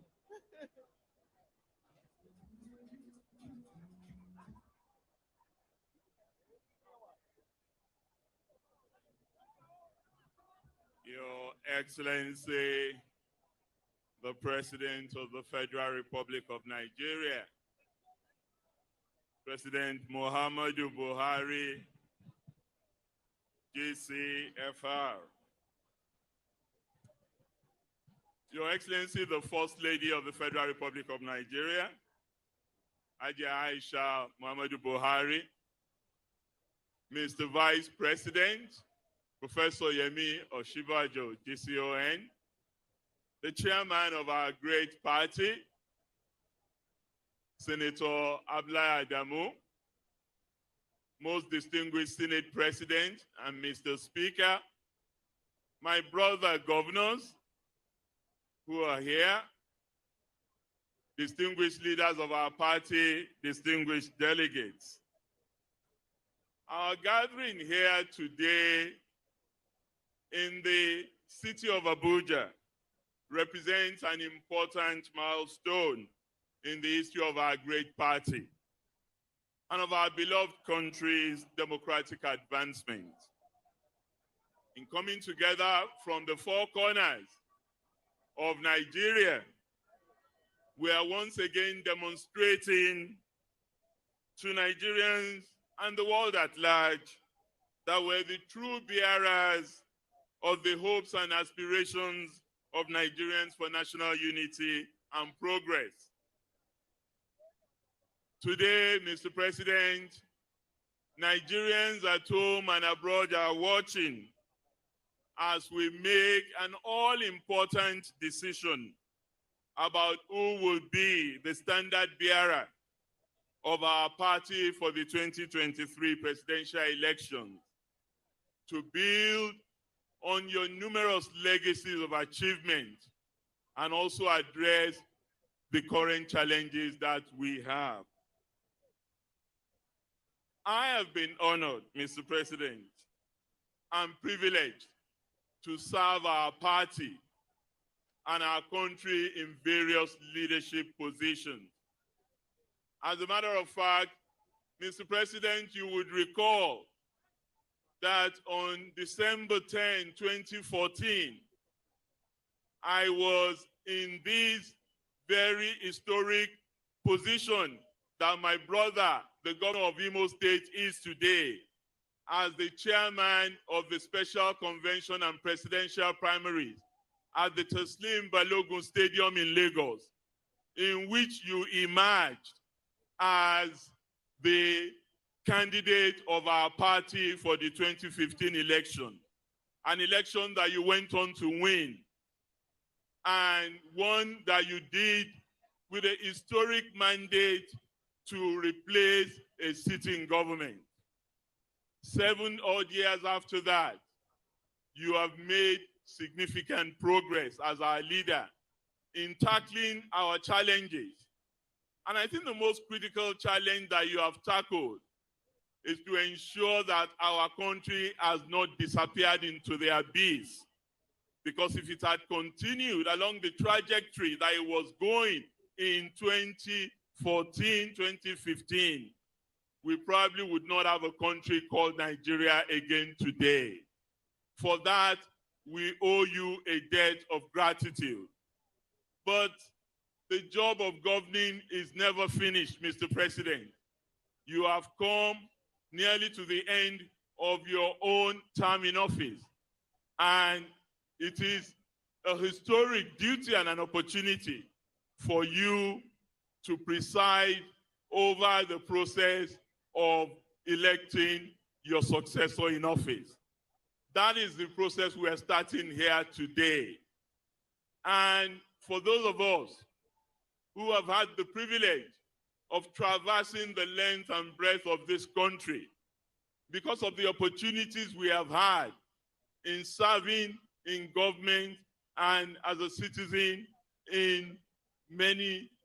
for many years, we know that it is only in unity and in cohesion that we can really meet our manifest destiny. That destiny that Sir Abubakar Tafawa Balewa spoke of in 1960, of being a pride to ourselves and a great hope to the African world. We have a duty, indeed a responsibility, to build on the labor of our heroes past, to ensure that we focus on security, that we focus on our economy, that we focus on our social security, and that we focus on addressing poverty, addressing inequality, addressing corruption, addressing impunity in order to build a better society. We must focus on empowering our women, on providing jobs, particularly for our youth, and in ensuring that we retool our armed forces and security services in order for them to do a better job of securing our country. Mr. President, this is the task before us today, and it is the task we are asking our delegates to decide on. And I must thank my brother governors for the work that they've been doing at the various subnational levels. We must continue to do that work. And our brothers from the Northern Governors Forum of APC have led by example by proposing to party members that the next candidate of our party, and by God's grace, the next president of our country, must come from the southern part of this country. And I have come to a difficult but necessary decision. And that decision is that we must look for the most appropriate person at this time to do this job. I am prepared to sacrifice my ambition to be the president of Nigeria. I am a young man. I still have a long time ahead of me. And one person that I have worked with in the trenches of democratic struggle and in the cause of governing Nigeria, side by side, shoulder to shoulder, a mentor, an elder, a supporter of mine, and a great fighter for democracy and Nigeria that I would love to recommend to all my supporters, all my delegates, starting from the 48 delegates in Ekiti State to all my supporters across the length and breadth of the country, is that you please accord me the respect to offer the support you are giving me to my elder brother, Asiwaju Bola Ahmed Tinubu. And I am not doing him a favor. For me, it is a duty, and it is a duty of care for Nigerians. I know he will do the job well, and we shall support him in delivering services to the greater majority of Nigerians. Thank you. God bless Nigeria. God bless all Progressive Congress. God bless the Federal Republic. Thank you. APC.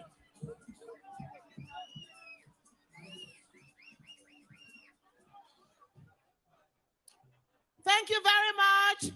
Another aspirant has stepped down for Asiwaju Bola Ahmed Tinubu. He said he's young. He's not only young, but he's also handsome. Ladies and gentlemen, give it up for Governor Kayode Fayemi of Ekiti State. Thank you very much. Now we have Senator Ken Nnamani, who has actually withdrawn from the race, but will also speak to us on why, just come and talk to us. Senator Ken Nnamani has withdrawn, but is here. Oh, sorry. So it's already, okay. So ladies and gentlemen, Senator Ken Nnamani, former Senate President of the Federal Republic of Nigeria. Thank you. Thank you.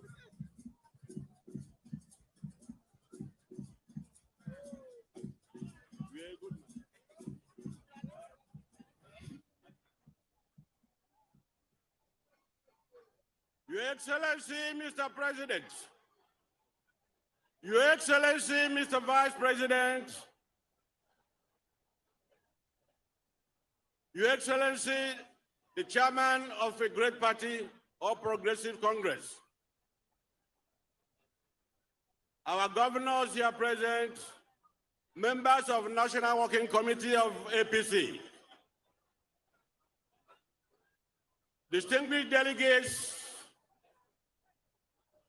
let me stand on the existing protocol.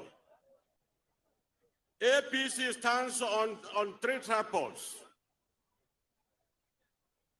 justice, peace, and unity. The theme of my short presentation will lie on justice. Justice does not mean that you must win your case.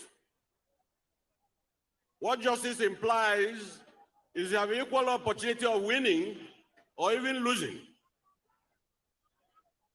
On March 26, we gathered here for another convention. On that March 26, all the offices which we are contested for were based on zoning principle. Zoning principle is synonymous with federal character in the Nigerian Constitution.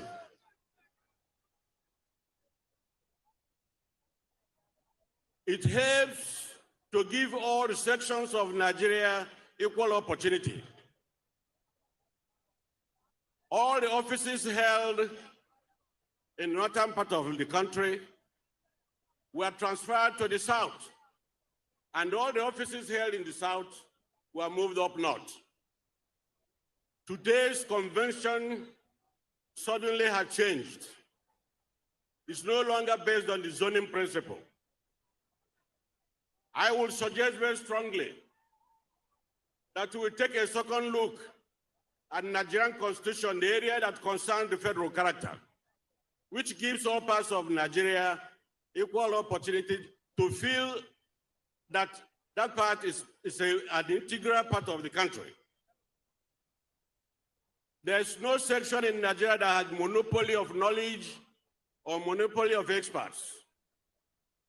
I think that the federal character plays a role in building the other arm of our party, which we call unity. I will recommend very strongly that we take a very close look at what is about to happen. If we jettison zoning, we may not have the effect right now.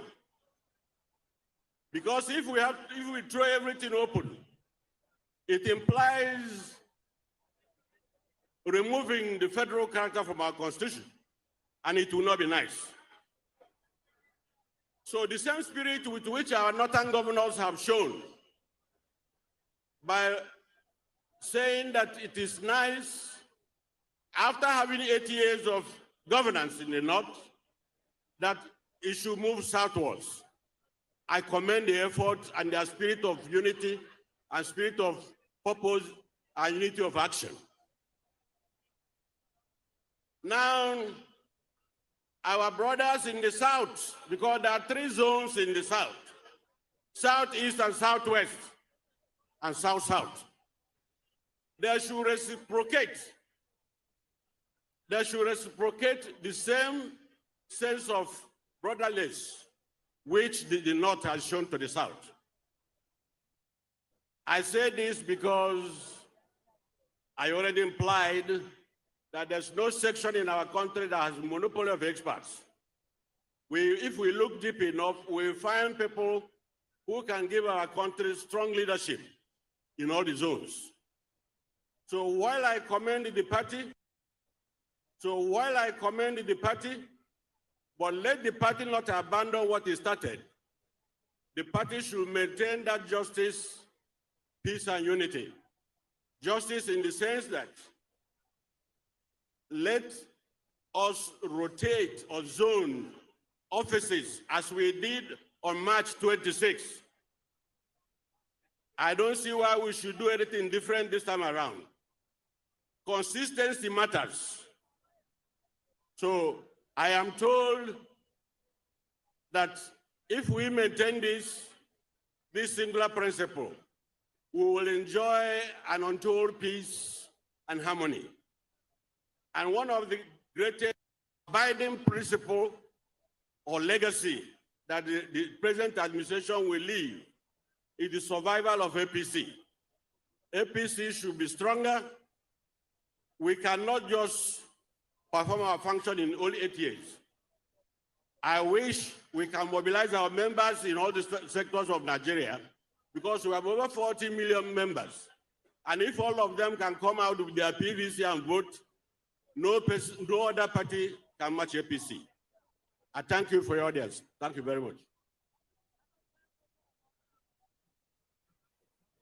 Thank you very much, Senator Ken Namani. Well, he spoke here before, but he's back again. Former Speaker Dimeji Bankole, Right Honorable Dimeji Bankole, says he has an announcement to make.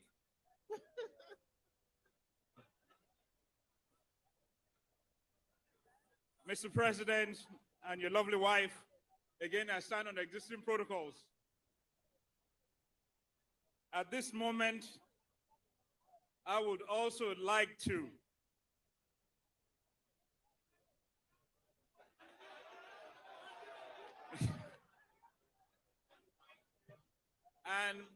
and as I say in Yoruba, torí èmi náà fẹ́ dàgbà. I hereby withdraw for Asiwaju Bola Ahmed Tinubu. You didn't hear what he said. He said he also wants to grow old.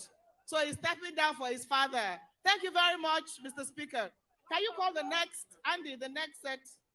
Thank you very much. Your Excellency, the father of a nation, President Muhammadu Buhari, GCFR. Your Excellency, the First Lady of the Federal Republic of Nigeria, please permit me to stand on the already established protocol as I then invite the next set of 4 aspirants that will be addressing this august gathering. I'd like to invite Your Excellency Alhaji Mohammed Badaru Abubakar, the Executive Governor of Jigawa State, to please make your way to the podium.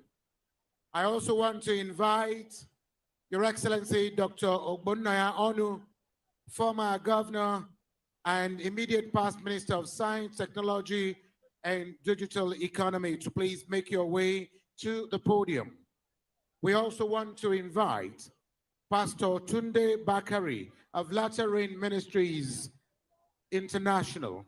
And the 4th person is Your Excellency, Right Honorable Rotimi Chibike Amechi, former Governor of Rivers State and immediate past Minister of Transportation. Can the 4 of you please make your way to the podium for your speeches as aspirants?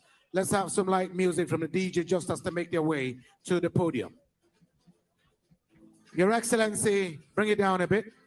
For emphasis sake, Your Excellency, Alhaji Mohammed Badaru Abubakar, the Governor of Jigawa State, Your Excellency, Dr. Ogbonnaya Onu, former Minister of Science, Technology, and Digital Economy, Pastor Tunde Bakari of Veteran Ministries International, and Your Excellency, Right Honorable Rotimi Chibike Amechi, former Governor of Rivers State and immediate past Minister of Transportation. Could the four of you please make your way here? Thank you very much. Already, without much ado, His Excellency Alhaji Mohammed Badru Abubakar, the Jigawa State Governor, is here, and I therefore invite you to the podium for your speech. Your Excellency, sir. Your Excellency, Mr. President, Her Excellency, our mother, the First Lady, the Vice President, Honorable, the Senate President, and the Right Honorable Speaker, distinguished ladies and gentlemen. If you recall, in 2018, I chaired the convention that brought about the leaders of the party. In that convention at that time, I pleaded for national unity. I pleaded for consensus that will help and stabilize our party. And for all these years, I'm an advocate of consensus.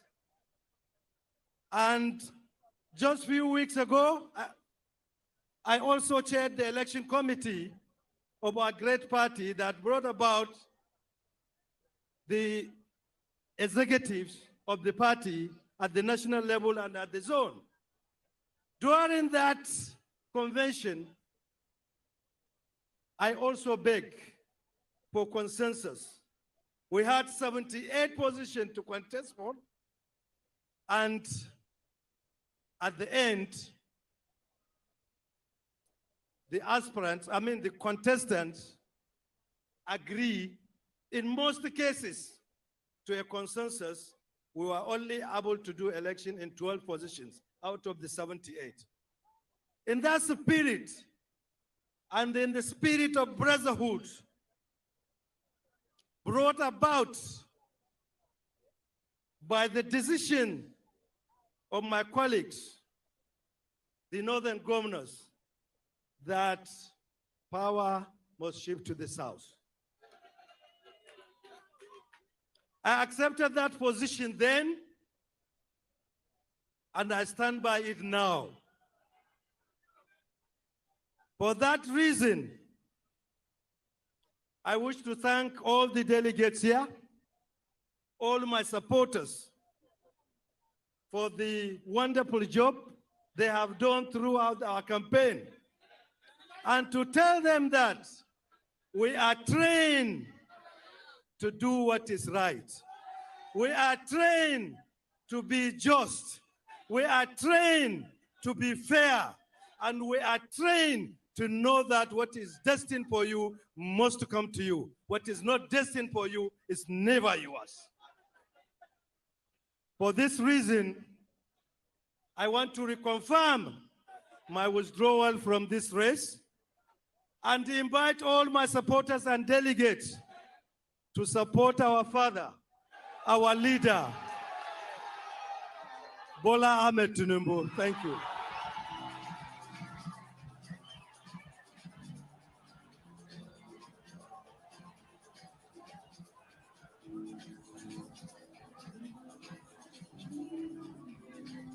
Thank you.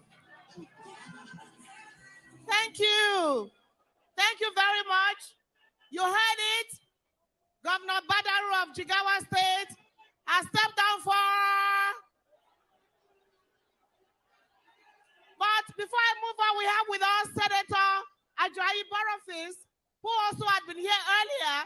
He says he has something to say to us.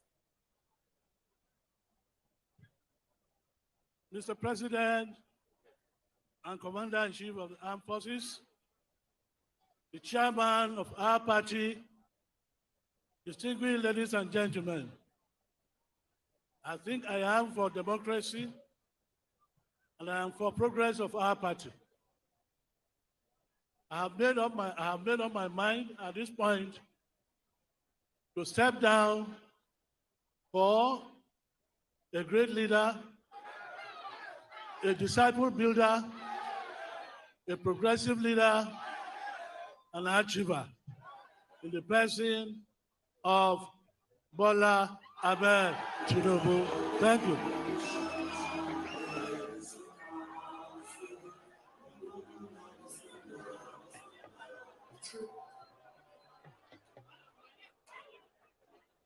Okay, so that was Senator Ajayi Borofis, who has also stepped down.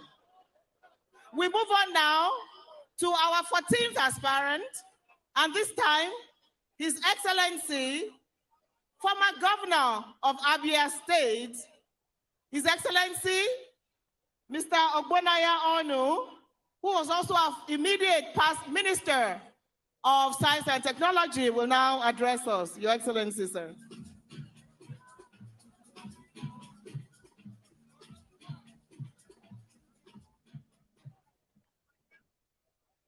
Your Excellency, Mr. President, our First Lady, the Vice President, our National Chairman, party leaders, distinguished delegates. I decided to run for president of our dear nation, Nigeria, because I want to build on the work already done by this administration, of which I was a part, and the work done by previous leaders of our dear nation to make Nigeria a truly great nation. Nigeria was created by God to be a great nation, a nation that all other nations will respect and all Nigerians will be proud of. A nation that will be in a position to grow enough food for our people and to export the surplus. A nation that can produce many of the things that we need and stop relying on importation into Nigeria of all the things that we need. And then we can export the surplus so as to ensure that our currency, the Naira, regains the strength that it used to have before. This Naira used to be stronger than the dollar, and it can still be achieved. We want, I believe very strongly, that using science, technology, and innovation, and encouraging entrepreneurship, helping to ensure that all Nigerians are educated, and in the interim, to offer free education to all Nigerians and make it compulsory at the primary and secondary levels. Because we have seen that the difference between developed and underdeveloped countries are essentially nations that have ignorant people as their citizens. But this education that we are talking about will be different from what we have now. This education will now be influenced by science, technology, innovation, and entrepreneurship. I believe that one day, Nigeria should be ranked in the stature of countries like the United States of America and China. That is why I decided to run for president, and also to make sure that we build a nation in which every Nigerian will be very happy to be a citizen. To achieve this goal, we will ensure that we allocate a minimum of 2% of the gross domestic product of our economy, to science, technology, and innovation within 2 years. We are doing less than 0.5% today, and we'll be creating a 1 trillion naira fund for job creation, because we need to create jobs for Nigerian youth. They need to be kept busy so that we can solve the problems we have with security, with all the problems that we have, whether in the health, whether in the education, whether in the industry. All this can be solved if we apply this directly, in our development. I also will want us to establish a ministry of national unity and values that will bring back the values that made this country very great. That ministry will ensure that we'll bring in discipline into our country, because once you discipline a society, you will now have progress and so on. There is some appeal that I want to make to the leadership of our party. Everybody in the leadership of this party know the role I played in bringing APC into being. The intellectual preparation for it, the initial bringing people together, nurturing them, and so on. And even up to the point that I paid for the money that was used to register APC. I would like to say that the motto of APC is justice. You have peace and you have unity. And we must uphold that motto, because wherever you have justice, you will have peace. And the way you have peace, you will have prosperity. And I say this because I believe very strongly that Mr. President, who has done so well, we know his achievements. Many people don't even know it. But those of us who served under him, we know it. And we are proud of you, Mr. President. But Mr. President, what is very, very important, exceptionally important, is that we must ensure that this justice is upheld. Now, Mr. President will be completing his tenure by 29th of May next year. I think, naturally, it should be somebody from the Southeast. I'm not saying this because I'm from the Southeast. Somebody from the Southeast that will now replace him. And that will give the opposite of South versus North and Christian versus Muslim. And it will bring stability to our nation. It will strengthen the unity of Nigeria. And I believe that this should have been done.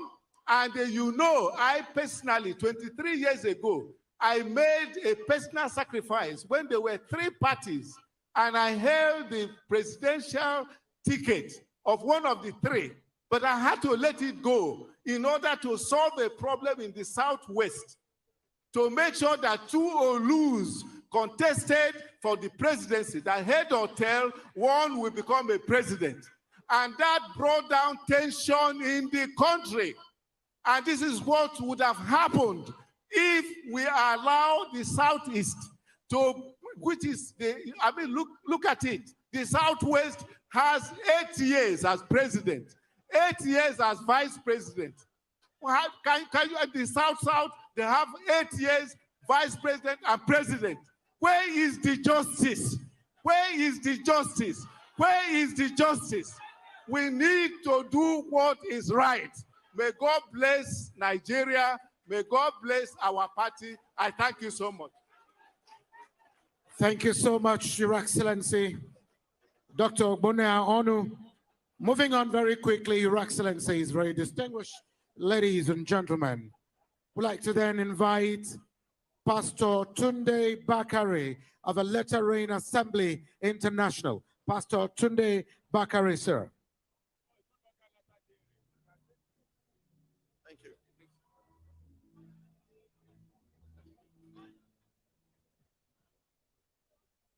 The President and Commander-in-Chief of the Armed Forces of the Federal Republic of Nigeria, General Muhammadu Buhari, GCFR, our amiable First Lady, Dr. Aisha Buhari, the Vice President, Professor Yemi Osinbajo, SAN, GCON, the APC Chairman, distinguished Senator Abdullahi Adamu, our very own delegates from every local government in Nigeria, invited guests and observers, ladies and gentlemen, please permit me to stand on the well-established existing protocol. Wherever you may be now, may I respectfully ask you to maintain a complete silence, whether you are standing or sitting, for a moment, for the victims of cold-blood murder across the land, the length and breadth of our nation, and especially the gruesome murder last Sunday at the Catholic Church in Ondo State. May we please remain silent in honor of these fallen heroes.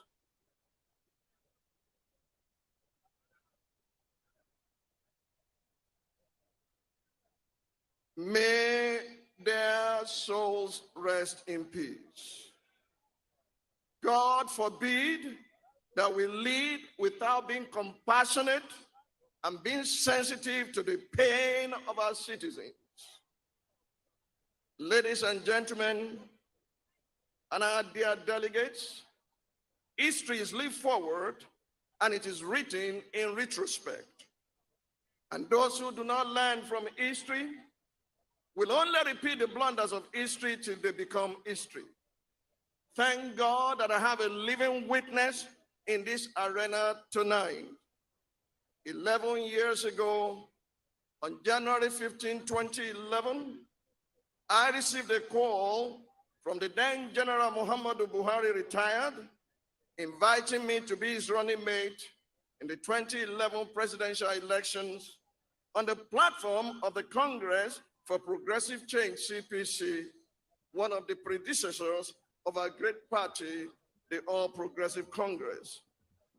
In convincing me to accept his invitation, despite my initial hesitation, our leader, now President Muhammadu Buhari, said to me that he chose me because, having examined my records and trajectory, he was convinced that should the need arise, he could confidently hand Nigeria to my care, assured that I could hold the nation together.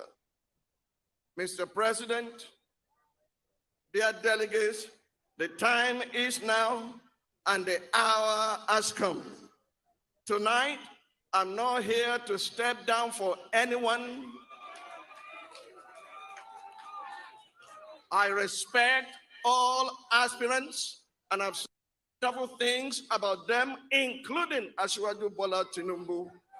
But I am here by the grace of God to step up with the support of the delegates as the 16th President of the Federal Republic of Nigeria.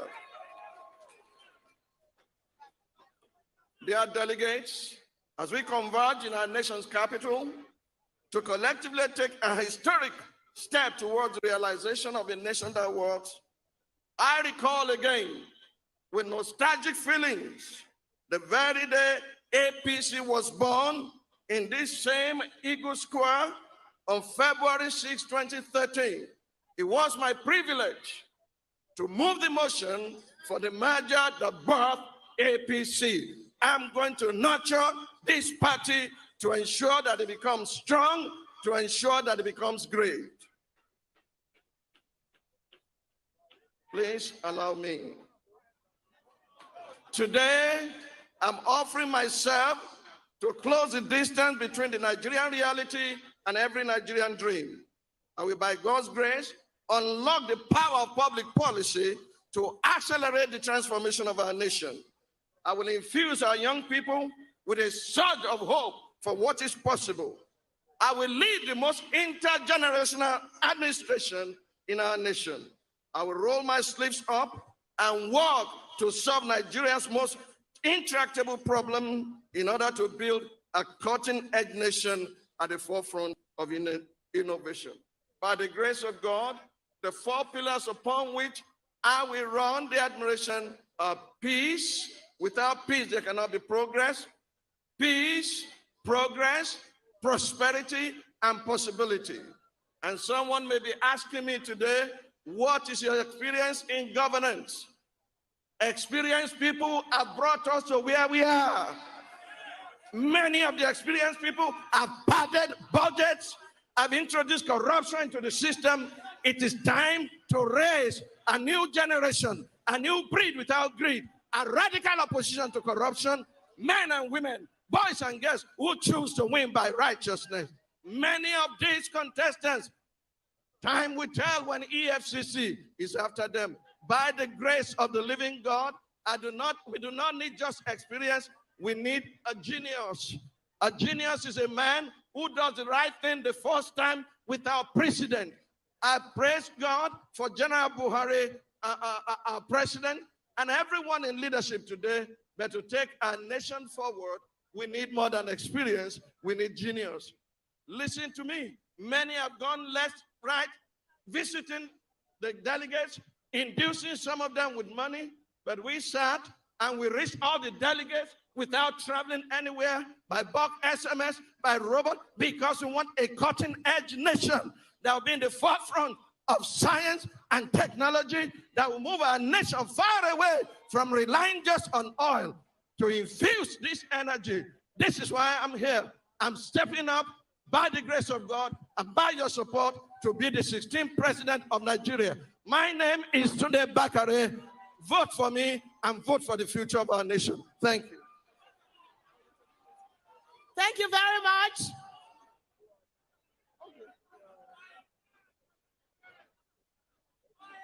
Thank you very much, Pastor Tunde Bakare. We're moving on now. The next 4 will be Senator Rochas Okorocha, Pastor Nicholas Felix, Mr. Jack Rich, and His Excellency Governor Yaya Bello. But in the meantime, it's now time to call on Minister of Transportation, the Lion of the Niger Delta, the Right Honorable Rotimi Chibuke Amechi.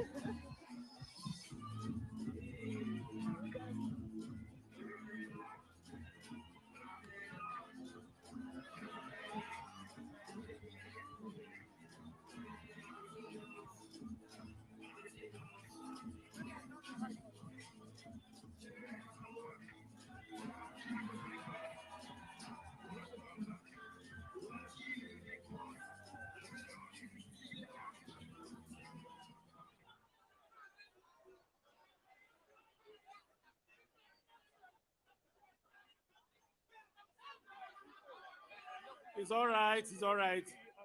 Your Excellency, Mr. President of the Federal Republic of Nigeria, and your dear lovely wife. Your Excellency, the Vice President of the Federal Republic of Nigeria, and your dear lovely wife. The President of the Senate, and your dear lovely wife. The Right Honorable, the Speaker of the Legislature of the Federal Republic of Nigeria, SGF, Your Excellency, the Governors, distinguished ladies and gentlemen, I will not forget to recognize my dear lovely wife.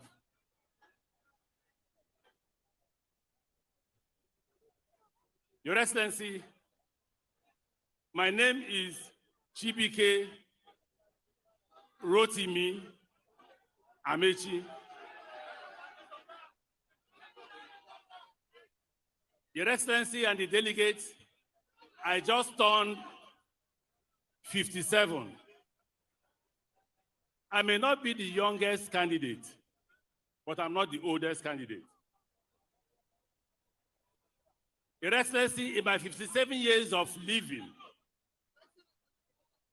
I would urge this House for a minute silence for all those who died in our war, and those who died in the course of the train terrorism, and all others who have died in the course of insecurity.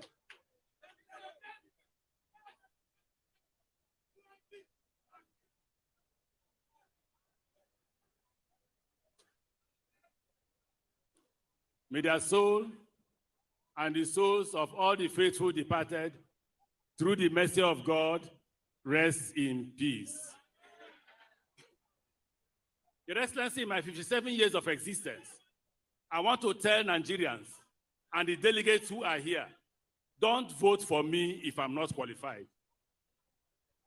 Your Excellency, I want this debate or discussion or campaign to be about our referendum, to be a referendum on our performance. Your Excellency, I am the most experienced of all the candidates.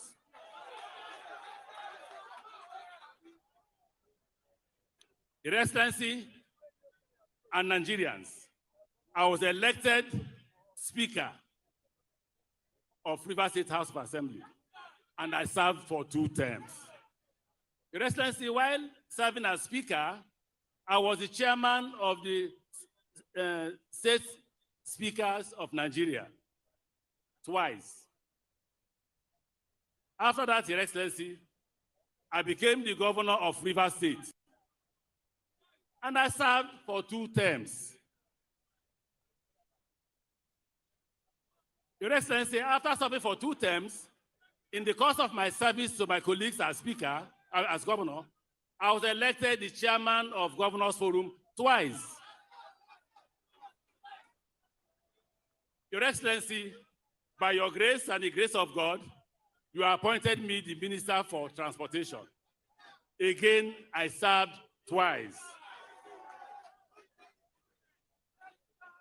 Your Excellency, you appointed me the Director General of your campaign. Again, I served twice.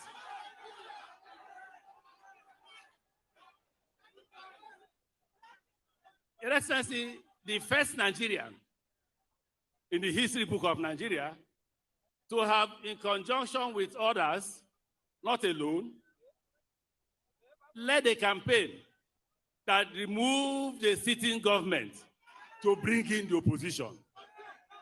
Everybody in the party will attest to the fact that I, Chibike Rotimi Amechi, worked very hard, sleepless nights, to ensure with others that Nigerians elected our dear president. Your Excellency, while serving as the governor of Rivers State, I got Rivers State government to build between 300 to 500 primary schools. And I made sure that the children of the poor, anybody who attended our primary school, we paid school fees for them. Education was free. Your Excellency, we built about 150 health centers, for which every patient was treated free of charge. When we say free of charge, the Rivers State government paid for all patients at the end of the month. Your Excellency, the Rivers State government employed 400 new doctors. By the time I was leaving government, we had 600 doctors. We bought 600 cars for the 600 doctors as a way of retaining their services in Rivers State. And then we discovered that the only way to stop insecurity is to build an alternative economy to crime. The crime economy was such a huge economy when I became the governor of Rivers State. We built 500 roads, we built 300 to 500 health centers, primary schools, we built 150 health centers, we built power, and we employed people. We invested in agriculture. We had a Songhai farm. And by the time we were leaving government, crime had reduced. Insecurity had reduced. Kidnapping had reduced. My expectation, sir, is that all those who have come here to speak should have told Nigerians what they have done in their states. judge me by my work. Your Excellency, when I became the Minister of the Federal Republic of Nigeria, railway was moribund. Today, there is railway from Itape to Warri. Today, there is railway from Lagos to Ibadan. Today, there is railway from Abuja to Kaduna. Today, work is ongoing from Kano to Kaduna. Today, work is ongoing from Port Harcourt to Maiduguri. Your Excellency, your government is the first government that will build the first deep sea port in Nigeria, and it is located at Lekki. It was started by this government, and it will be concluded in September. So please, delegates, assess us by our contributions. Don't assess us by how much we bring here. Because if it's by how much we bring here, ask all of us, what is our source of revenue? What is our source of income? How did we get this money?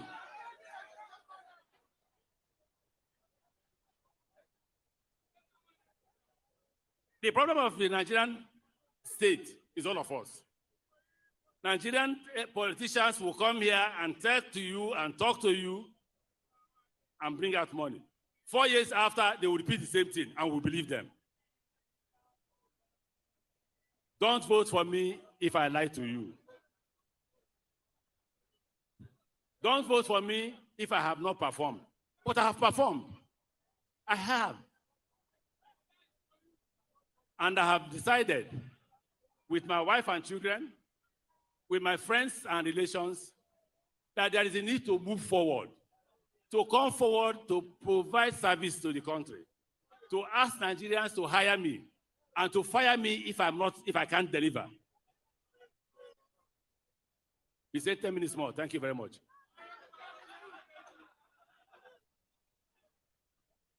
If you vote for me, I shall do the following. The first thing is that you need to create an economy that will create employment. Ask all politicians who are telling you they will create employment to tell you how. These delegates must use that word, how will you do this? The Nigerian economy moved from agrarian economy to service economy. I shall bring it back to agrarian economy, to industrialization and production. If we don't produce, crime will continue. Well, it is production that creates jobs. We will grow farm, we will grow cocoa, we will grow banana, we will grow cotton. We will add value to it. It is the value addition that creates job. We will rebuild our universities to become a place of learning. And the first policy, when you elect me, there will be rule of law and order. Anybody who commits crime will be punished for committing crime. People will not be let off the hook because you're important. Your lives are important. Trust me. Do what? Trust me. There are very few of who are honest. May God bless you as you go out there, challenged by God, challenged by your conscience, and put your money in your pocket and vote for Chibike Rotimi Amaechi. God bless you. Thank you very much. That was Right Honorable Rotimi Amaechi, the Lion of the Niger Delta. Your Excellencies, distinguished ladies and gentlemen, without further ado, I call for his own remark. The next aspirant, His Excellency, the former governor of Imo State, Senator Owele Anayo Rochas Okorocha. Put your hands together for him.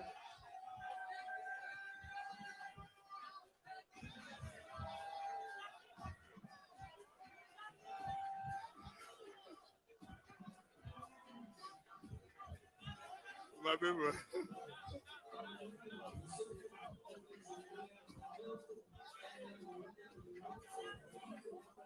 Thank you, thank you, thank you. My people, my people. I'm here to sing a new song. I'm not here to sing an old song. If we keep doing this politics the same old way, we shall be getting the same old result. Your Excellency, Mr. President, my President, Madam President, Vice President, leaders of our nation, leaders of our party. First, let me start by thanking God Almighty that I'm here with you today. Because if this convention has taken place when it was scheduled to take place on the 30th, I wouldn't have been here with you because I was somewhere in detention. But thank God Almighty that God in his infinite mercy saw us postpone this convention. Hence I'm here, and I'm here to address you. I'm not privileged to be one of those who made the list of preferred candidates of this convention. Neither do I enjoy the blessings of the mighty and high in our society. In fact, I'm the bestest of them all. I'm an ordinary Nigerian who depends on the people to be elected and for the people and for the people to serve. The people are my strength in this case. I'd like to remind all of us again that power is a trust which can only be justified when used for the benefit of the common man. You must hear me and hear me out again. This nation this time must get it right. I want to say to you, my delegates, especially those of you in partnership, the hour has come, the die is cast. You must search your conscience. If possible, make phone calls back to your family and ask them, what must I do with the vote that I have? Lest you go back again, wallowing in hunger and poverty, which have left you in perpetual suffering. I hate injustice and I hate poverty.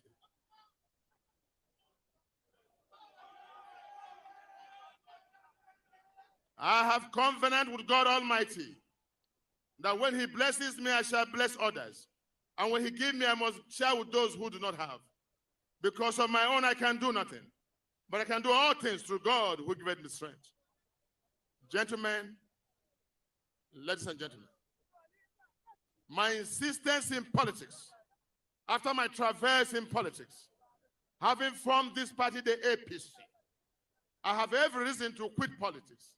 But when I remember the poor, the widows, the sick, the needy, our nation bleeding, when I remember the insurgents, then I have reason to come back. I'm here to serve you. I've run for this presidency the third time, and I lack nothing. And I'm not in this presidency for primitive accumulation of wealth. I'm not here to buy cars or buy aircraft. I'm not here for anything. I'm here for one thing: to save the lives of the numerous poor Nigerians while uniting this nation. Nigeria must hear me out. Today, my dear delegates, destiny has bestowed on you the onerous responsibility to decide for us who shall fly the flag of our party. You must never do that with sentiments. Let me tell you, all this dramatic political jingoism which is going on here does not address the matter before us. I don't want anyone to step down for me. If you can step down the sufferings of the masses of Nigeria.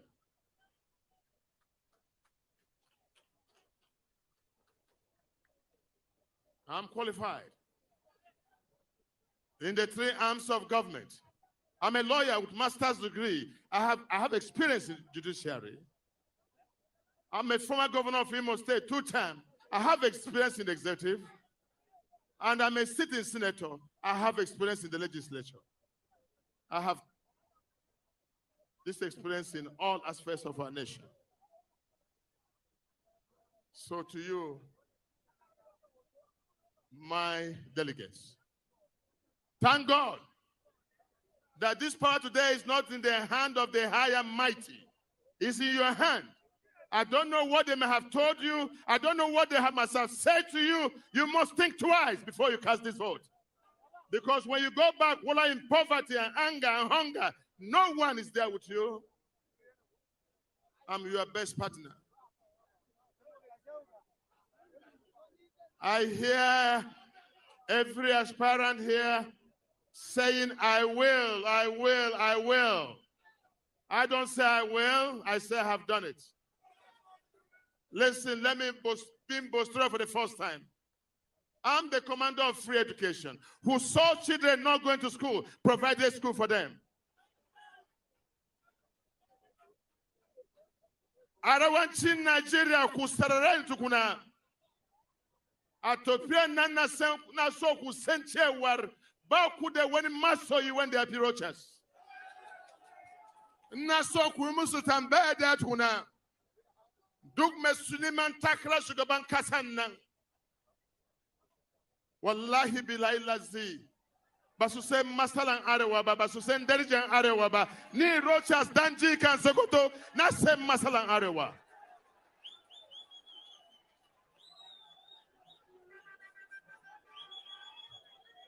Kutambe sukuna kuma sutambe da me kuntaba yime arewa yenzu wato anzo siasa seku tasha se kuna hakwena ache abaku Korea kuime de Korean bakuse mutunda ba se yenzu yodara che kakuyada omunem jibom afomuru Russias uka agbara agba isi ka eji ekwe ya onye mara asụ ya asọ n'ikwe onye ga-amakwa asụ ya asọ n'ala. I speak again. Let me tell you, those that are aspiring, everybody in this case, let me tell you why I'm a better candidate. I hear people talk about track record. Believe me, let me say this, and don't tell anybody anywhere. The truth is, everyone contesting this election today is government that made them. None of them made wealth before government. So if they give you money, it's government money. But Rochas was Rochas before politics. I have the business acumen to create wealth, and I can create wealth. My people, my paper. God bless you. Thank you very much, Your Excellency, the former governor of Imo State. Okay, thank you. I bring up the next speaker, the next aspirant. Thank you. Thank you. I bring up the next aspirant, Dr. Nicholas Felix, please.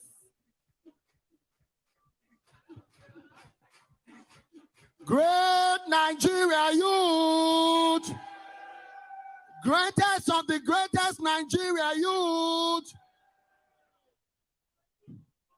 Your Excellency, the President of the Federal Republic of Nigeria, President Muhammadu Buhari, Your Excellency, the Vice President, Professor Yemi Osinbajo, and all protocol duly observed. My name is Dr. Nicholas Felix. I am the youngest presidential aspirant. I am 40 years old.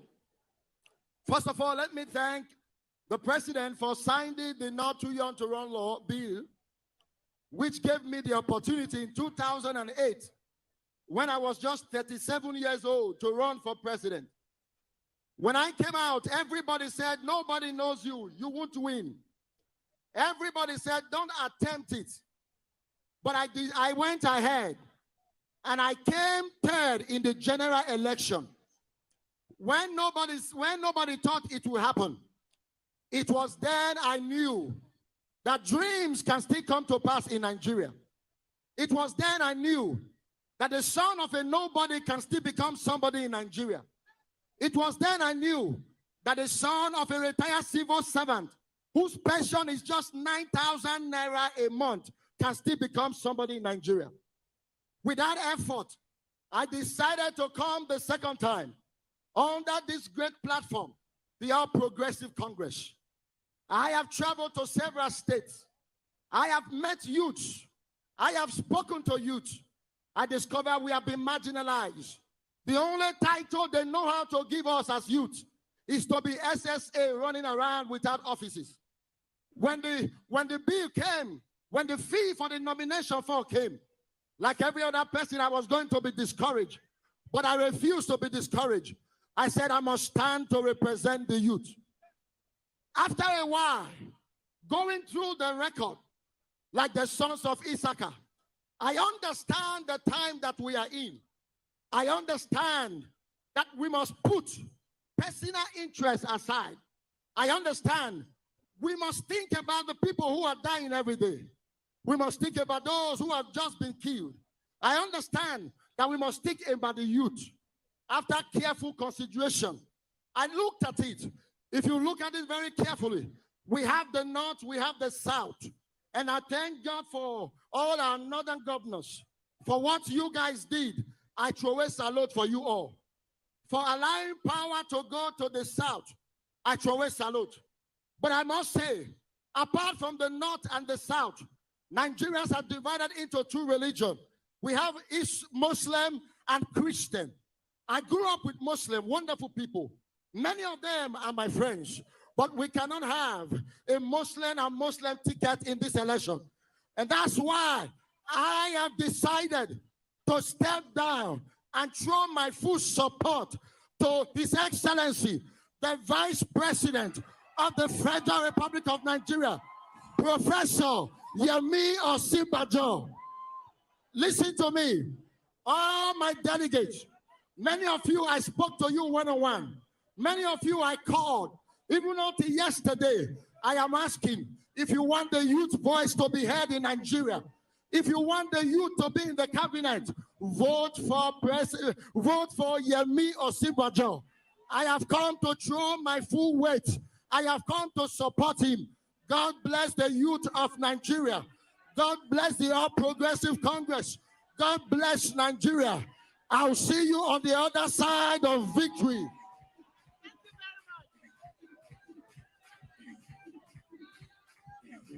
Thank you very much. So another step down, this time for His Excellency, the Vice President, Professor Yemi Osinbajo, who will also be speaking to us later this evening. So we move on now to another of our aspirants, Mr. Jack Rich Tane.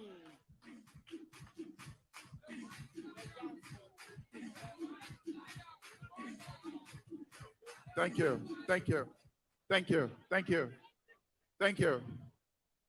Well, I want to thank my president, the President of the Federal Republic of Nigeria. Some time ago in 2017, I was here, right here at the Eagle Square to organize the Nigerian youth, both Muslims and Christians, to organize prayer for my president, to organize prayer for this great nation. Because I said, as a little orphan boy who lost his parent at a young age, when I was just a teenager, we can't afford to keep losing our president. And I organized prayers here, 3 nights and 3 days of fasting and prayers. And I said I will do that with young boys and young women. And we did.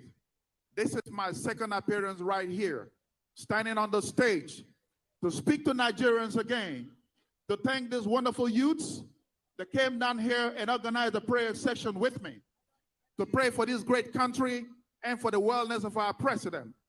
NTA covered that event live right here. And I'm happy to say to God Thank you.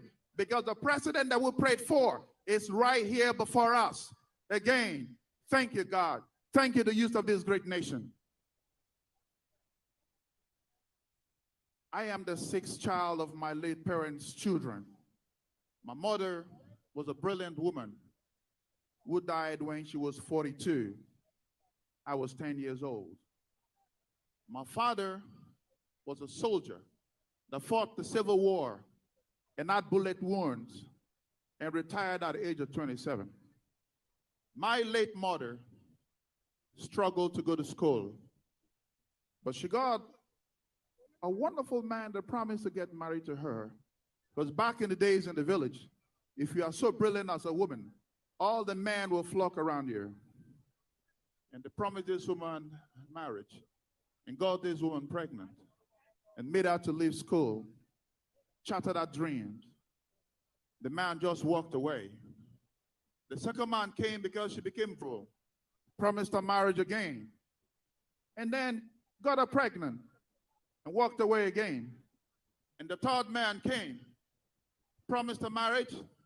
She believed him, got her pregnant, and walked away again. She was heartbroken.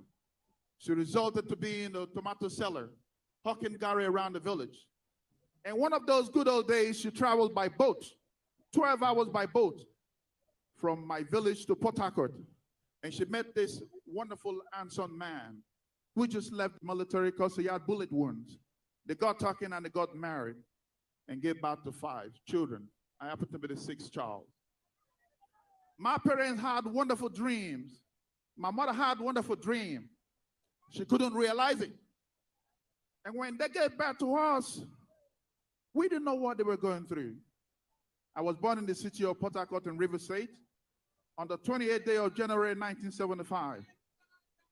My parents in Port Harcourt, they didn't live in the city. They lived at the waterside because they were Ijaw people. But life became so tough, and they decided to retire back to the village. Back in the village, I was there at the age of about 8. My mother was just hawking around, and I used to hawk with this wonderful woman. There's something she did. After selling her goods, she will always share the rest for the rest of the family members. And one day, this woman took ill and was rushed to the hospital.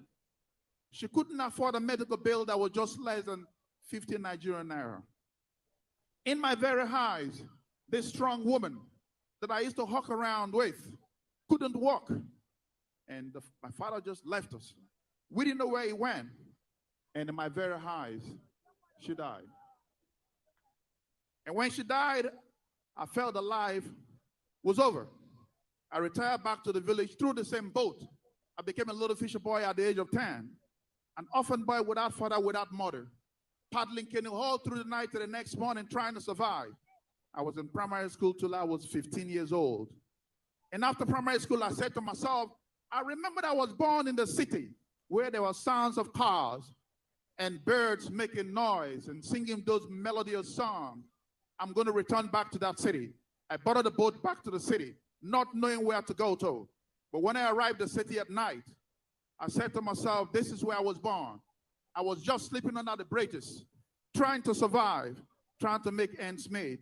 Sometimes no food to eat. I would knock on gates trying to ask for a job. One of those days, I remember what happened. I knocked at the gate of a man, and he said, can you help me move out all the feces in the sockaway? And I told him, yes, I can do it. He got me a wooden ladder, and I moved into the sockaway, using buckets to move out, scoop out all the feces right on my face just to make ends meet. This young boy encountered destiny, and here I am before you, telling you that my life is a success story. When I encountered destiny, I said to myself, I will educate myself. Someone met me and gave me 25,000 naira. And with the 25,000 naira, I started my business with it. Today, 25,000 naira has created value of over $1 billion that I'm able to help humanity with my wealth. I did not know a counselor. I didn't know a minister. I didn't know a governor. I didn't know a president. A little orphan boy whose parents were nothing yesterday, being privileged to stand before you, going around doing good. I've got my footprint in the Northwest, in Sokoto State, In Kano State, in Kaduna State, I'm building 356 ablution center at the Sultan Bello Mosque for my Muslim brothers. In Castina, you see my footprint providing water. In Gombe State, you see my footprint providing water. In Bauchi State, you see my footprint providing water. All over Nigeria, in the southeast Enugu State, providing water. In my Niger Delta region, helping people and all that. I am a development agent. This country needs a development agent. You need a president with the right visionary leadership. Listen to me. In 2023, the economy of this great country and the population will be challenged. The population of this country in 2023 will be 223 million. The population grow at 2.5%, which means 5.5 million of the population will be added to it. The projected population is 22 million. It means the leadership of 2023 will deal with a population of 240 million. You need somebody that understands macroeconomic fundamentals and somebody that understands the dialectics of microeconomy to turn the economy around. You need to vote for Jack Rich. A vote for Jack Rich is a lot of job for you. A vote for Jack Rich is a brighter future. A vote for Jack Rich is a world where you have someone that negotiates for you in the Committee of Nations. A vote for Jack Rich is to turn this economy and create dreams for young ones like you. I'm here to ask you to vote for me so that we can work together, create jobs. The North, the East, the West, the South. Work with me, vote for me, and I will create a lot of employment opportunities for you. I want to thank you once more, knowing fully well that today is a deciding factor of how 2023 will be shaping. If you vote for me, the orphans and the widows now have a voice and I have a dream. Thank you, and God bless you. Thank you very much, Mr. Jack Rich. Well, we're moving on now. We're moving on now. Well, they call him the White Lion. Your Excellencies, ladies and gentlemen, Governor Yahaya Bello, GYB.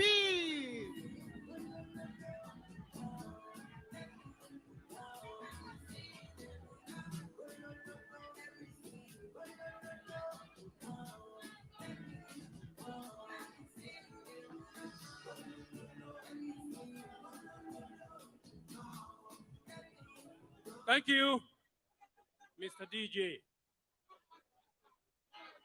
Your Excellency, President Muhammadu Buhari, GCFR,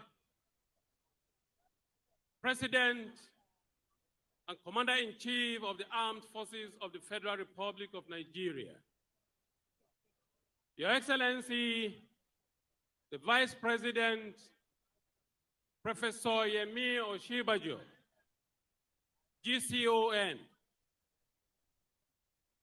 Your Excellency, the wife of the President, Dr. Mrs. Aisha Muhammadu Buhari.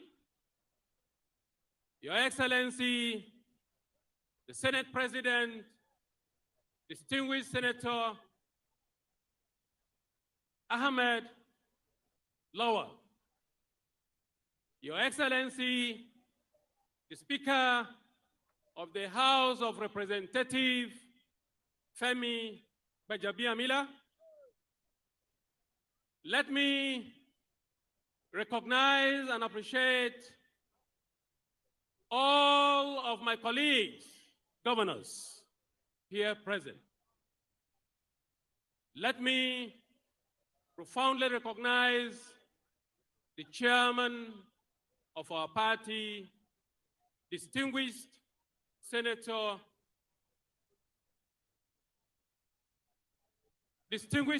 Abdullahi Adamu. Let me recognize the National Secretary of our party, Dr. Iola Omishore. Let me recognize all members of the NWC here present. Let me recognize all the founding fathers of our great party, including the national leader, Senator Bola Ahmed Ashewaju Tinubu. including His Excellency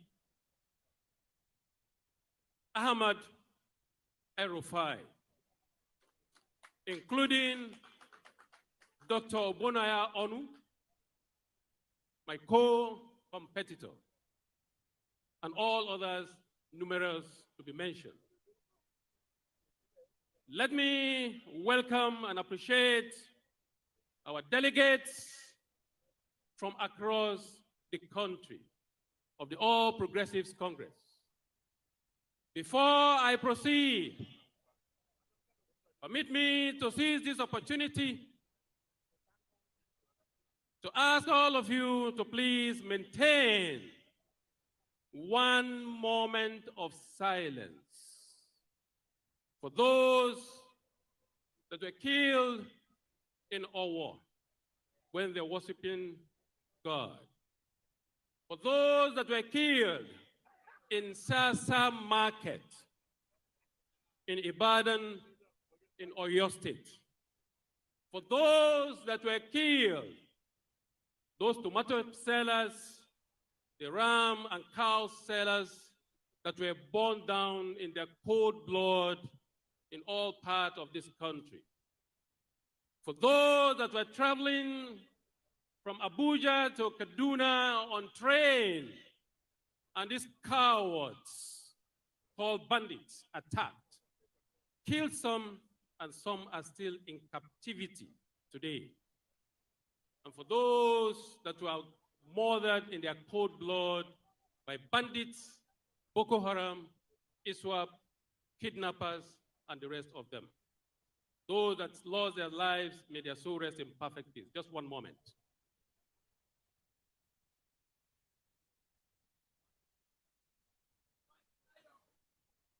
May their soul rest in perfect peace. I start on this particular note because today that is the most challenging issue that is bedeviling this nation, followed by unity of our dear country, followed by prosperity or progress. Distinguished ladies and gentlemen, I will not bore you down too much with a lot of speeches. A lot of all of these problems that are confronting this nation today were bedeviling my state, Kogi State, as at the time I assumed office on 27th of January 2016. Insecurity, disunity, lack of progress and prosperity. 6 years down the line, distinguished ladies and gentlemen, insecurity is fast becoming a history in Kogi State. In Kogi State, unity of all of the tribes and religion is what we are enjoying in Kogi State. In Kogi State, there is religious tolerance. In fact, I am the first Muslim northern governor that built a chapel for our Christian brothers in Government House. After 28 years of existence of Kogi State, that is religious tolerance. Distinguished ladies and gentlemen, today we have a lot of our students from various tertiary institutions at home. They are not in the school. Their future is being toyed with. When I assumed office in Kogi State, 6 years down the line, no strike of any sort are existing in Kogi State. Today in Kogi State, every student will be assured, they are very sure that the very day they go into the school, they are graduating. Distinguished ladies and gentlemen, these and various problems that are bedeviling Nigeria today, we inherited them in Kogi State. With little resources, we have been able to put them behind us. Therefore, I am here running to become the president and commander-in-chief of the armed forces of the Federal Republic of Nigeria to provide leadership to provide sincere leadership, purposeful leadership for this dear country. Distinguished ladies and gentlemen, we might be playing politics today, but let's think of the future of this country. Distinguished ladies and gentlemen, we are the future of this nation. The younger generation and the youths of Nigeria that are gathered here today, and those that are watching us from their homes, from across the country and all over the world. Distinguished ladies and gentlemen, all other nations of this world that prosper, take it from Bill Clinton, Macron, and host of them, they are doing, some of them did greatly, in fact, all of them did greatly, and those that are in position today are doing greatly. Give us this opportunity. Support me. Please, when you are casting your vote, think of the roads you ply before you get to this point. Think of those that were coldly murdered, or in their sleep, in their businesses, on the road. Think of those that are troubled today. Women, youths, and people living with special needs today in Kogi State are part of those that have formed my government. And these are the young people and women that are doing very well. Let me use this opportunity to commend those that have stand very fast and firm in making sure that they stand for their generation, for their people. First among them here is distinguished Senator Binani, who is now the governorship aspirant or candidate of Adamawa State. That is resilience. She faced a lot of stress, a lot of suppression and oppression. That is exactly what the younger generation are facing today. President Muhammadu Buhari, I doff my heart for you.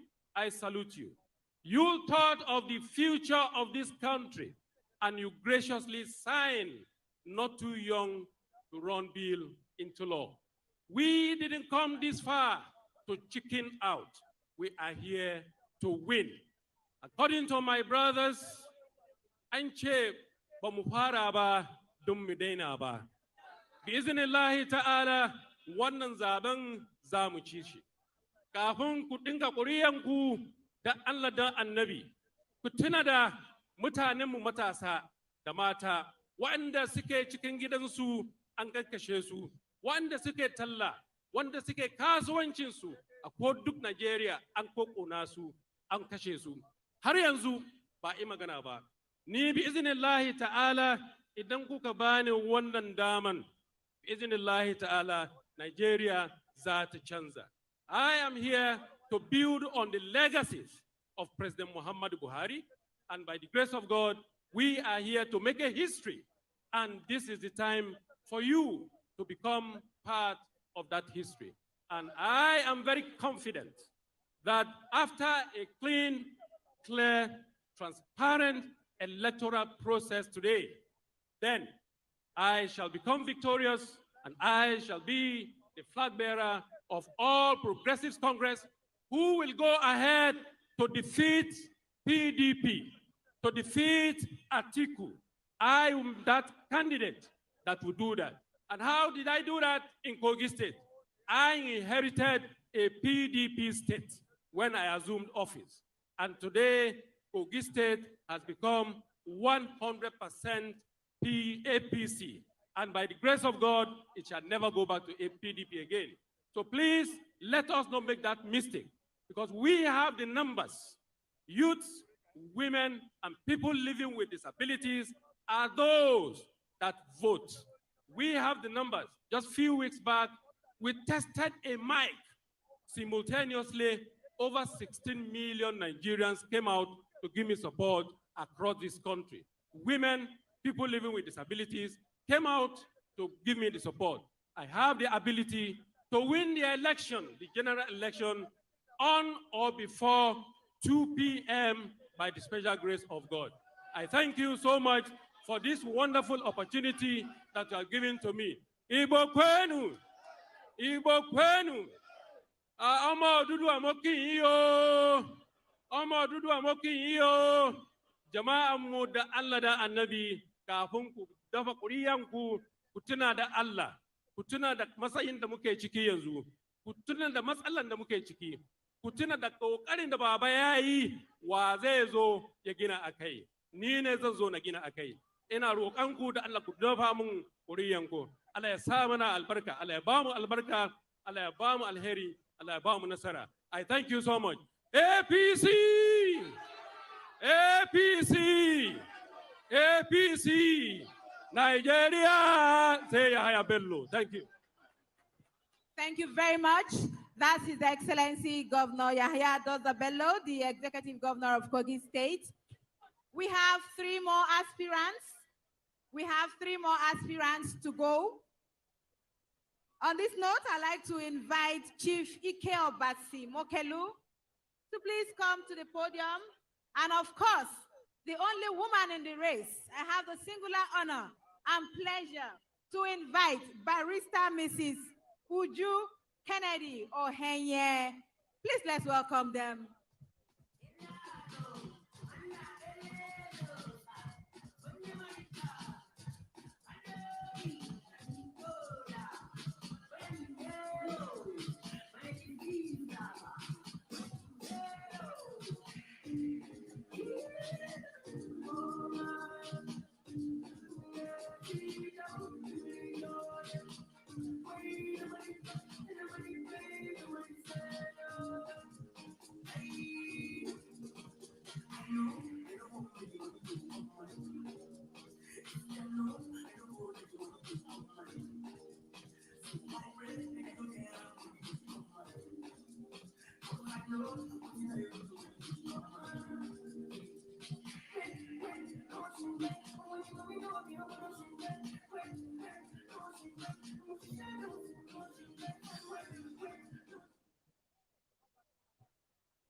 Chief Ike Obasi Mokelu is the next aspirant on our list.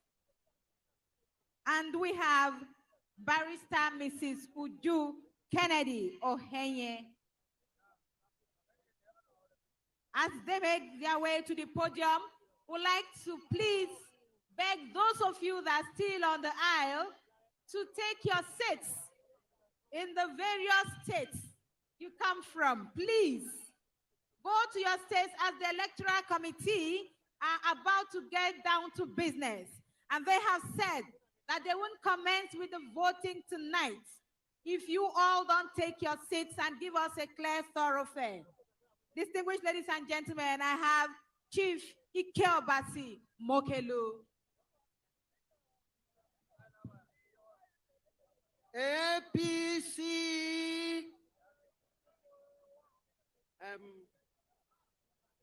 Your Excellency.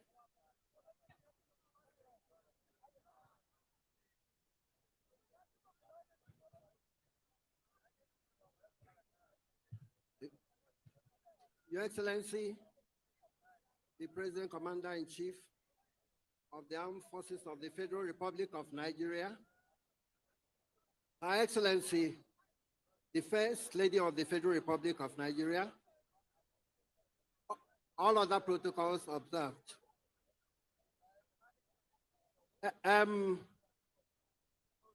I want to start tonight's talk by asking you very simple question. How many of you here love President Muhammadu Buhari? If you love him, raise your hand. I love him. Raise your hands if you love him. So, a lot of speakers, in fact, all the speakers who came on this stage started their speeches about knowing President Buhari from 2015.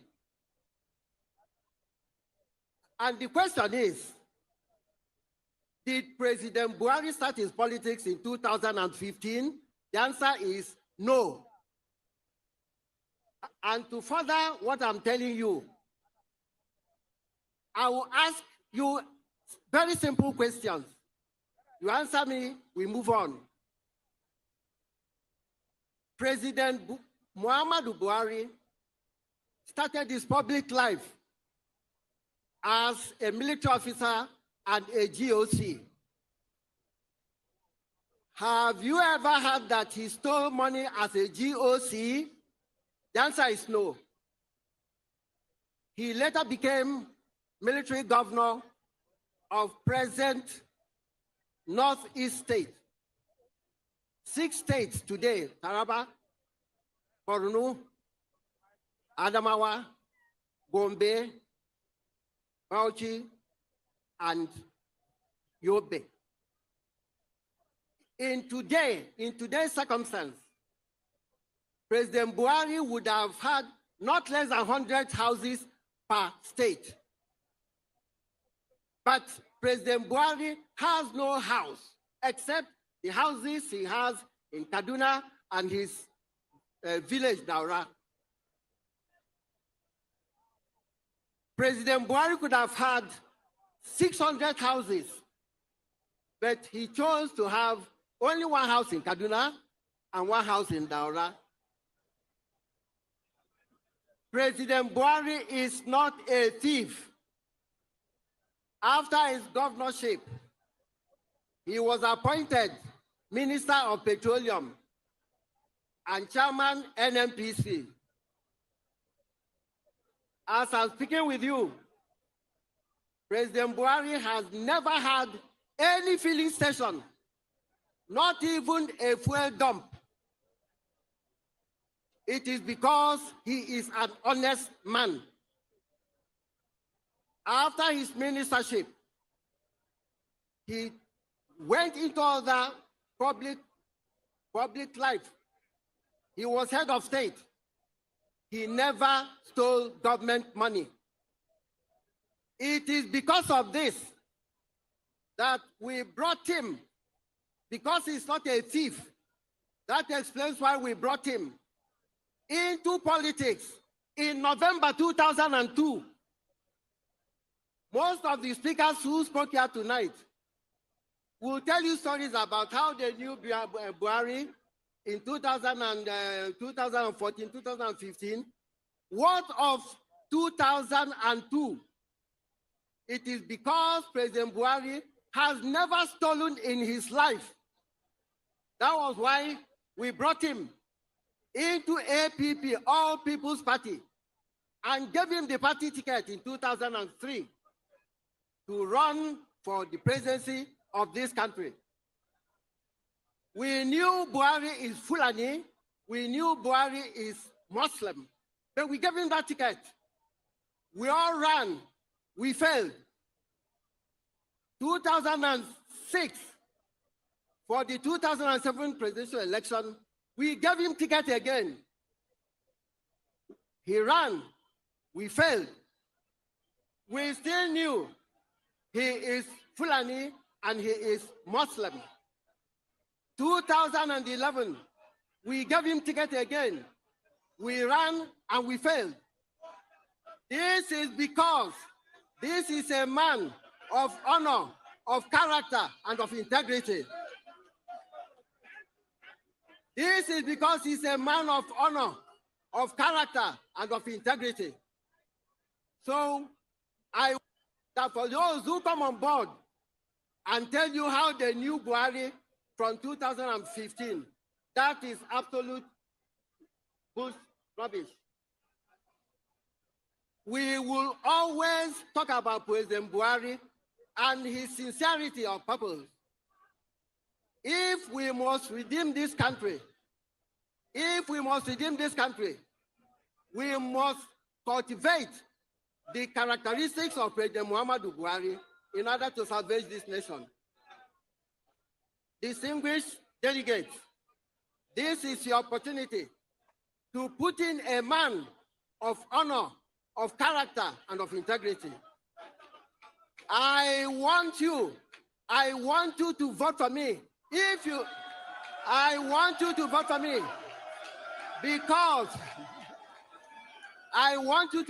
for me because this is the only opportunity you have to reticulate the characteristics of President Muhammadu Buhari If you remember, in November 2018, I founded the I Stand with Buhari movement and spread it all over this nation in order to take Buhariism forward. So, distinguished delegates, ladies and gentlemen, this is my story. This is our story. Please vote for me. Vote for me to extend Buhariism. I thank you very much. Thank you.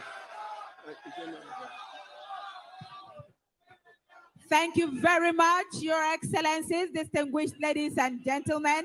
That was Chief Ike Obasi Mokelu. I'm going to bring up the only woman in this contest. A pride of the nation. Women should please give a resounding applause as I invite Barrister Mrs. Uju Kennedy Ohenye. You're welcome, ma'am.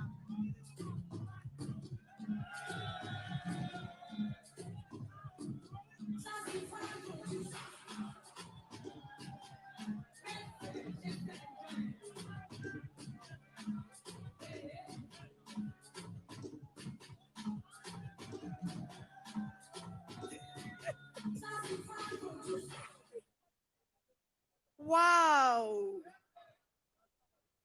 Niger's, my country. I love una no be small. Kai, thank you so much. Your Excellency, the President of Federal Republic of Nigeria, Muhammadu Buhari, and his amiable wife, Aisha Buhari, the Vice President, Yemi Osibanjo, and the wife, I stand on the existing protocols. My goodness. Mama don't come on board. Everything go better because Mama, they on board. I thank you all. I came on board actually because of you people, the downtrodden, the physically challenged, the indigent patients, etc., and the elderly women, etc., and the youths. That is why I came on board, because I feel Nigeria needs a mother. I decided to come on board to be that mother of the nation. I love you guys so much. And again, there are so many things I feel that a woman is needed to be done in this country. That is the only thing Nigeria is lacking. Woman expertise, economical and selflessness. That is what major thing that we need in this country right now. The men don't pay for this place, so 40 years. Una don't need mama. I thank you people so much. But after I've seen the event of things and how things are going, I found out that we still need some more time for it to happen. So based on this, I am pleading with all the delegates to know that their vote is a lifesaver. We have our children to think of, especially their future. We have our mothers to think of. We have our nation to think of. Let them try and vote right for somebody who will be able to achieve all this for the brighter future of our children. That is what I'm pleading with the delegates. Your vote is a lifesaver. Please utilize it well for the right candidates. And I feel, as Barrister Mrs. Uju Kennedy Ohanenye, that I should step aside for that lifesaver and the best candidate, who is Asiwaju Bola Tinubu. I urge my delegates, my supporters, my women to please vote right and cast their vote for Asiwaju Ahmed Tinubu. That is what I'm pleading with you people. I love you all. I love Nigeria, and I love you. Bye-bye. Give it up, Mama way day on board. Forget you for the summer where you suffer for me. Sweet mother, I never forget you for the summer where you suffer for me. Thank you very much, Mama way day on board. Again, Mama has stepped down for Asiwaju Bola Ahmed Tinubu, the only woman in the race.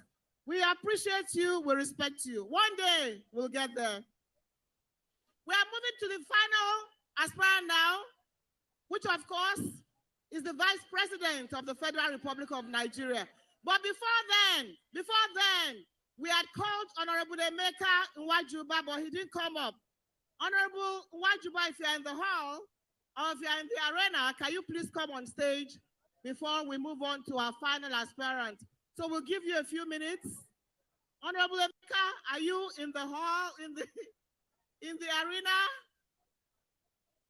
I doubt if he is. Okay.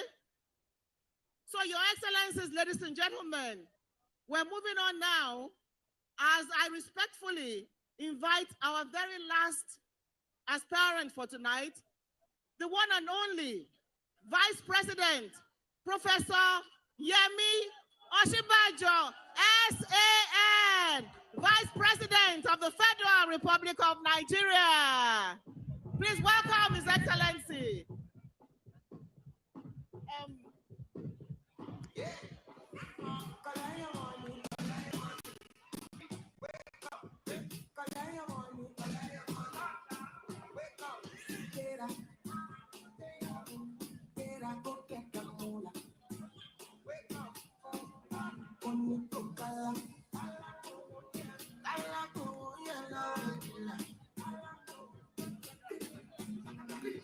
Don't walk, you don't try.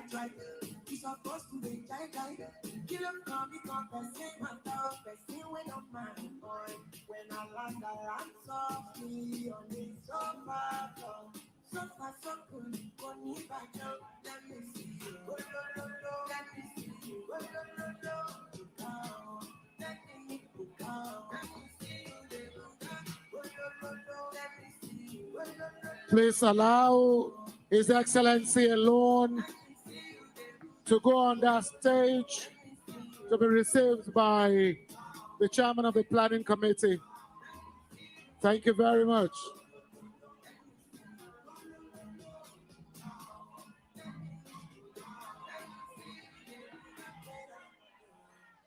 Thank you. DJ, give it up.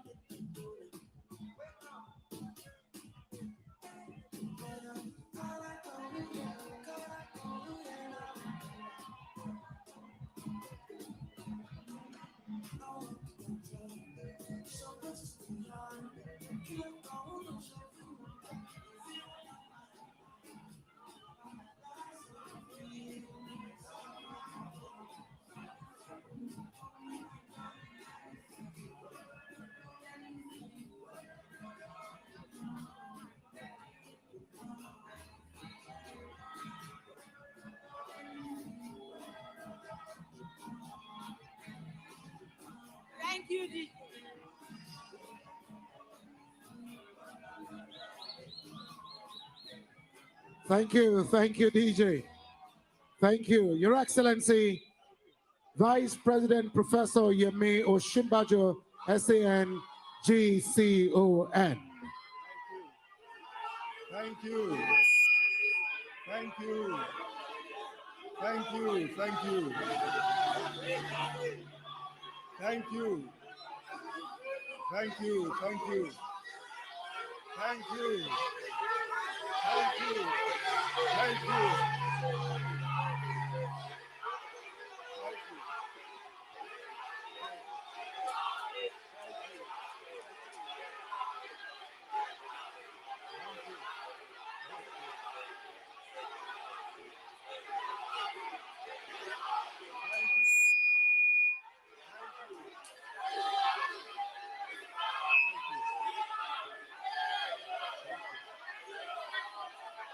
you.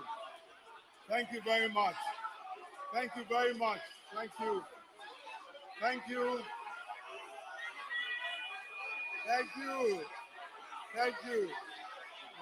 Thank you. Thank you.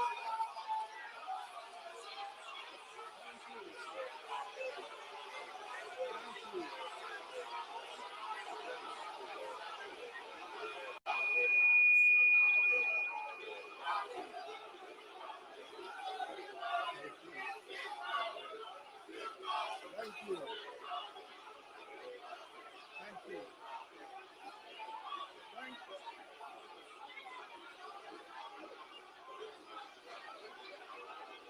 Thank you.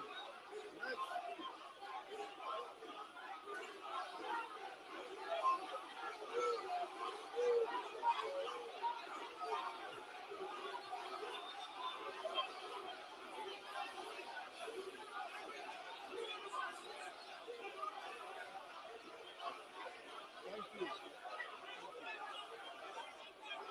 Thank you. Please hold on. Thank you.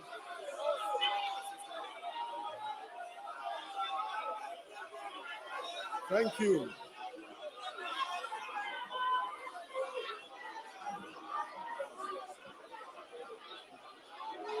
Thank you. Thank you very much. Thank you very much. Thank you very much. Thank you very much.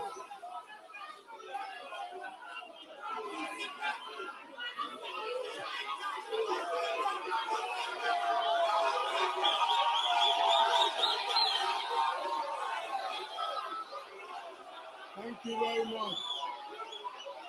Thank you. Thank you very much.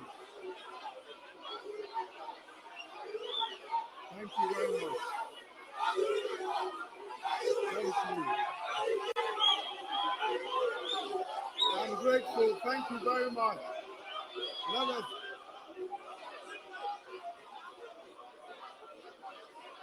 Your Excellency, Your Excellency, the President,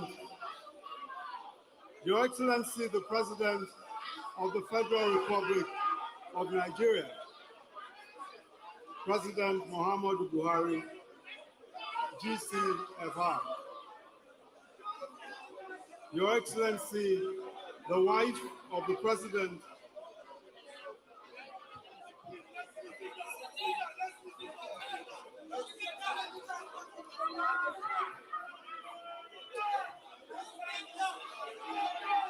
Your Excellency, please, thank you very much, please. Your Excellency, the President of the Federal Republic of Nigeria, President Muhammadu Buhari, GCFR, Your Excellency, the wife of the President of Nigeria, Hajiya Aisha Buhari, the President of the Senate, Distinguished Senator Ahmed Lawan, the Speaker of the House of Representatives, the Right Honorable Femi Gbajabiamila, the National Chairman of our great party, the APC, Senator Abdullahi Adamu, leaders of our great party, the APC, members of the National Working Committee of our great party, leaders of our party, members of our party, distinguished guests, all of our young people, ladies and gentlemen, the great Nigerian youth, the greatest of the greatest of the greatest Nigerian youth. Thank you very much. Thank you very much. First, let me begin on a solemn note.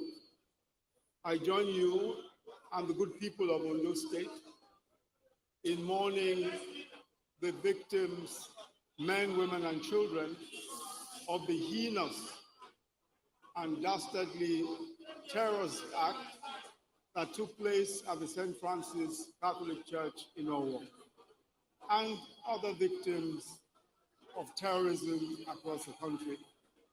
And I pray that the Lord God Almighty will comfort their families and that we'll never see a repeat of these heinous acts in our nation again.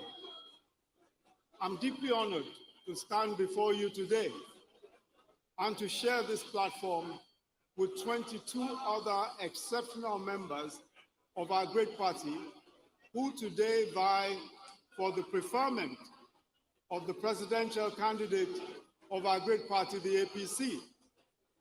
Like most of us here, I am a Nigerian. I was born here. My parents were born here. I went to primary, secondary schools, and university here. I have worked here all my life. This country has afforded me most of the education and opportunities and the worldview that I have. I have seen and experienced the great prospects of Nigeria. I know that it is possible for us to have a world-class educational system. It is possible to have a world-class healthcare system for all Nigerians. It is possible to establish a tech economy here in Nigeria. It is possible to establish a bitumen processing industry in Ondo, gold processing in Zamfara and Osun, and exploit and process the finest precious metals and stones in the world, in Benue, in Plateau, and most of the North Central states. We can exploit oil and gas in the Niger Delta, in the Southeast, and now even in Bauchi and Gombe states. It is possible to manufacture our vehicles in Ninewi. Already, Innocent Motors is doing great things there. We can open up steel plants in Kogi, establish Africa's largest industrial city between Ogun and Lagos. We can establish the biggest gas and petrochemical plants in the world in the Niger Delta. We can sell fertilizer to Africa, as we already have one of the largest plants in the world, the Dangote refinery. We can sell shoes to the world. Already the Aba shoe cluster in Abia State sells over 1 million pairs of shoes every week to the rest of Africa. We can manufacture our weapons, our ammunitions locally. Daikon in Kaduna is already manufacturing munitions, manufacturing all manner of ammunition.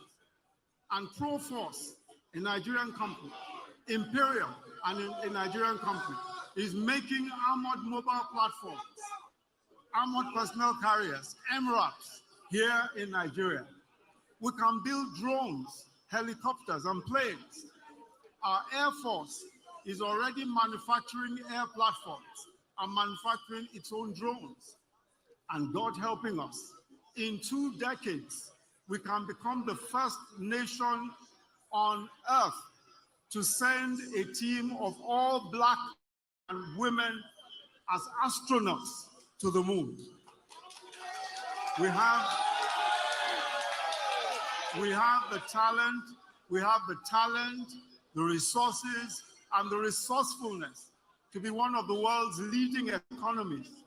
We have the guts and the confidence to beat the world. We can run an open, honest, and transparent government. We can ensure the rule of law. We can secure our nation from terrorism. We can provide good-paying jobs for millions of young people. In this decade, we can lift 100 million people out of poverty. We can give all women equal education, equal opportunities, and we can establish a comprehensive social welfare program for the poor and for the vulnerable. Unfortunately, we are not starting from zero. We have already, in this administration, the administration of President Muhammadu Buhari, begun the most ambitious infrastructure investment in the history of our country. We have revolutionized agriculture. Since 2015, young Nigerians have established 6 unicorns, technology companies, each worth over $1 billion.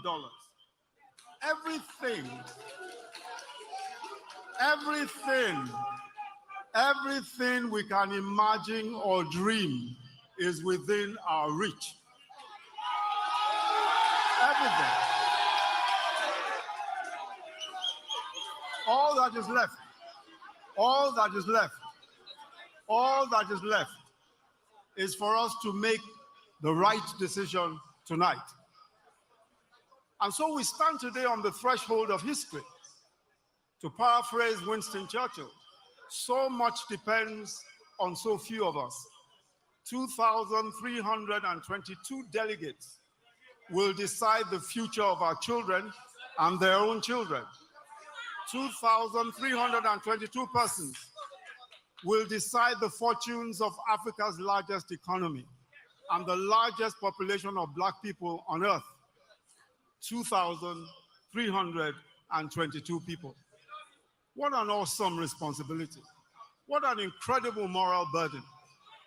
The future of our children compels us and compels all of you, our distinguished delegates, to vote right tonight.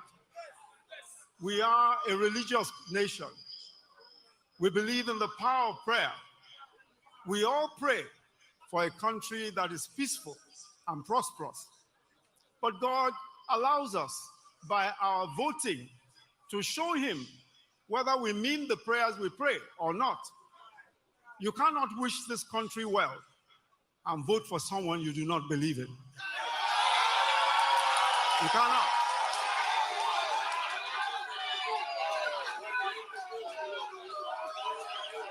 So when you vote tonight, so our dear delegates,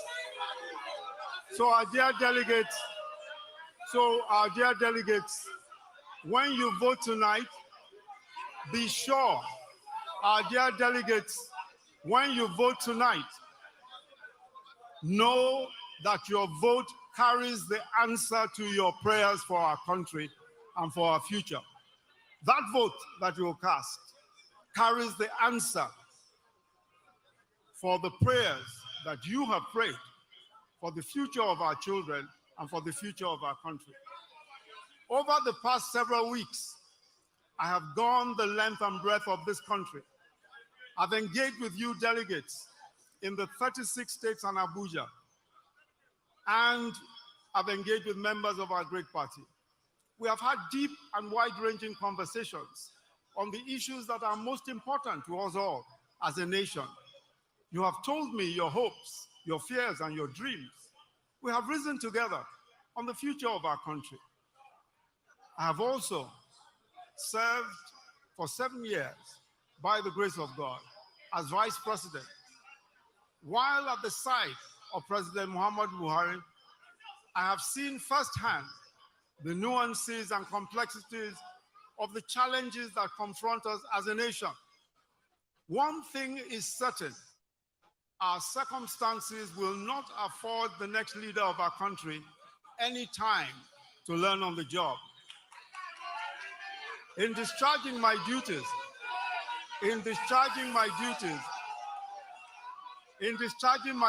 as Vice President for the past 7 years, I have been prepared in the most profound ways for the task that lies ahead. And I will be ready from day one.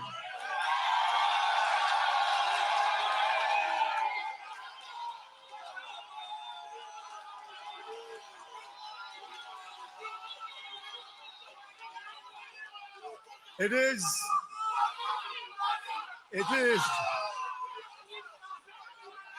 for these reasons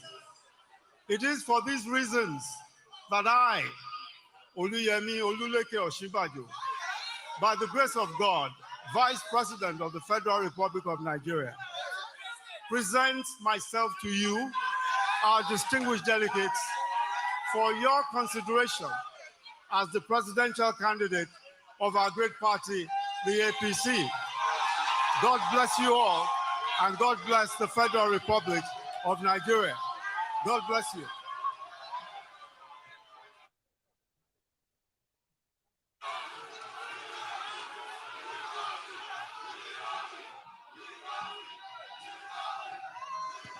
Hello. God bless you, Mr. Vice President. Let's put our hands together, ladies and gentlemen. We have listened to all the aspirants, 23 of them, except Honorable Nwajuba, who is unavoidably absent. Ladies and gentlemen, we'll just take a break, invite one or two more entertainers to relax the atmosphere, and then we go on. The next artist to come on stage, ladies and gentlemen, is a popular Nollywood artist, singer, dancer, producer. To welcome on stage with a round of applause, ladies and gentlemen, Sani Danger.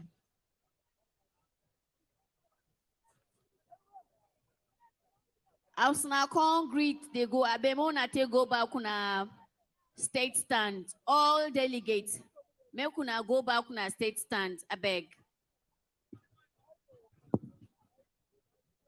Because after now, you go serious pass like this. So at the beguna, make all of us go back our state stands. So I think go good pass, it go sweet pass. Be say everybody go sit down, they see what they happen. Because after now, like I say, go this serious pass like this. Ladies and gentlemen, Sani Danger on stage.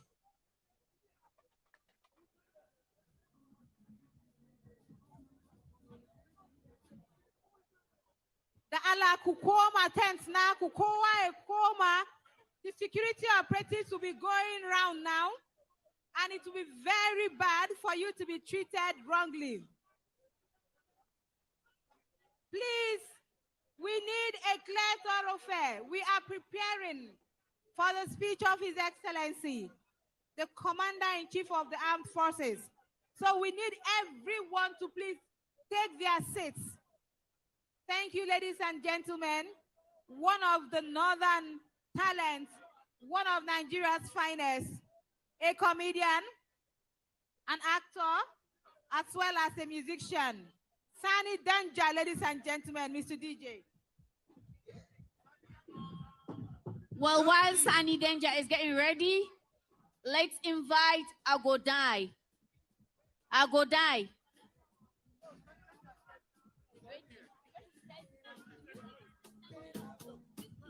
Anche kuna so Sani Danger, mba kukoma baba de hawa. The chairman of the convention, His Excellency Governor Hope Uzodinma, have instructed that the convention should be placed on hold until you all take your seats. Kindly take your seats on your tents. The screen in front of you will project whatever is happening here to you, as if you are this close. Da'ala kukoma baya. Make una go back una seat. Ejo e pada lo saye yin. E lo joko si ori tent yin ejo.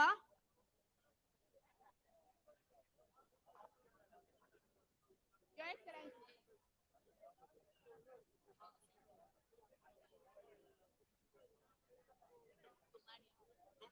Ba cheku pita ba mu cheku.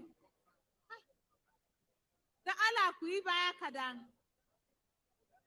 Make una shift back. Make una shift back. Come and speak outside. Da Allah, wannan tsayuwa da kuka yi ya ba da sha'awa. Ya nuna kun zo nan da niyya, kuma niyya na alheri. Amma idan kuka dan matsa baya kaɗan zai fi ba da sha'awa. Kun ga dai akwai zarruka a ƙasa, akwai wayoyi a ƙasa a bayanmu da idan kuka taka duk abin da ya balle kuma abun ba zai ba da sha'awa ba, domin ba za a ji an kowa ba. Saboda haka ina roƙon arziki da Allah waɗanda kaf suke gaban nan su yi haƙuri. A'a ba ma sai an abun nan ba, kaga mutanen arziki haka suna ma komawa baya ba sai an matsa ba. Sound. Ga kuma TV can a gefe a je a sha kallo. You're still watching our special coverage of the 2022 special convention of the governing All Progressives Congress here in Nigeria, coming to you live from the nation's capital, Abuja. I'm Adesua Omorwan.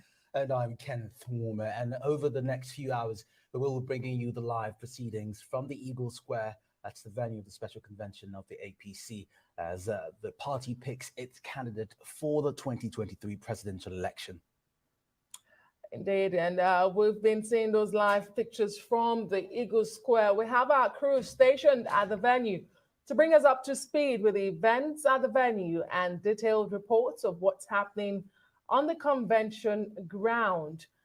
And from here in the studio, we'll bring you in-depth analysis of unfolding developments as we count down to the man that will emerge the flag bearer of the governing All Progressives Congress.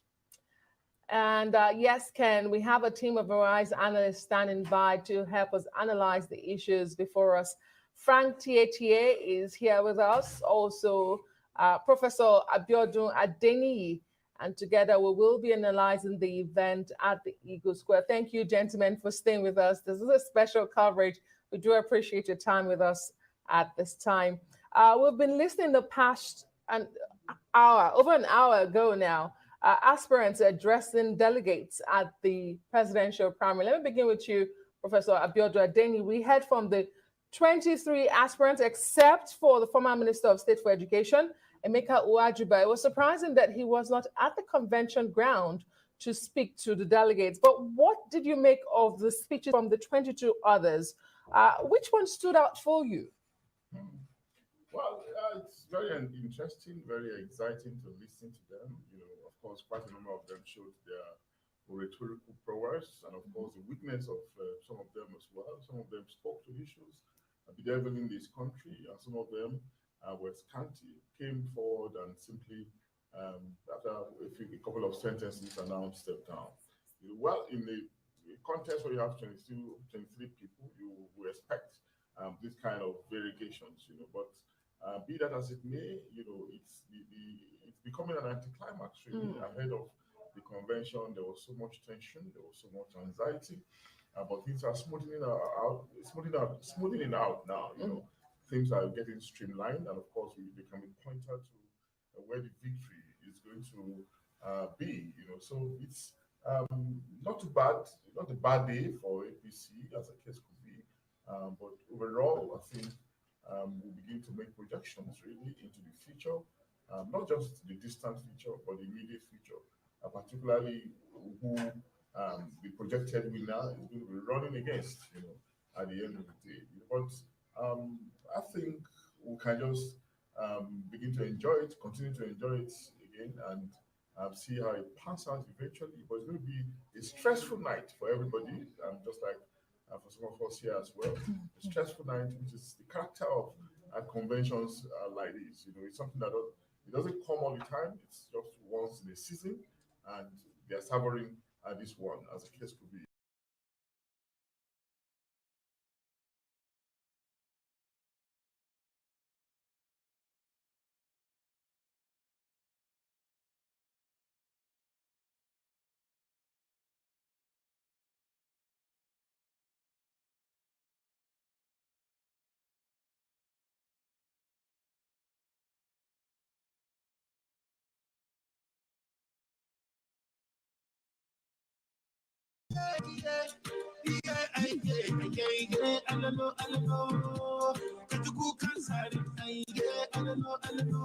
All my ladies, they want dance for me. All my ladies, they bend down low. They show me love, they want dance for me. And they like my picture for Instagram. And they show me love, they spend me money.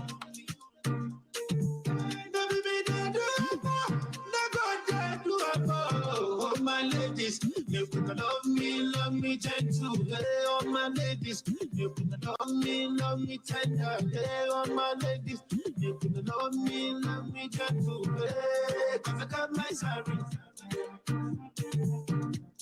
My people sorry. My sorry. If you see my face, you go shock. You know that plenty, yeah.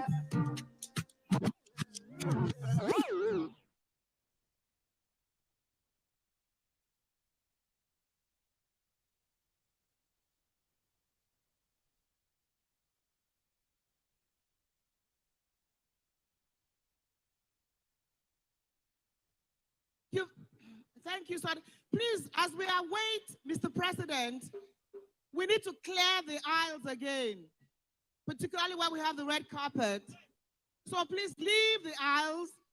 And I know you're all excited, but immediately after this, there should be nobody here. We'll all be voting. The delegates will be voting. But in the meantime, please, everybody, leave the red carpet, clear the sides of the aisles, because Mr. President will soon be coming to give his remarks. So we'll have a few more relaxing entertainment, and then we'll now invite Mr. President. Now, after Mr. President, the chairman of the election committee, His Excellency, Governor Bagudu, will now tell us how the elections will be conveyed. So we appeal to everybody to just obey the rules, and I'm sure we're going to have a very, very, very great night. So thank you very much. Entertainment.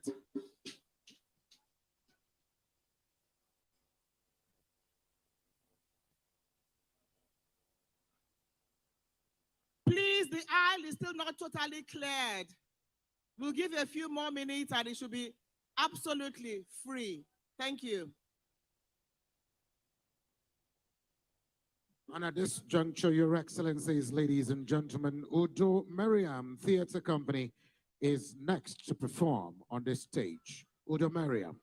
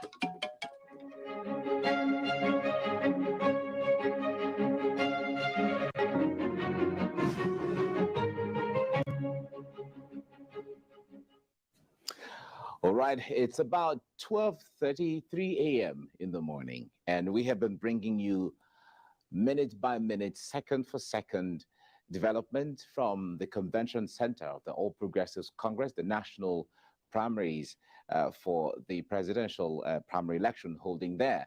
And we have been bringing you up to speed with whatever was going on there. All the candidates were speaking to you earlier on, the 23 candidates, except one, Emeka Nwajuba, who he was called upon but didn't speak. He wasn't available to speak, but all the others spoke to you or spoke to the delegates, and they all as well.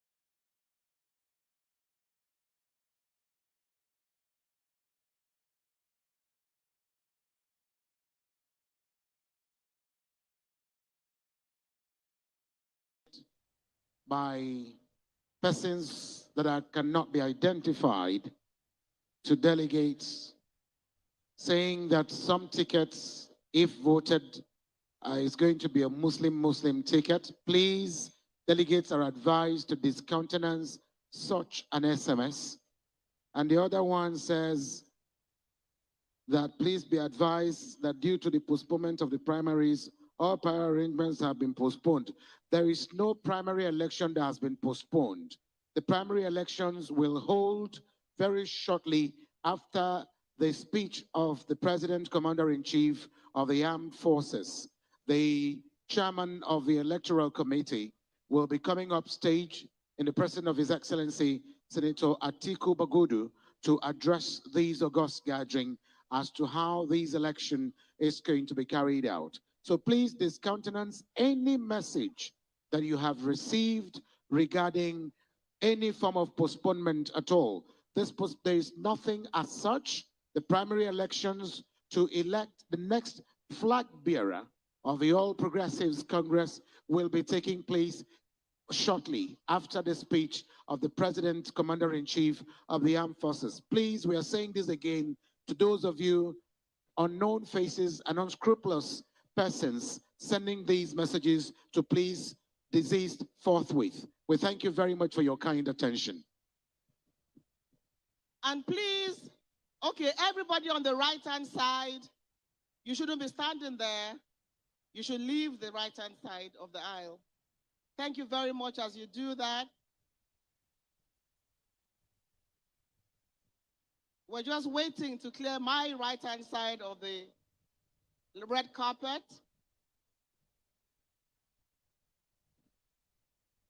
And like I said, immediately after Mr. President's speech, we're going to hear from the governor of Kebbi State, who is the chairman of the Elections Committee, on the procedure for these very historic elections taking place tonight. On the right-hand side, you are still delaying us, please.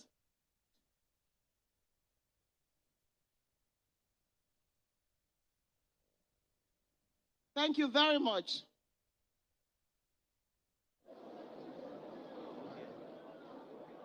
Okay.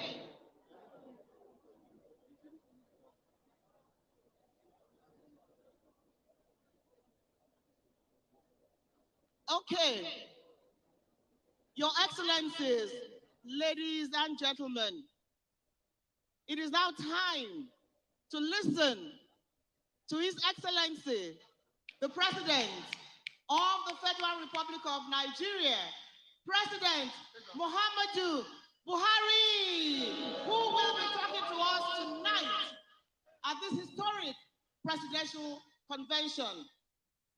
Please welcome Mr. President to the podium. Bring the shots.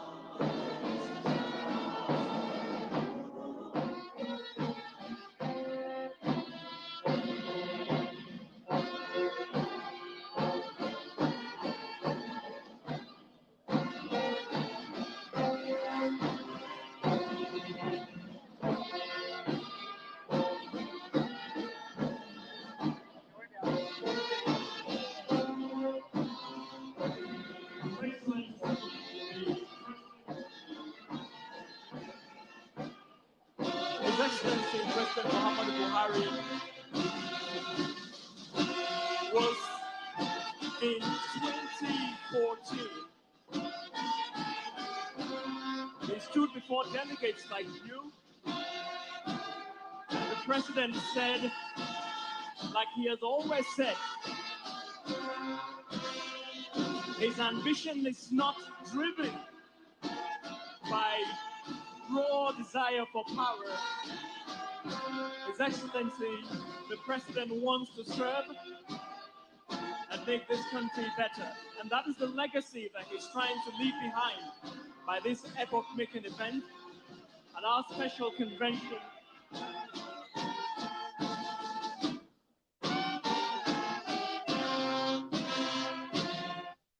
His Excellency, the President of the Federal Republic of Nigeria, had said, and he always would say, I don't have money to buy.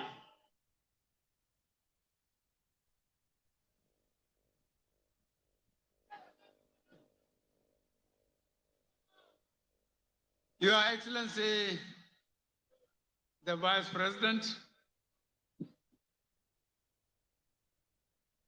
the First Lady, the APC National Chairman, President of the Senate, Speaker of the House of Representatives, the state governors, members of the National Assembly, members of Federal Executive Council, party leaders, distinguished aspirants, party faithfuls, distinguished delegates, ladies and gentlemen, my fellow party members and compatriots, I commend you for your various roles and contributions towards the successful conduct of the various APC primaries across the nation. I commend the party stakeholders, officials, organs, and the Abdullahi Adamu-led National Working Committee. I commend your efforts in organizing party exercises and urge you not to rest on our achievements so far. Now we have a big task ahead. The special convention for the presidential primary.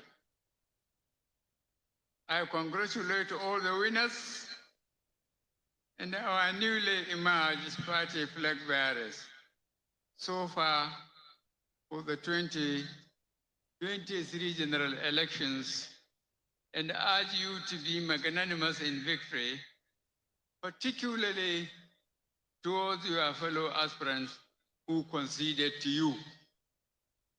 I urge you at all times to abide by the party rules and follow party reconciliation processes. In every competitive event, there are bound to be winners and runners-up. And as such, all the aspirants who lost or conceded at the primaries, I equally urge you to maintain the spirit of sportsmanship and to stand by our great party for the next challenges ahead. As we go into presidential primary, I urge all to keep to the same spirit. We must avoid acrimony and maintain the spirit of sportsmanship. The critical task ahead of the Abdullahi Adamu-led National Working Committee remains to continue to forge for the unity of purpose among party members and to keep securing needed compromises in the interest of our great party. I enjoin you all to be fair to all and to create a level playing field for all the presidential aspirants in the coming crucial party exercise. Please follow due process in all the party decisions. And I call on all party members, particularly the party officials and the delegates, to abide by all extant laws, rules, and regulations, and to consider voting for the presidential candidate with the best chances of securing victory for our great party in the coming general elections. I cannot overemphasize that the principal challenge before us is the need to keep a united front for the party. It is primarily why the party National Executive Committee has vested its powers in the National Working Committee for the time being, as requested and in compliance with the party constitution, to ensure smooth party administration and operations in these critical times in the overall interest of the party.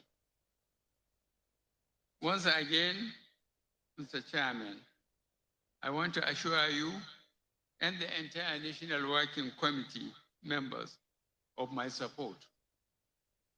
Please do not hesitate to call on me and all other appropriate quarters for the help that will propel our great party to the victory that we all seek.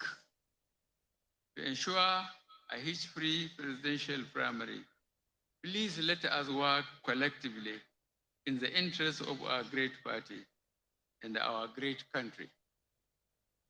Fellow delegates, fellow men, women, youth, citizens of our country. Many people have short memories, but let us remember the situation we inherited. A nearly dead economy, in spite of oil being over $100 per barrel for many years. Vast areas of our country under insurgent control.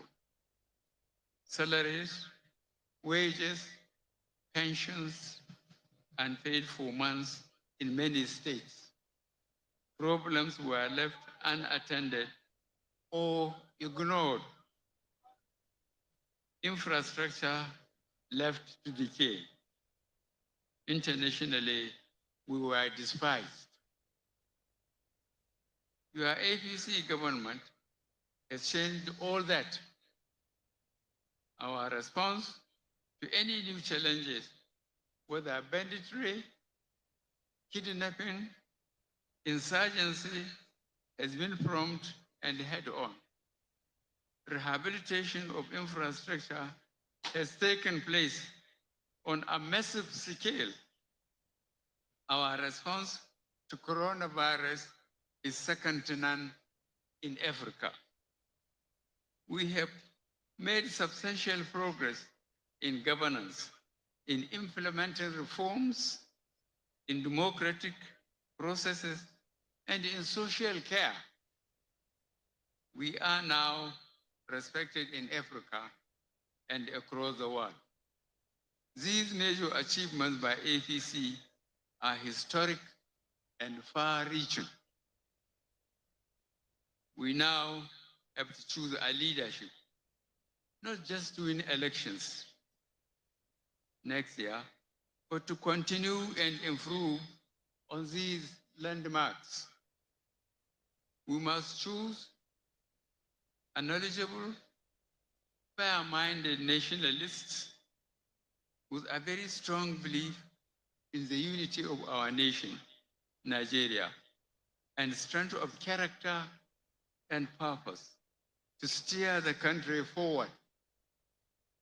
We should not allow the PDP to drag the country backwards. I thank you May God bless our party.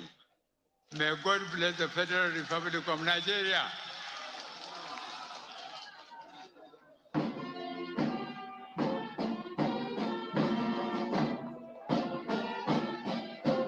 That was a special remark by the President and Commander-in-Chief of the Armed Forces of the Federal Republic of Nigeria, President Muhammadu Buhari, GCFR.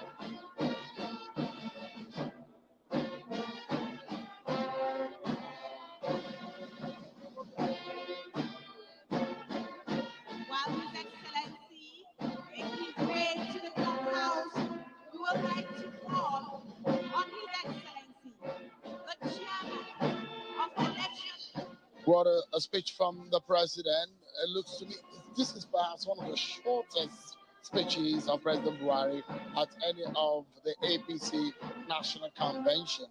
Short, straight to the point, nothing specific on who is supporting, definitely advising members of the party, vote for competence, vote for someone who has the interest of the country at heart.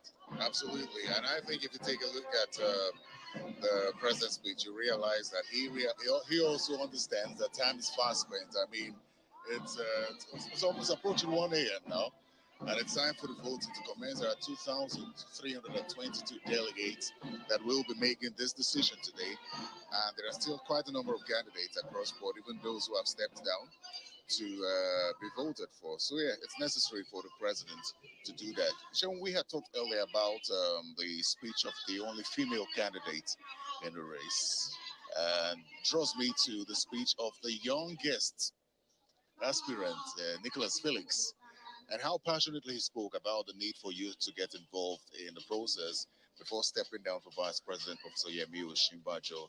The passion in his voice said a lot, just like the passion in the voice of Ogunaya Onu, who was calling for justice for the people of Southeast. It's indeed very interesting speeches that we've listened to today. Some inspirational, some didactic, some creative, some touching the emotional. Several shades of color of speeches that we've heard tonight. But we get into the moment where the election will begin, and the chairman of the APC Governors Forum, the governor of Kebbi State, Governor Atiku Bagudu, will come up stage and speak about the process, which will kickstart the exercise, the voting exercise. They're already clearing people from the arena where the voting will take place. Earlier, we couldn't see ballot boxes. Maybe the party never envisaged that an election will happen, hoping that there was going to be a consensus for the party will go into an election. You know, I think based on the speeches we listened to here today, there are concerns as to whether these aspirants are comfortable with the outcome of this. The concern for many would be, yes, those who may have stepped down did that voluntarily, no doubt. But there are those who had concerns about what's happening here today and are wondering how this will go. We had talked earlier about the need for the process to be free and fair, and the president has also echoed that. So it makes me wonder whether after this, and the candidate emerges, interestingly, the two candidates that were initially narrowed down by the northern governors, the APC governors, have now turned out to be the leading candidates, the only ones who have had people step down for them. I mean, I think one of the most interesting parts is the moment where we heard people stepping down for one another. I think that's actually a very dramatic point in all of these scenarios playing out. I guess we'll be seeing almost 10 people who might be going into this election. For those who did not step down, Hamid Lawan did not step down. Professor Shibaja did not step down. Bola Tinubu did not step down. Rochas Okorocha did not step down. Rotimi Amechi did not step down. 10 Jack Rich did not step down. We have a few others who stepped down. Senator Kenny Naman, who had withdrawn from the race, spoke earlier and did not mention whether he's stepping down or not. So, we're left with nothing less than 10 to 15 people still in the race. Absolutely. So my observation as well is that all the male southeastern aspirants did not step down for anyone. I think it was the message of the Southeast needs this representation, and we would not step down for any region if it's not going to the Southeast. Of course, we saw the only female who is also from the Southeast step down for Ashwaju Bola Ahmed Tinubu. But beyond that, if we pay close attention to the speeches of these aspirants, it's almost clear to see that everyone realizes that the issue of security. Thank you very much. But please, first of all, we'd like to remind all of you cameramen to dismantle your cameras. Please dismantle your cameras and move from there completely. And then only election committee members that are putting on the reflective jackets are allowed to remain at the periphery of this arena. Only election committee members and agents that are wearing their reflective jackets are allowed, and tags are allowed to remain in the center of the arena. Yakubu, you might want to add a few more words. Delegates and the pressmen that have been here with us, especially the press, would like to thank you very much for all of your assistance. But the essence of this special convention is we'd like it to be transparent, visibly transparent, and every vote accounted for. This is a legacy convention, is a special convention. It is one that actually we're transmitting so much more beyond who becomes the standard bearer. It reflects the very essence and the values of the APC. So we'd like that you clear everywhere else, and we have this place very clear, visible, transparent, so that we can see everything that's happening. Pressmen, wherever you are, kindly leave. You may station your cameras. People who are milling around can move backwards. We want everywhere completely, implicitly clear, please. And thank you very much for having, cooperated with us all this while. There's a lost but found ATM card, a bank card for Suleiman Idris. Please, if you're anywhere close by, come with proof of identification and collection. Thank you. We, at this point in time, invite the Chairman Election Committee for this convention, His Excellency Senator Atiku Bagudu, the Governor of Kebbi State and Chairman, Progressive Governors Forum. Your Excellency, sir.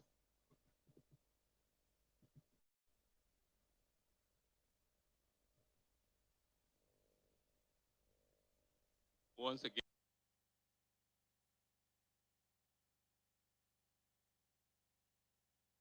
Your Excellency, President Muhammadu Buhari, Your Excellency, the wife of Mr. President and the First Lady of Nigeria, Aja Aisha Muhammad Buhari, and the Vice President of the Federal Republic, Professor Yomi Osibajo. And indeed, I will recognize all the earlier established protocol for want of time. Your Excellencies, on behalf of the Election Management Committee, I will read out updates on the structure and the organization of the election this night. The Accreditation Committee of the Convention Planning Committee, which is the subcommittee of the Convention Planning Committee, headed by His Excellency Dafo Abiodun of Ogun State, provided us with a list of the total accredited voters for each state, and they total 2,203, smaller than the total voters, accredited total voters in the states, which is 2,320, meaning less people were accredited than there are actual delegates allocated to the different states. And for the purpose of the election, we are going to use the number of accredited voters for each state. The voting is going to take place in 2 voting points. And to those who are seated in the state box, there's 1 voting point to the right, and there's 1 voting point to the left. The voting point to the right will be used by the right of the state box, or the left of the podium will be used by delegates from Abia, Adamawa, Akwa Ibom, Anambra, Bauchi, Bayelsa, Benue, Borno, Cross River, Delta, Ebonyi, Edo, Ekiti, Enugu, Gombe, Imo, Jigawa, and Kaduna State. While the voting point for delegates seated at the left-hand side of the state box will be used by delegates from Kano State, Katsina State, Kebbi State, Kogi, Kwara, Lagos, Nasarawa, Niger, Ogun, Ondo, Oshun, Oyo, Plateau, Rivers, Sokoto, Taraba, Yobe, Zamfara, FCT. So 2 states will be called simultaneously for the 2 voting points. And at the entrance of the walkways, in each state delegation have assigned to them a member of the electoral committee who will guide them to the starting line of the voting process. And as a starting point, that is where they will receive the ballot paper, and they will have a scan of the QR codes. And then they will walk through the walkaway, and at the end of the walkaway, turn back into the voting areas. And each voting area have 20 ballot boxes for ease of voting, meaning if delegates from a state collect their ballot papers and they turn into the voting area, they have an option of 20 ballot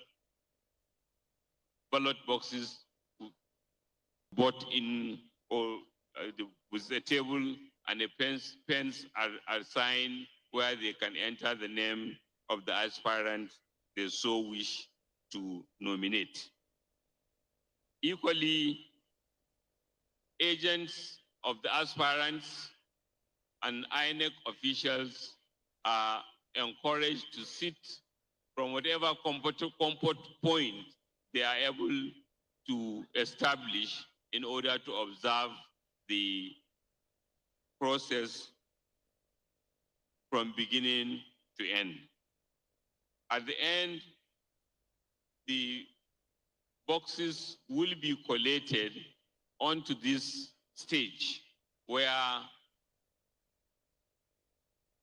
aspirant agents will witness the sorting and transfer into boxes which they will monitor of the respective aspirants' votes. Equally, before we start, as you all have heard, a number of aspirants have withdrawn their aspiration. 9 of them, Barrister Mrs. Uju Ken Ohanaye, Dr. Nicholas Telize, Senator Robert Boniface, His Excellency Mohammed Badaru Abubakar, Senator Ken Inamani, His Excellency John Kayode Fayemi, Senator Ibukule Amosun, Senator Godswill Akpabio, and Right Honorable Dimeji Bankole.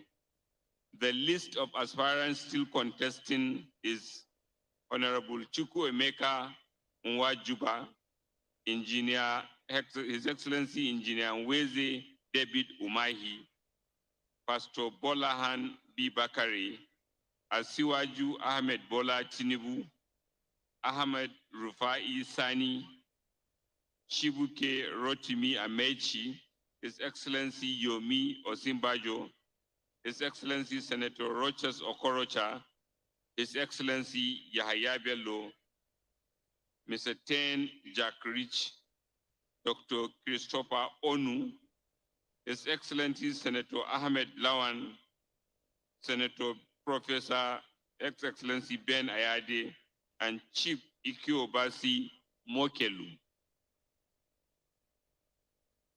The aspirants, agents, please are invited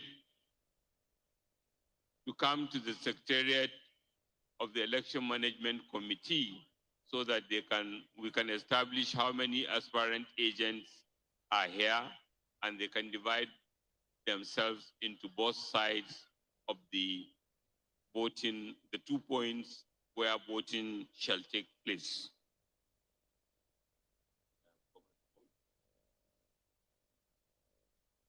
Yes. And those that are unable to write can be assisted by members of the delegation from their state. And each voting unit, there is a voting agent, there's a polling agent, there's a security man monitoring the ballot box.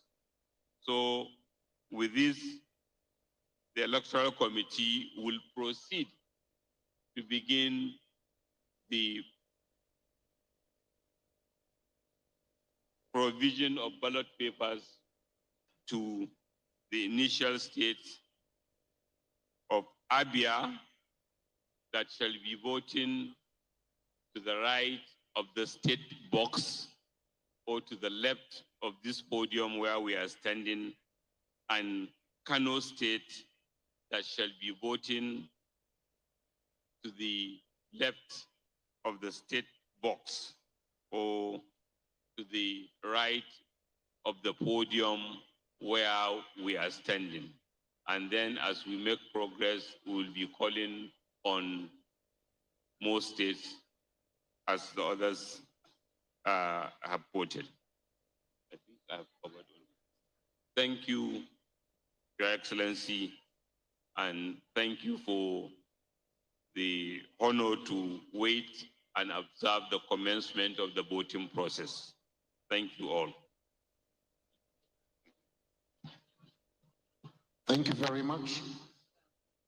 The Executive Governor of Kebbi State and Chairman of the Election Committee, and he has announced to you how this election is going to be done. So the onus is now on the members of the Election Committee, the agents of the various aspirants that are contesting.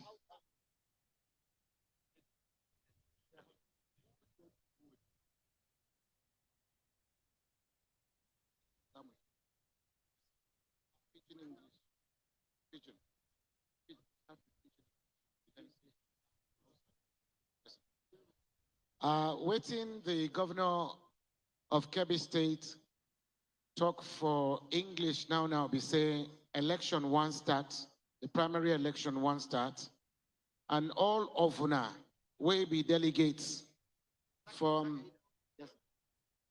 the various states.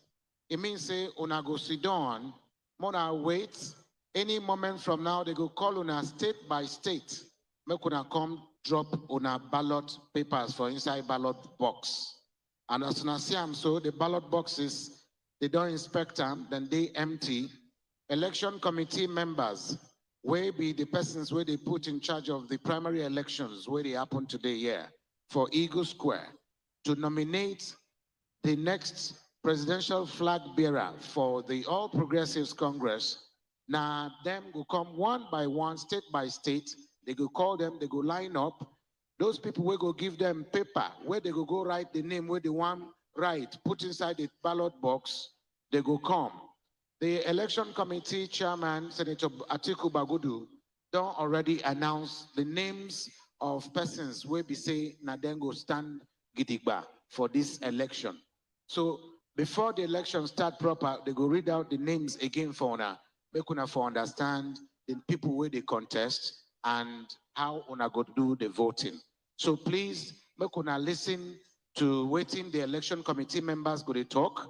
As per say, voting go soon start. And all of una where they spread rumor, say primary elections, say they don't postpone them, na babanla lie. They don't postpone any election or now the election they want to do so. And it is going to be transparent. It go happen for everybody, koro eye. You go take your eye, see them, you go see as it happen. And that is waiting what happen be that. I go want my sister make it come break them down for another language, make we for here.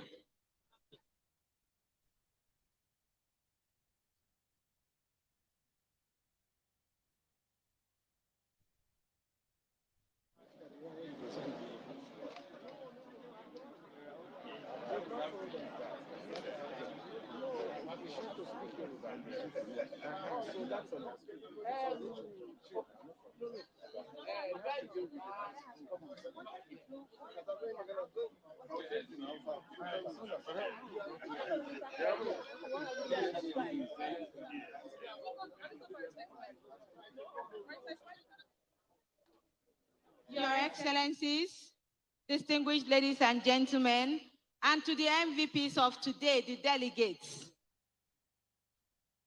Biko ndị be anyị from the east, asị na-enwe ballot boxes n'aka nri na aka efe m.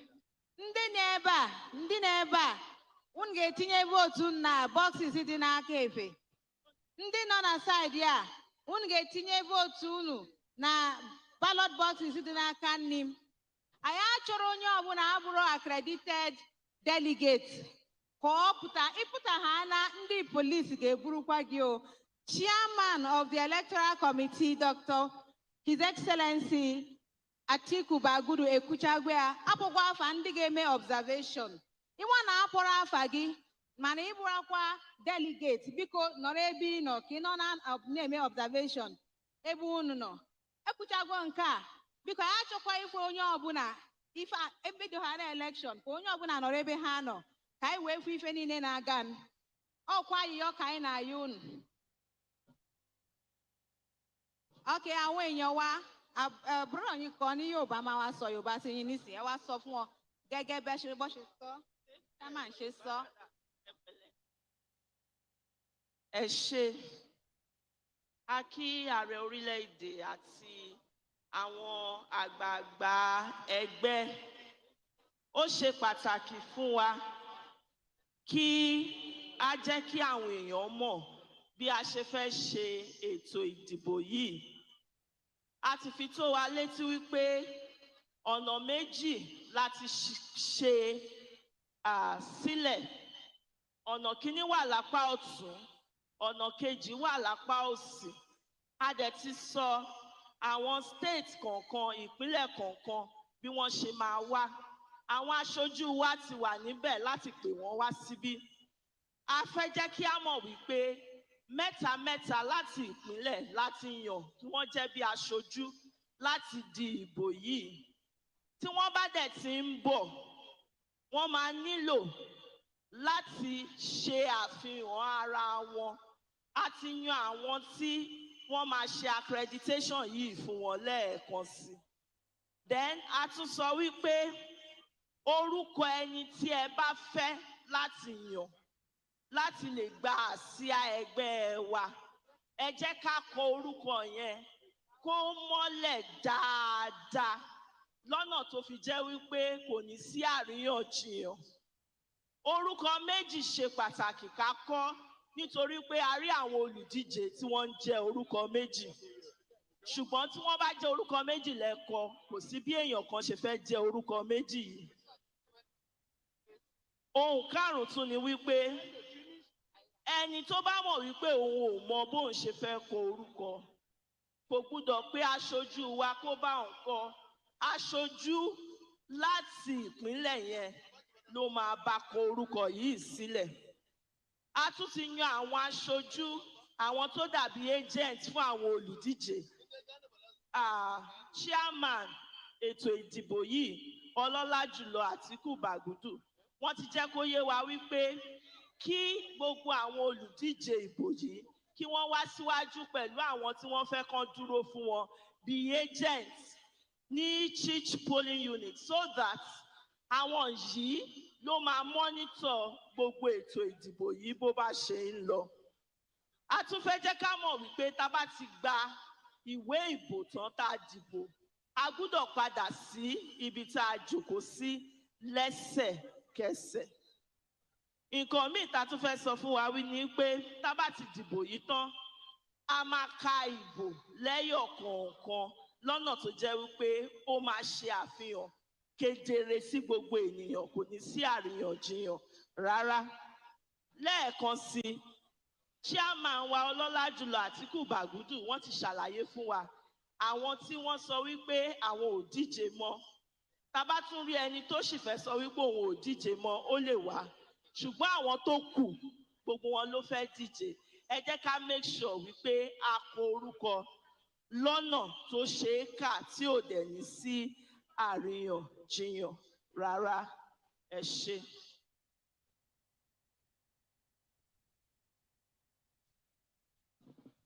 Assalamu alaikum wa rahmatullahi ta'ala wa barakatuh. Jama'a,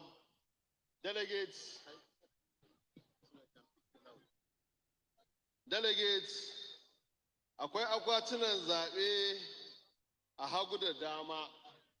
Za a kira jihohin nan jiha-jiha daga jihar da ta fara da A, wato jihar Abia kenan. Akwai wanda za a kira su daga hannun dama, akwai wanda za a kira su daga hannun hagu. In aka kirawo ku, za ku fito ku yi layi, daga nan za a ba ku ballot paper, inda za ku rubuta sunan ɗan takarar da kuke so ku zaɓa. Wanda ya iya rubutu, ya iya rubuta sunan ɗan takarar kai tsaye. Wanda bai iya rubutu ba, zai iya wani delegate ɗan uwansa wanda ya yarda da shi ya ba shi dama ya rubuta masa. Ba a yarda da wani daga waje ko agent ko wani ma'aikacin zaɓe ko baturen zaɓe ya ma rubutu ba. In ka zo ka zago, akwai inda za a nuna ma, sai ka zo ka jefa ƙuri'arka, ko ka koma ka je ka zauna inda ka fito, ko ka yi tafiyarka. Shi kenan ba ka da daman in ka karɓi ballot ɗinka ka yi wa wani ɗan uwanka magana. Saboda haka dan Allah a ringa saurara, za a ringa kiran jihohin nan ɗaya bayan ɗaya, sannan akwatunan zaɓen nan guda 20 ne aka ajiye a kowane gefe. A kowane akwati in ka jefa ƙuri'arka ka yi daidai. Assalamu alaikum. Thank you very much. Just as we are getting ready, the chairman of the election committee, Senator Bagudu, has already mentioned and read out the names of the aspirants. And for emphasis sake, before election gets started, these are the list of aspirants still in contention. The first name is Honorable Chukwuemeka Nwajuba, Engineer Mweze David Umwahi, Pastor Balahon Tunde Bakari, Ashiwaju Ahmed Bola Tinubu, Ahmed Rufai Sani, Chibike Rotimi Amechi, His Excellency Professor Yemi Oshimbajo, His Excellency Senator Rochas Okorocha, His Excellency Alhaji Yahya Bello, Mr. Jack Rich Tien, Dr. Obonnaya Christopher Onu, His Excellency Senator Ahmed Lawal, Senator Professor Ben Ayade, His Excellency, and Chief Ike Obasi Mokelu. Those are the 14 aspirants that are still in the race. Thank you very much for your kind attention.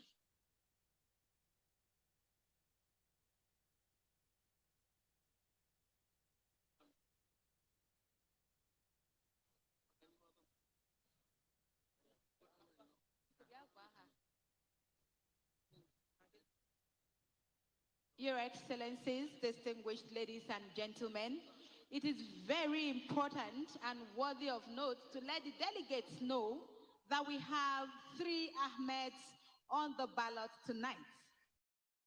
So if you just write Ahmed, it will not be valid, please. Delegates should be educated, please.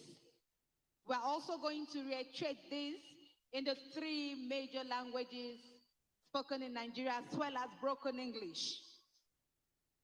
We have Asiwaju Ahmed Tinubu, we have Ahmed Rufai Sani, and then we have Ahmed Lawal. The 3 names carries Ahmed, so we want the delegates to take cognizance of that, please. So I'd like to call on Honorable Princess to please come reiterate this to our Igbo delegates in clearer terms, because we're Igbo.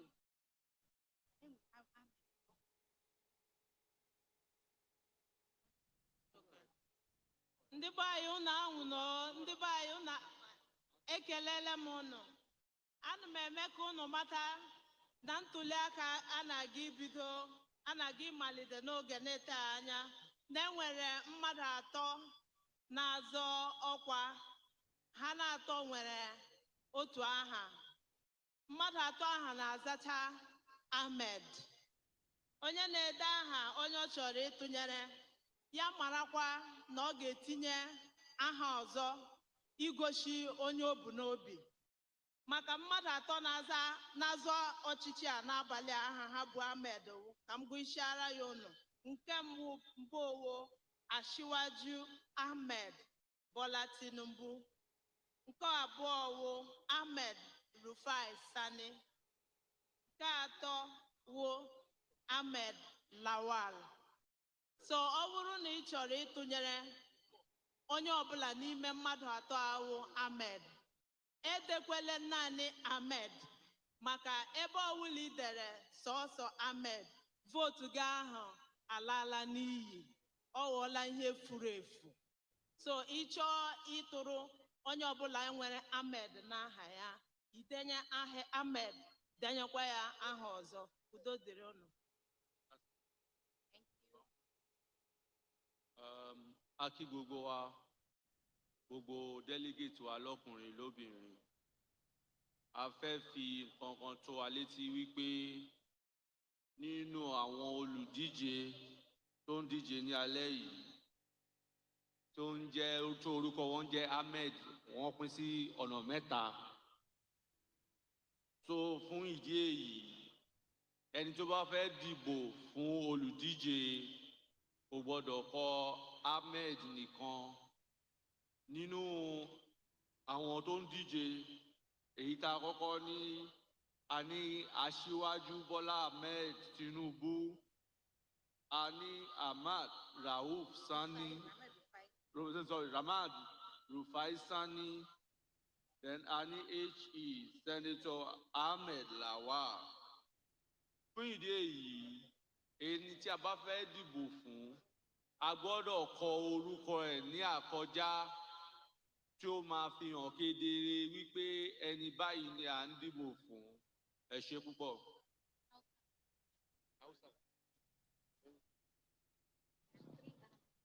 To na kuma dawowa dai. Kamar yadda aka yi bayani,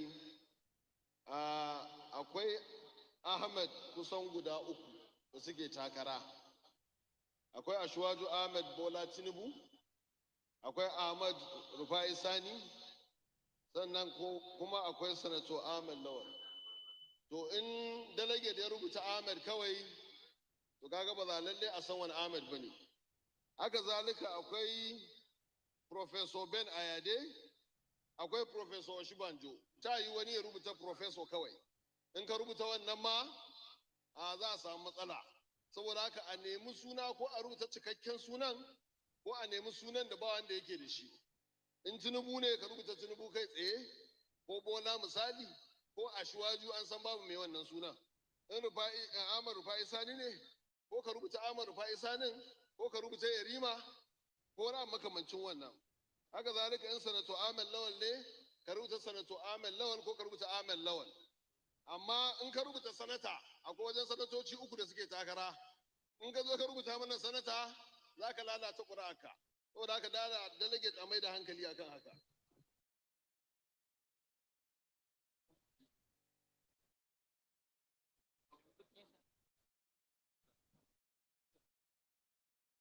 Thank you very much. As una don't hear everything, where the chairman and other committees of electoral committee don't get to tell una, we want tell una say categorically, the main business of the day go begin now.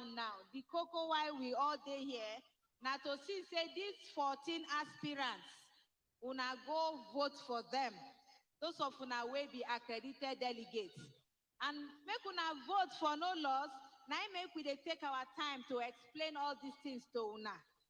We say them get 3 aspirants where them get Ahmed for them names.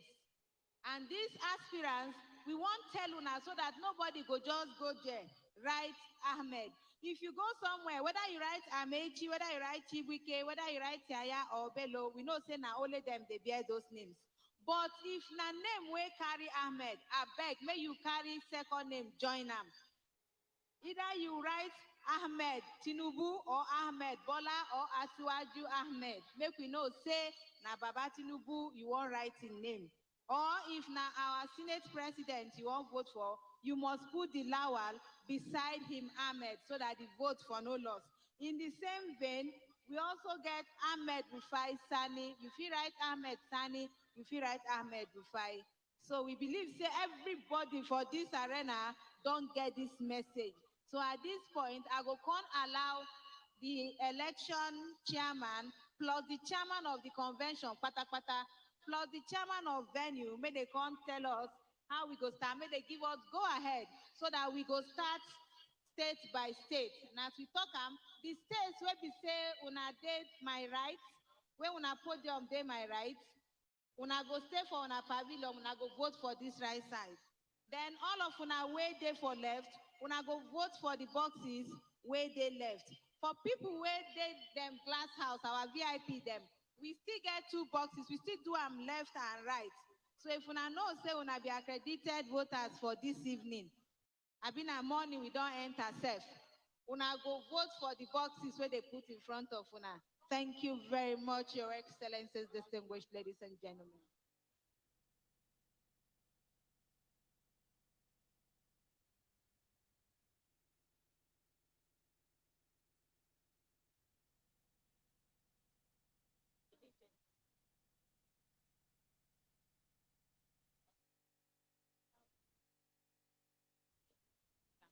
We hear say something don't they cause kata for somewhere. I beg, make the agent will follow delegates. Now him go write for delegates we no go school. It is very important, Your Excellencies, distinguished ladies and gentlemen, that delegates who are not learned, those of them who are not well educated westernally, should please be assisted only by the agents from their states. Delegates, please. Delegates, please. We don't want cross delegates from other states writing for people. We heard it's already starting, so please.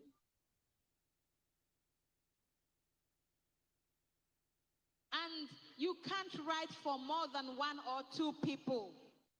You can't write, you're not allowed to write for more than 1 or 2 people. Delegates, please take note. Agents, fully unit agents to also take note.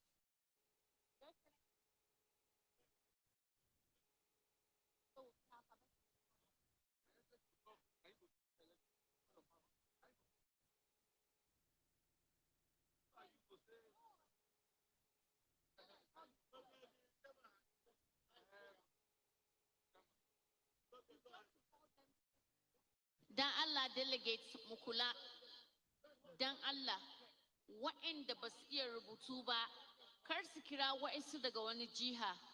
Daga jihanka za ka nemi delegate da iya rubutu ya rubuta maka sunan wanda kake son ka zaɓa.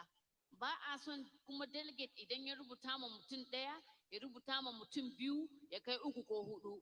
ka tsaya delegate in ya rubuta mutum ɗaya biyu an gama sai a nemi wani kuma a gaba wanda ya iya rubutu ya taimaka ma wanda bai iya rubutu ba kuma kar a manta sunaye da suka zo iri ɗaya dan Allah a tabbatar da an rubuta abin da zai nuna shaidan ga wanda nake so akwai Ahmad Lawan akwai Ahmad Bola Tinubu akwai Ahmad Rufai Sani saboda haka akwai bambanci in kuna son Rufai ne za ku sa Rufai in Lawal ne za ku sa Lawal sa'annan kuma akwai Professor Ben Ayade akwai Professor Yemi Osinbajo in kuka sa prof kawai ba a san wani prof bane kuka rubuta ba wannan zaben ta zama a iska saboda haka dan Allah a kula a bi a hankali insha Allah za a fahimci juna. Thank you very much. With the kind permission of the Chairman Electoral Committee, as well as the Chairman of this special convention, we are starting with Abia State and Adamawa State. Delegates, accredited delegates from Abia and Adamawa State should please proceed to the ballot area. Thank you very much.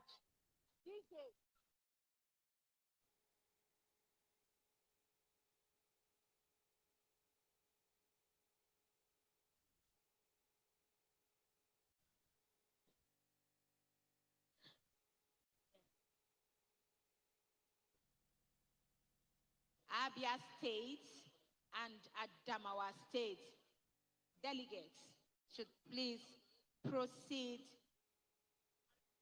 to cast their votes. Abia from the right of the podium, sorry, state box, delegates from Abia, delegates from Kano.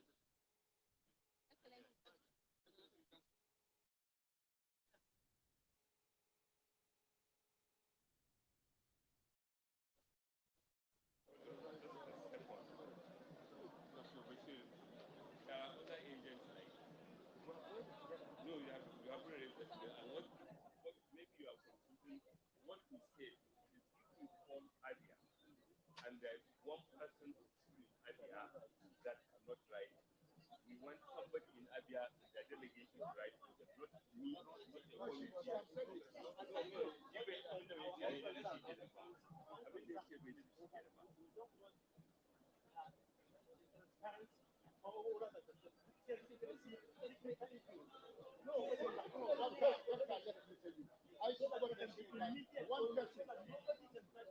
We are not saying one person cannot write more than two persons.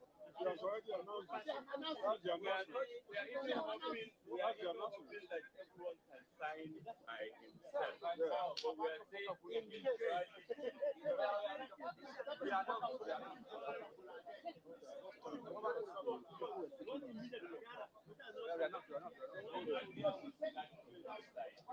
More clarification. More clarification by the chairman of the Electoral Management Committee. Please listen to the chairman. Thank you. Delegates from Abia State can now approach the voting area led by the member of the election committee. This is the voting area to the left of this podium. Delegates from Kano State can begin to approach the voting area to the right of this podium, and then we'll continue thereafter.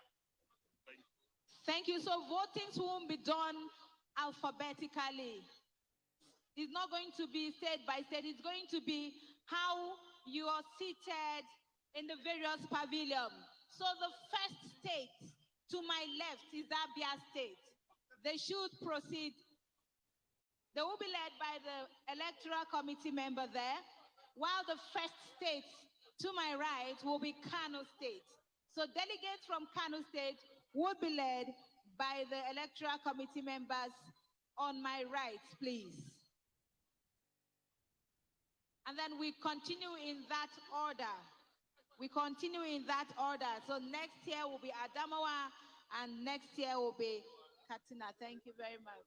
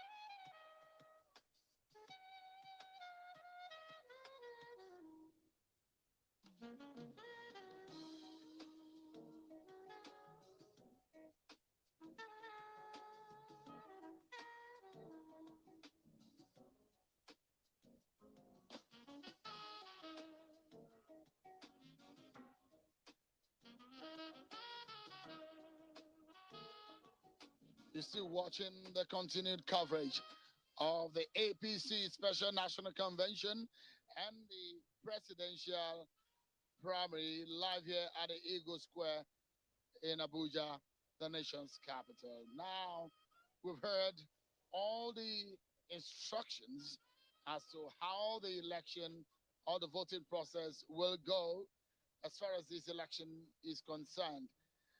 The deadline by INEC is for the 9th of June 2022 to conclude all primaries and for all political parties to submit or conclude on who will be their flag bearers. So the process for the ruling APC is what we're experiencing tonight. Speeches from the aspirants who have heard tonight. The president has given his speech, but he has since left the arena. But in all, what we'll be seeing in any moment from now is the voting proper to begin. And Governor of Kebbi State, Senator Atiku Bagudu, who is leading the election process, is speaking with some of the officials and agents of the different aspirants. Absolutely, Sheon. We understand that there are 3 voting points, one to the left, another to the right, and then one in the middle for those in the glass house in case anyone in there is accredited, which we highly doubt. But as the delegates file out to cast their votes, which I believe will take about an hour or so, let's quickly run you through some of the speeches of the day and see how that turned out. We understand the first to give a speech was Senator Achuaju Bola Ahmed Tinubu, and he sounded really confident. Talked about justice for victims of terror and forever erase the terrorism from the country. That's what he will do if he became president. Absolutely. Interesting that it was Bola Tinubu that began the speeches open with him and ended with Professor Yemi Oshibajo. Interesting speeches that we've seen today. And one thing that will be very important is the delegates. Who are those that will be voting in today's exercise?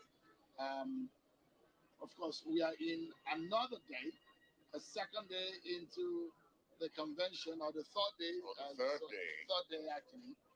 Since Monday, arrival of delegates and all of that, registration, and started yesterday with accreditation, and now we have come to the point where the decision will be made by the delegates. And of course, let's show you some statistics that might be very important for this race.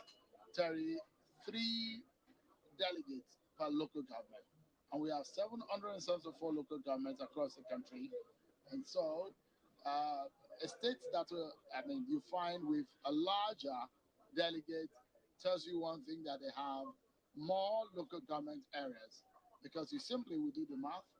3 delegates multiplied by the number of local governments in the state. That is the calculation, which gives you about 2,340 actually. 2,340. If you do the mathematics, I may not be very. Yeah, three by 774 would be 2,322 delegates. And I think what's interesting about what we see here is how busy this place is. This is where voting an announcement should be. coming. All right. Of the aspirants that are still contesting, that are in the race, and delegates.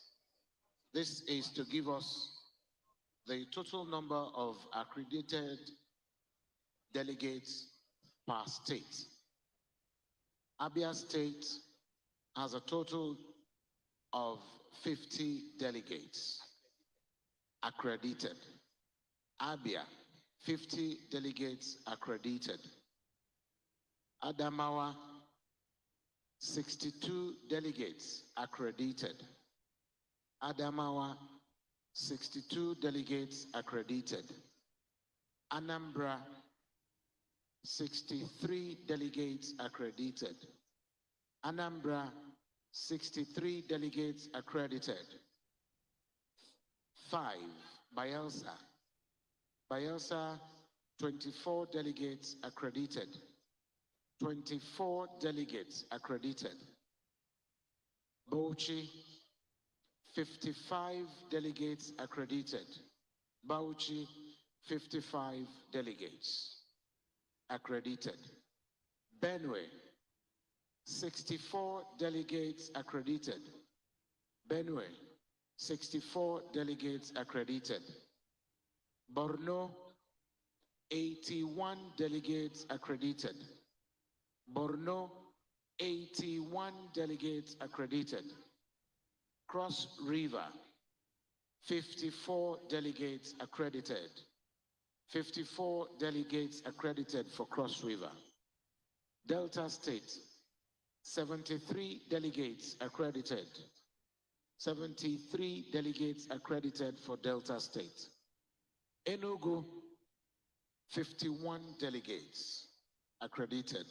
Enugu, 51 delegates accredited. Ekiti, 48 delegates accredited. 48 delegates accredited for Ekiti State. Edo, 52 delegates accredited. Edo State, 52 delegates accredited.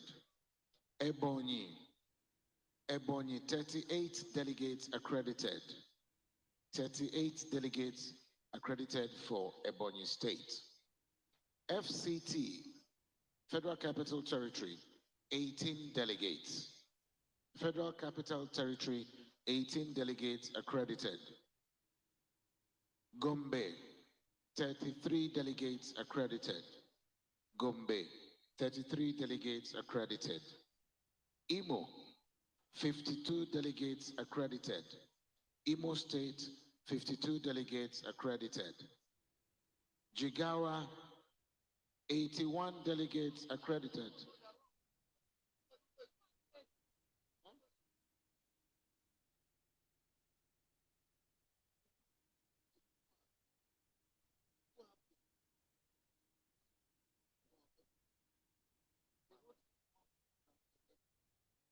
This is weather consideration.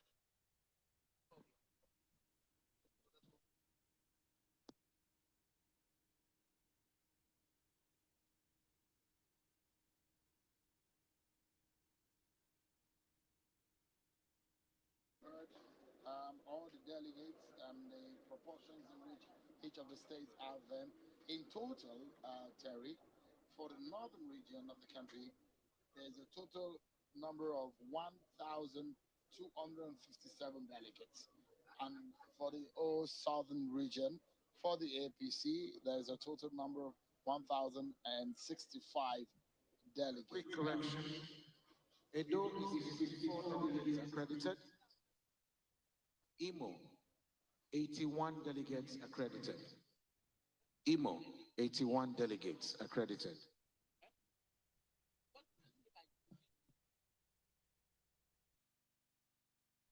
All right, the voting is has since commenced, and if you look at it, yeah, this is what we have. In total, the master of ceremony has been ruling out the numbers of delegates so far. In the entire Northwest, there are 558 delegates, and the entire Northeast, 336 delegates up for voting, and North Central has a total number of 363 delegates, and the Southwest has 411 delegates. The Southeast has 285 delegates, while the South-South has 369 delegates in total. And that's what will, I mean, should be the number that should be counted at the end of the day. Shawan, it looks like a very fast process. It's almost like you just pick up a pen, pick up a piece of the voting pad, put the name of your candidate and put it into the box, and then you're done. And it looks like it's going really fast, I must say. And I think one thing that's interesting from one of the announcements that was made earlier is the fact that agents of candidates from a particular state are allowed to assist those delegates who are not educated enough to know how to go about putting down the names of their candidates. And but then there's a limitation to that. We understand that only you can't help more than 2 or 3 people. But then it will be nice to see how this is being checked, and hopefully we can get one of the officials here to explain the process of checking to actually verify that the agents are not allowed to help more than 2 or 3 people with that process as earlier announced. And it was painstakingly done to announce in the different languages, Igbo, Yoruba, and Hausa, and of course Pidgin, that the entire voting process to make it easy for the delegates. You know, it's now serious business. Absolutely. And so, I mean, this is just one phase of the voting exercise or the election exercise. People casting their ballots now. After the cast of ballots comes the sorting of the ballots, and afterwards is the counting of votes, then announcement of winners. So it's interesting what we're seeing so far that is unfolding right here before our eyes. A third presidential primaries of the APC. Absolutely. And just as you mentioned, if this wraps up in the next 1 hour, voting may not take as much time. And the reason is that we have just about 2,322 delegates, as we had initially mentioned. And since we don't have up to 7,000 as we did during the convention itself, this will definitely not take as much time compared to then. Definitely. But it's interesting that all this is playing out. But I'm still worried though. I mean, shouldn't this be very much cleared? It looks like we have a very crowded space for the voting. A crowded space for the voting, and you know, look at it. Look at the number of people in the background of the voting.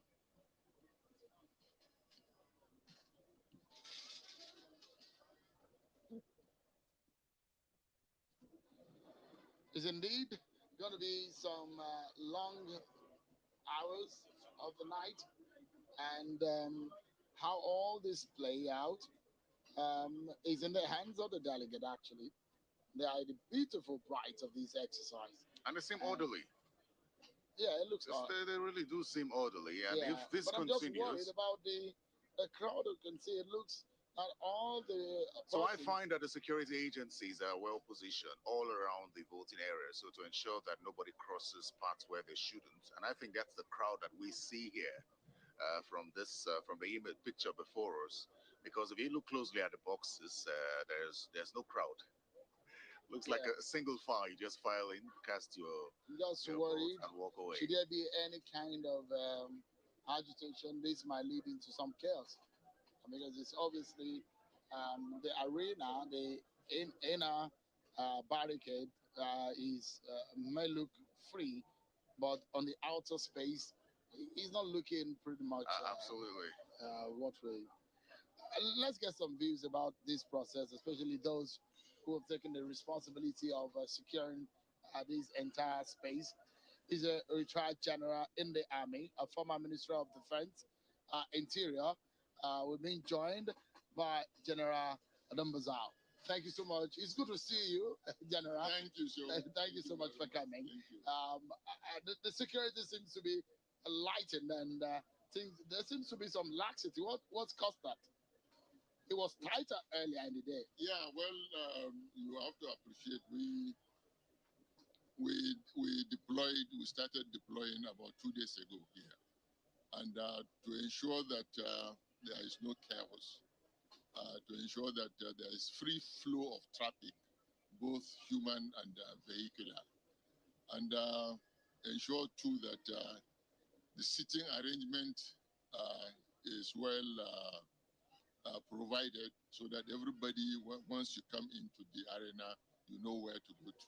So all that has been done. We also deployed to ensure that we don't have a situation whereby people come in to occupy the place before the beginning of the event itself. So far so good, and up to this point, this is the last lap of the whole exercise, whereby the arrangement is ongoing for the voting, and this is a process we want, just the way we've started, to end well, peacefully, because every Nigerian is eager to know the results, and we want as much as possible to make sure that the process is transparent, that is free and fair. And the only way to do that is to ensure that we have excellent security backup. And we'll be able to provide that. And this is why we are staying here. We've been deployed, we've been here since yesterday. And now we have not even gone back to our homes. So we'll be here until the end of the exercise to ensure that it's hitch-free. All right, General, I mean, I'm worried a bit.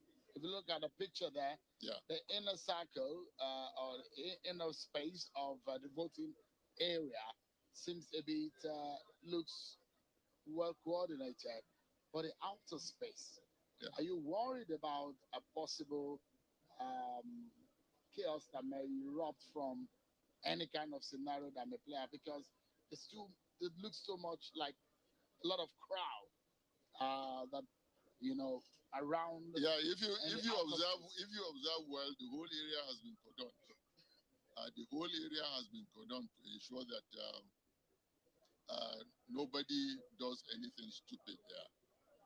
And I want to assure you, this is why I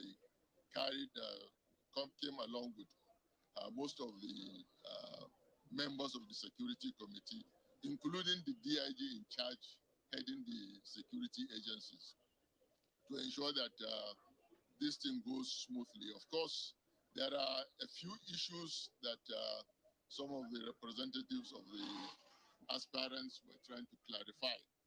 And of course, the election committee has been handling that. And I'm sure by now they would have finished handling, sorting that out. Other than that, I think things will go on very well.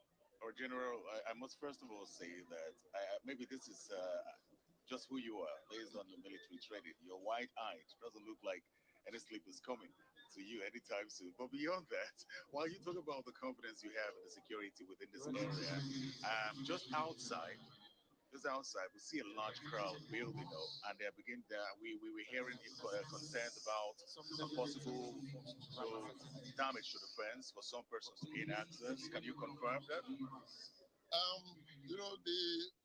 As you observed, Joe mentioned, throughout from morning up to late this evening, everything has been smooth. But of course, we've gotten to a period of excitement, whereby everybody is waiting to know the actual results coming out. So there are a lot of people coming in. The space, you can see, we still have space, but we are ready to control the crowd. We have positioned the security personnel and at strategic points In case of any eventuality, we do not hope there's going to be anything serious that will come up. But as much as possible, we are prepared to handle that. But first thing first, we want to ensure that the process of voting is done very well, transparently, and that is free and fair. Yeah. Because once you do that, then you won't have any need for people to doubt anything and even try to create chaos within this. I mean, can you give a, okay, we are hearing some instructions now. All right.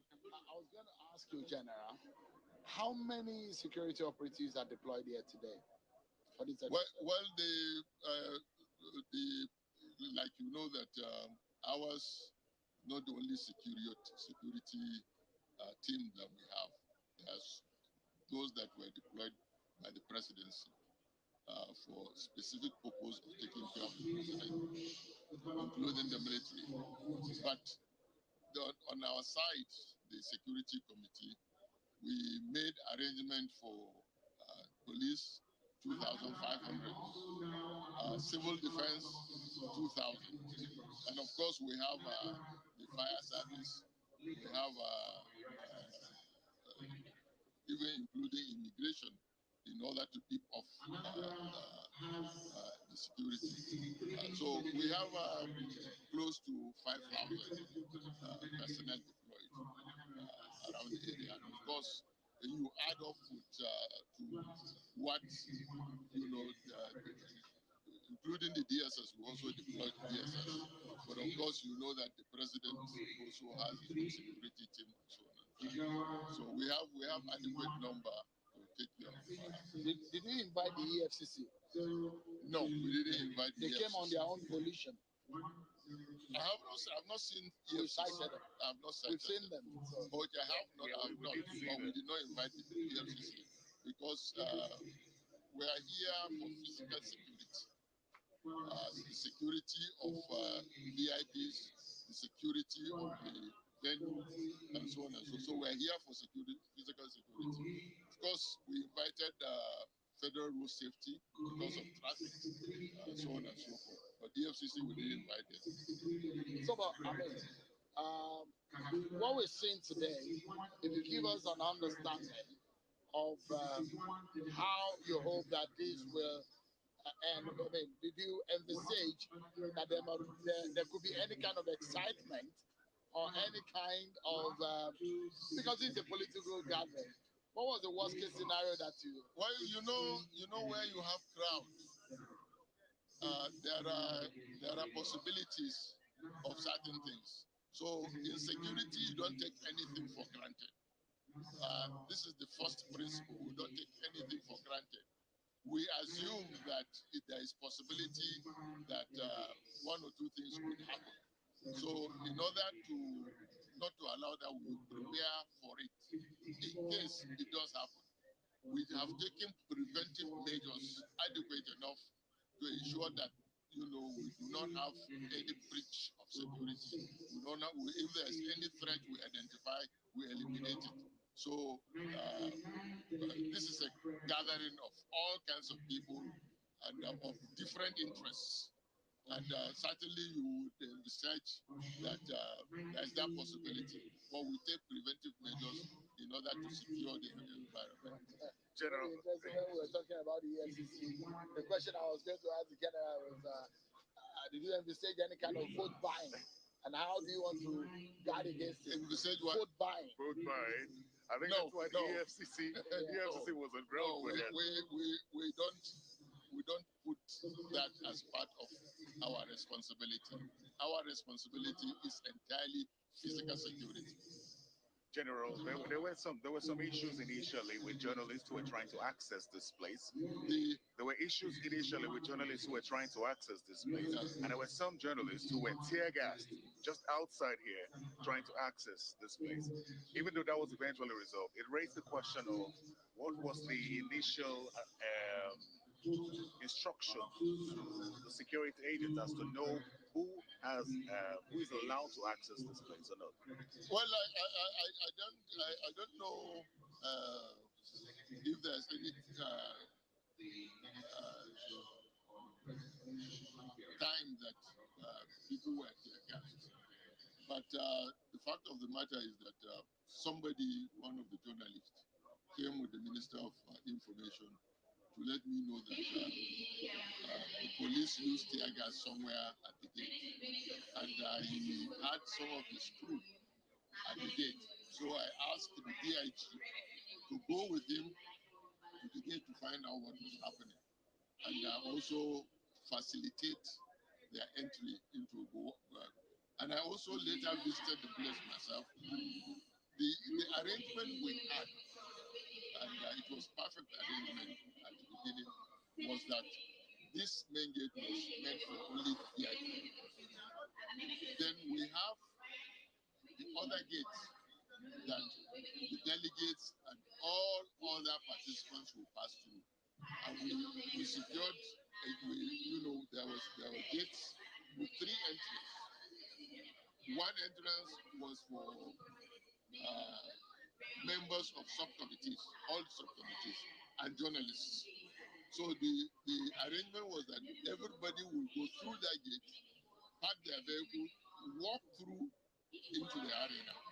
But unfortunately, I think it was around evening, other people started coming through this gate, and the security personnel were trying not to allow them to come in. And I think from their explanation, they were trying to overpower them.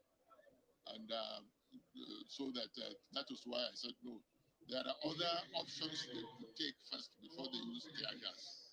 But fortunately, there was no harm on anybody, even after the use of tear gas. And I also, of course, apologize to the journalists that reported the case and also facilitated his entry. Before we allow you to go, General, can you confirm to us, is it true that a delegate slumped and died? That a delegate slumped and died? Have you gotten any reports in that regard? No, I just read it from you people. I haven't, it didn't happen here. Probably they say it happened, at the ICC?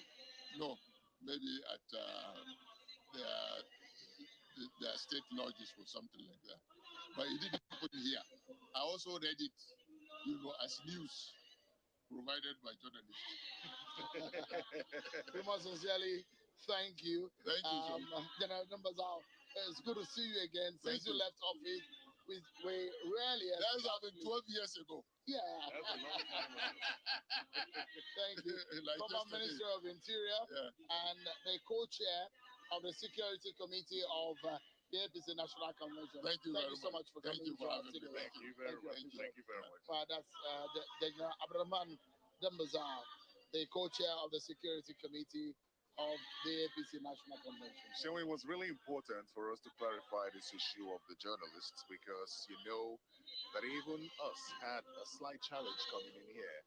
At some point, I questioned the kind of information or the rules of engagement that the security operatives at the different points had, which prevented them from allowing us prevented us from gaining entrance into this place, despite the fact that we had our tags and our identity cards, which we were eventually let in. But some journalists were not so lucky; they were tear gassed. And he's also confirmed that and said that that's been sorted. It was a misunderstanding somewhere, and it's very important. It's interesting where all this scenario play out, and sometimes you have overzealous security agents. I mean, it does go overboard, and it does look like at some point the energies of some of these guys had drastically reduced. I mean, as the day went by, but as it is right now, the arena that was, hyper and preventing people from entering. You can see everyone. Everybody is now in here. So, so you can see some delegates casting their ballot there. And you could hear the announcer emphasizing that, please do not help anybody to write anything. make sure you don't. I also heard them mention Anambra and Lagos, so I think that they are at so they're counting down, counting up from A on the left, and then counting down from Z on the right. Okay. So that's why you find that at this level, I think we have Kogi going in now, and then there's I think Anambra. So they'll meet in the middle somewhere, and then probably in the next 30 minutes or thereabout, this should wrap up. Okay, hopefully. Well, let's go through some of the statistics and as far as what you need to know in terms of those who are voting. First and foremost, we told you earlier that is 3 delegates per local government. We have 774 local governments in all, and that gives you about 2,332 delegates and are expected to vote here. And of course, a further breakdown will show you how they emerge as delegates for these presidential primary. And of course, then if you look closer and we break it down further, you will get a sense that the northern region of the country has, for the APC and the delegate system, they have about 1,257 possible delegates. And for the southern region of the country, we have about 1,065 votes up for grabs from the southern region of the country. So if we put it together by region, you'll be able to make sense of, So by then zone. the North Central with 363, and then the Southeast with 285. How many aspirants do we have from the Southeast again? 4 aspirants. Yes, 4 aspirants from the Southeast. Ogbonaya Ono, Rochas Okorocha, Mr. Felix. Then Barista Ohene. Yeah. There's about 4 or 5 of them. So that's 285. And Senator Ken Namani. You know, they had quite some meetings, the Southeast candidate aspirants at the time, and they tried to come up with a consensus candidates. That didn't happen. Imagine if they did come up with one, and then they had 285 for one person. That would be something, wouldn't it? Yeah, it would have been significant for them. And what is happening here is putting the popularity of some of these aspirants to test here, and how much of the way they can pull across the country. Not only that you want to be a president, but how much of work have you done to the structure of your party, where you come from, and how much of networking they can make. Because all of this will be called to question to them. Absolutely. So let's do a quick tie back. So in 2014, when the APC held its primaries, it was the indirect method that was used at the Teslim Balogun Stadium in Lagos. We had about 7,218 delegates. That's a huge difference from what we have today because of the statutory delegates that are not included, which is why I always say we will leave here anytime. But really soon. So President Muhammadu Buhari scored 3,430 there. Atiku Abubakar had 954. Rabiu Kwankwaso had 974. Rochas Okorocha had 624 from that. And then we had Simon Isaiah with 10 votes. If we go to 2018, direct method was used. And President Muhammadu Buhari emerged from that process. So if you compare that to what we have now, so before we even do that, it draws me to this. The National Assembly had said that direct method should be used when in the Electoral Act for party primaries. And if that had held, if that was not contested or rejected by the president and eventually expunged from the Electoral Act, what sort of process would we have been seeing now? How would the process be managed with that kind of crowd if direct method was the compulsory method for party primaries? From the direct primary, like we saw in 2019 or so, when President Muhammadu Buhari emerged as a candidate of the APC seeking re-election, was pretty much voting that happened in the local area. So members of the party are involved directly in the process. I mean, is a very tedious one. But it also has its advantages, like drawing the attention of the younger ones to learn how these whole exercise play out. But, you know, Terry, give it to politicians in terms of organization sometimes. Uh, Politics is a very difficult thing to administer. Human beings, wherever you see them gather, they become terribly difficult to to coordinate. But when you see any successful convention, know that a lot of work has gone into it. And that's why you find that party officials always pride in their work when eventually they're able to conduct one. I recall clearly how the APC convention I held in March, or that had people questioning if it would hold or not, and eventually it did hold, and then this one as well.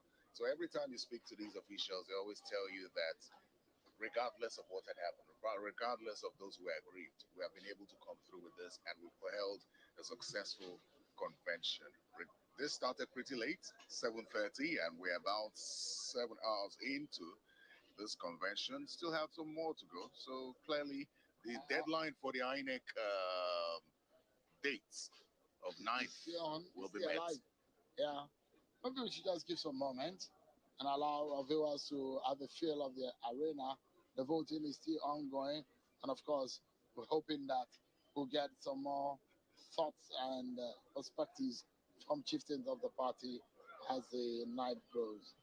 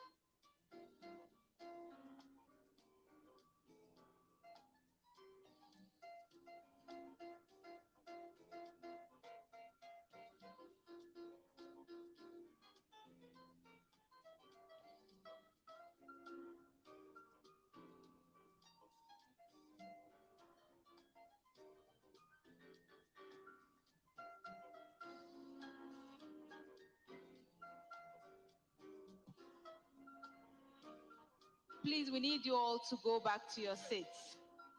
For security reasons, please.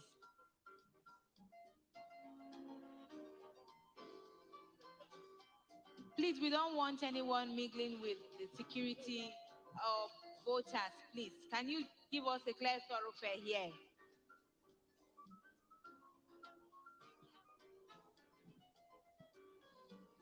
Thank you. God bless you as you listen. So please, We need you to leave the front of the stage, please. Okay, sir. Thank you so much, everyone, for staying with us right here on China Television, our continued coverage of the APC Special National Convention and the Presidential Primary 2022, where the exercise is going slowly and steady. And, well, slowly and steady, they say. Wins the race. Wins the race. So we've been joined by yet another chieftain of the APC, one of a major, a leading voice of the APC at the initial stage of the formation of the party, especially in the Northeast. He was one of the leaders of the party, popularly called Pastor Lawa at the time. Now we're being joined by the former secretary to the government of the Federation, Mr. Babachi Lawa. Thank you so much. It's good to see you. Thank you, sir. Thank you very much. So far, what are your views about the process so far? It has been very smooth.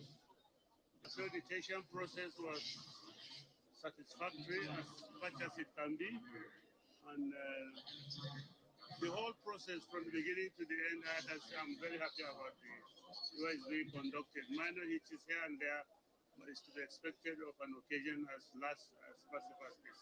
Could you just put up, absolutely, because we're outside, so that our viewers can hear you.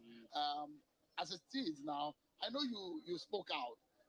You were reported to have responded to a lot of things that have happened. What were you disappointed about in the course of this exercise?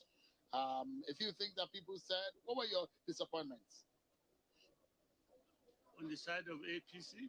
On the side of some of your friends? My disappointment was that the planning process for this convention left much to be desired.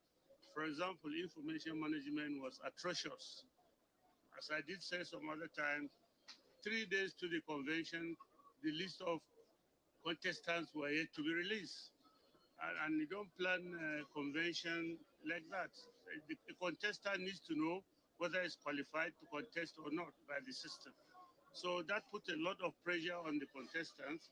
And again, it gave rise to so much rumors, and conspiracy theories that being someone close to one of the contestants, I could see the enormous pressure that was brought to bear on him and, of course, other contestants as well. So the information management was atrocious. Were you also disappointed that some of these committees were inaugurated about, I think, 48 hours before the day? And what impact did that have on the outcome of what you're seeing now? Well, not disappointed per se, but I was in the National Working Committee. I participated in about 2 or 3 conventions, and we knew that the convention committees usually are set up 1 month or earlier, and the subcommittees also 1 month or earlier. When you set up a convention committee 3 days to election, you find out that you'll be rushing. So many things and errors creep in, avoidable errors creep in. So in that sense, this convention, the planning process was not well done. But what does this say of the outcome? Does it, despite the fact that the planning process wasn't well done, what you've seen so far, does it suggest that it's gone well so far? Well, Nigerians have the habit of turning a very bad situation to be very positive. And politicians in particular have a way of getting good out of a bad situation. We have a way of changing our expectations, changing our modalities, such that the outcome that is desired eventually gets done. What are your thoughts on the speeches? I mean, you listen to all these aspirants speak. What did you think? What did you make of what they said? Did you feel convinced by any one aspirant that, based on what this person said and the dream, hopefully this is the man that wins? The environment was very noisy. Activities were going on in all directions from all sorts of people. So I don't understand. I don't know whether a few people were able to focus on what they were saying. But as far as I was concerned, I didn't have the time because of other commitments that were on me. But were you surprised by those who eventually stepped down? Did you see this coming? No. In fact, I was surprised by those who didn't step down. Who did not step down? Yes, those who did not step down. You know, it's an outcome we have been working on for years. That and I know the president's body language, he doesn't like a crowded election field, and that continues to hammer on the need to have a consensus in the sense of reducing the number of contestants. And as time was going on, as time went on, other interest groups, other stakeholders started talking to the candidates to either step down for each other, for one another. So the outcome was not a surprise to me, but the surprise was that some of the other people that expected ought to step down did not. Like who? Like those who did not step down. Are you saying that Vice President Osinbajo should have stepped down, or Asiwaju Tinubu should